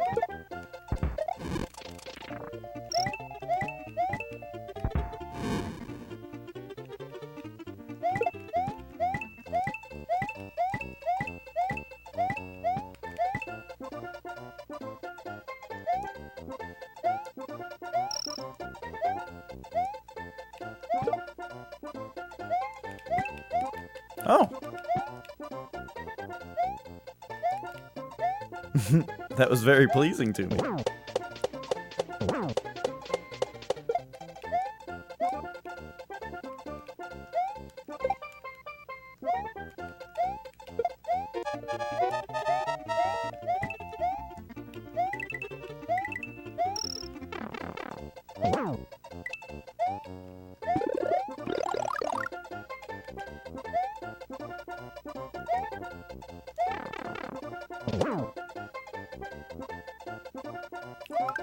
I am a super player! Oh, Nintendo. They're the best.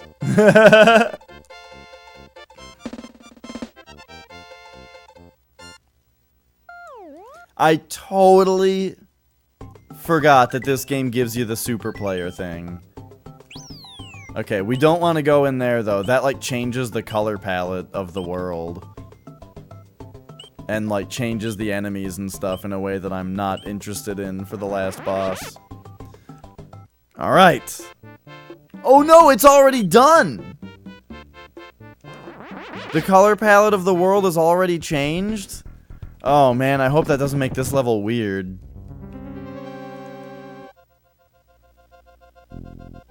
I think you just go in one, don't you? No, you don't go in one. It must be 2 and... I know the second one I go in is 5.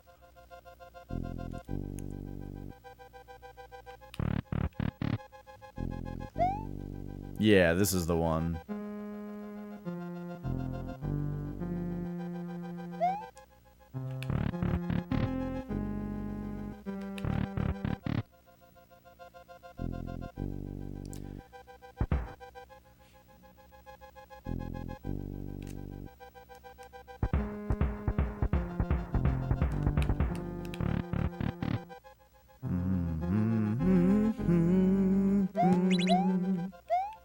Here's these cute little guys from Mario 2.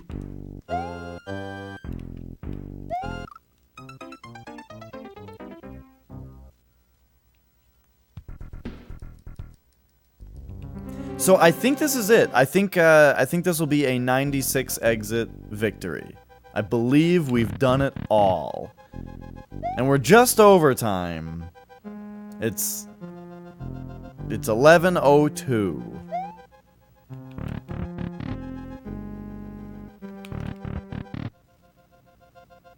Just so long as I can actually beat this Bowser.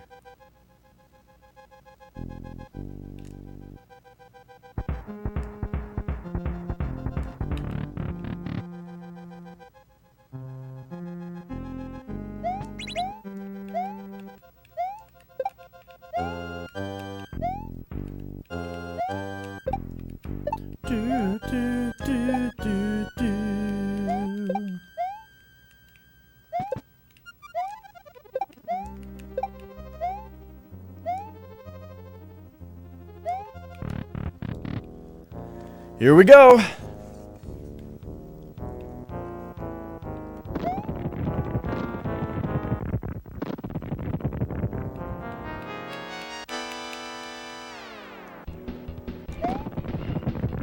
Do his blades kill you? I can't remember. I think they do.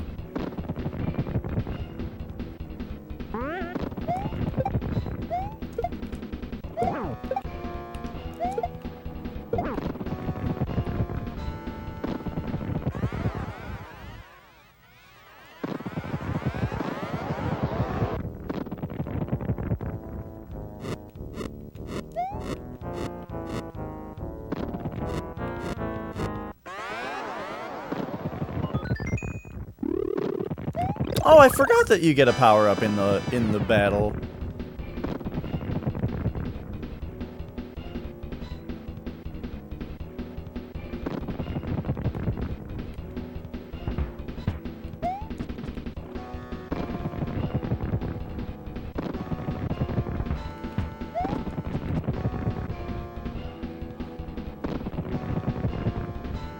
I forgot why Bowser turns upside down in, like, different angles instead of,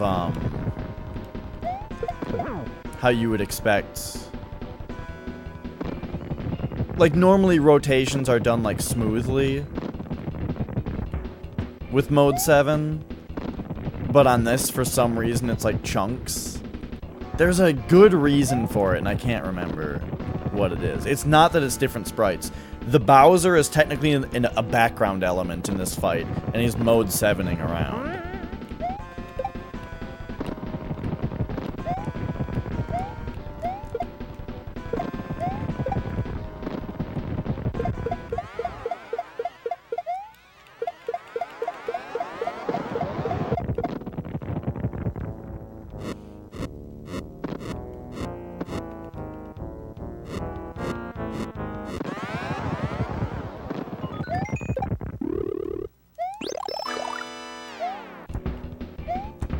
Oops.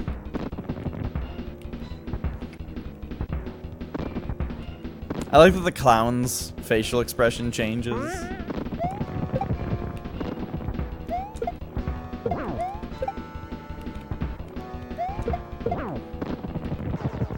Yeah!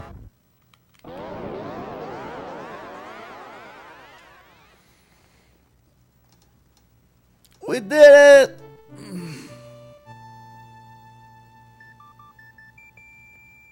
Mario's adventure is over. Mario, the princess, Yoshi, and his friends are going to take a vacation. Oh, yeah?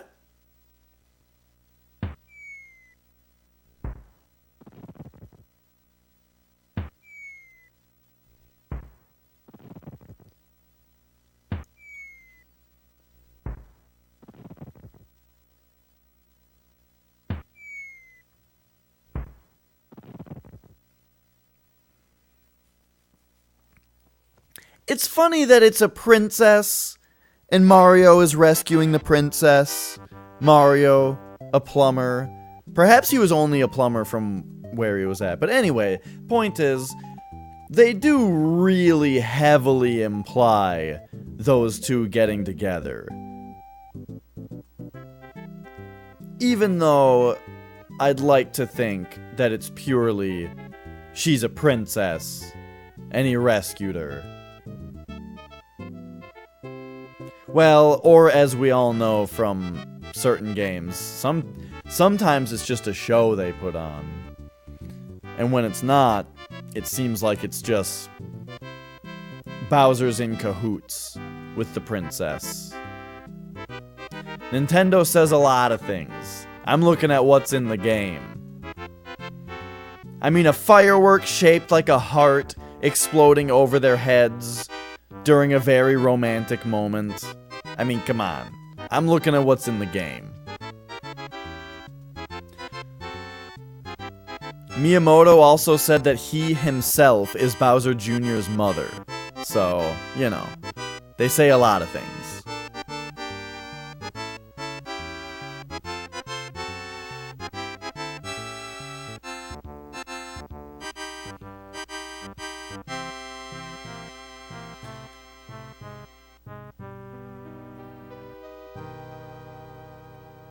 If I could meet one human being in the world and receive a hug from them, or just a handshake if it has to be, or a bow if it has to be, I think it would be Miyamoto.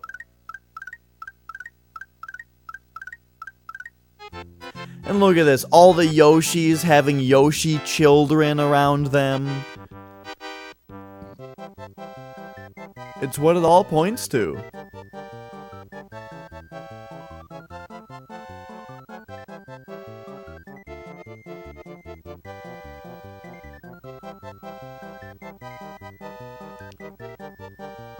We'll see if I was right about Torpedo Ted.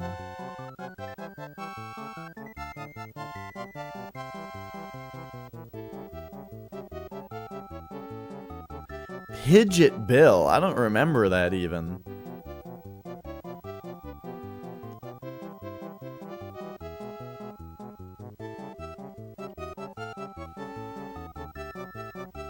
Dino Rhino?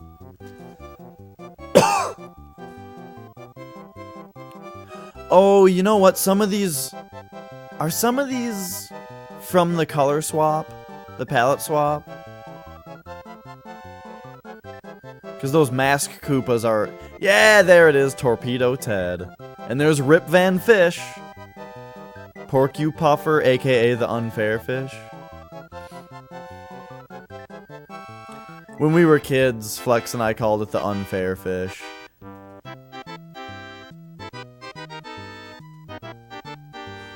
Cause like it swims faster than you can move. And so if you're in the water, it's just gonna get you if, you know, you don't get out fast enough.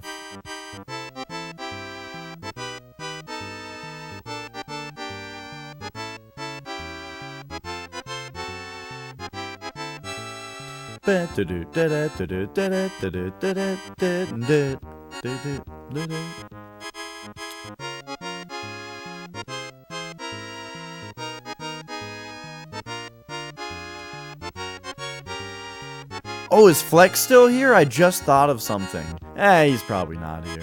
I'm sure he would have said something about this credits music or something about the roll call at this point. You know, in support of it. Whoa, look at Luigi's bulge. Also, apparently Luigi wears green shoes. Oh yeah, I also always make fun of the fact that, like, Luigi has dark blue hair and mustache, but then his eyebrows are black. And then Mario's also got the dark blue going on with his sideburns, but his eyebrows and mustache are black. Anyway.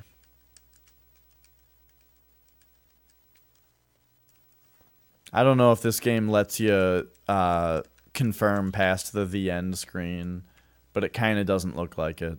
I'll give it another second, though. But we gotta check my work on the 96 exits. Alright.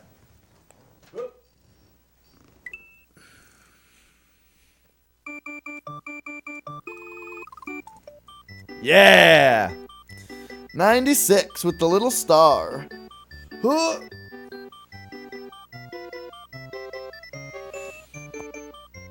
Whew. Alright. Well, that was fun. We beat Earthbound today, finally. It's about time. And then played 100%, 96 exits on Super Mario World. So that was super fun. Thanks everybody for sticking around. Thanks for watching. It was a lot of fun. And I'm just scrolling through to see who we can host here. Looks like it's gonna be White Mage Becky. She's been playing this game called Book of Demons that is kind of interesting looking. It's like an isometric RPG kind of thing going on. Like, oh, it kind of looks like Diablo a little bit, but not quite. So thanks for watching. See you later. Bye. Hang on a second. Oh my god. She also got her name back. So congratulate her on that. She got her old name back. There was a long time where her name was like slightly different because of a joke. Anyway, bye!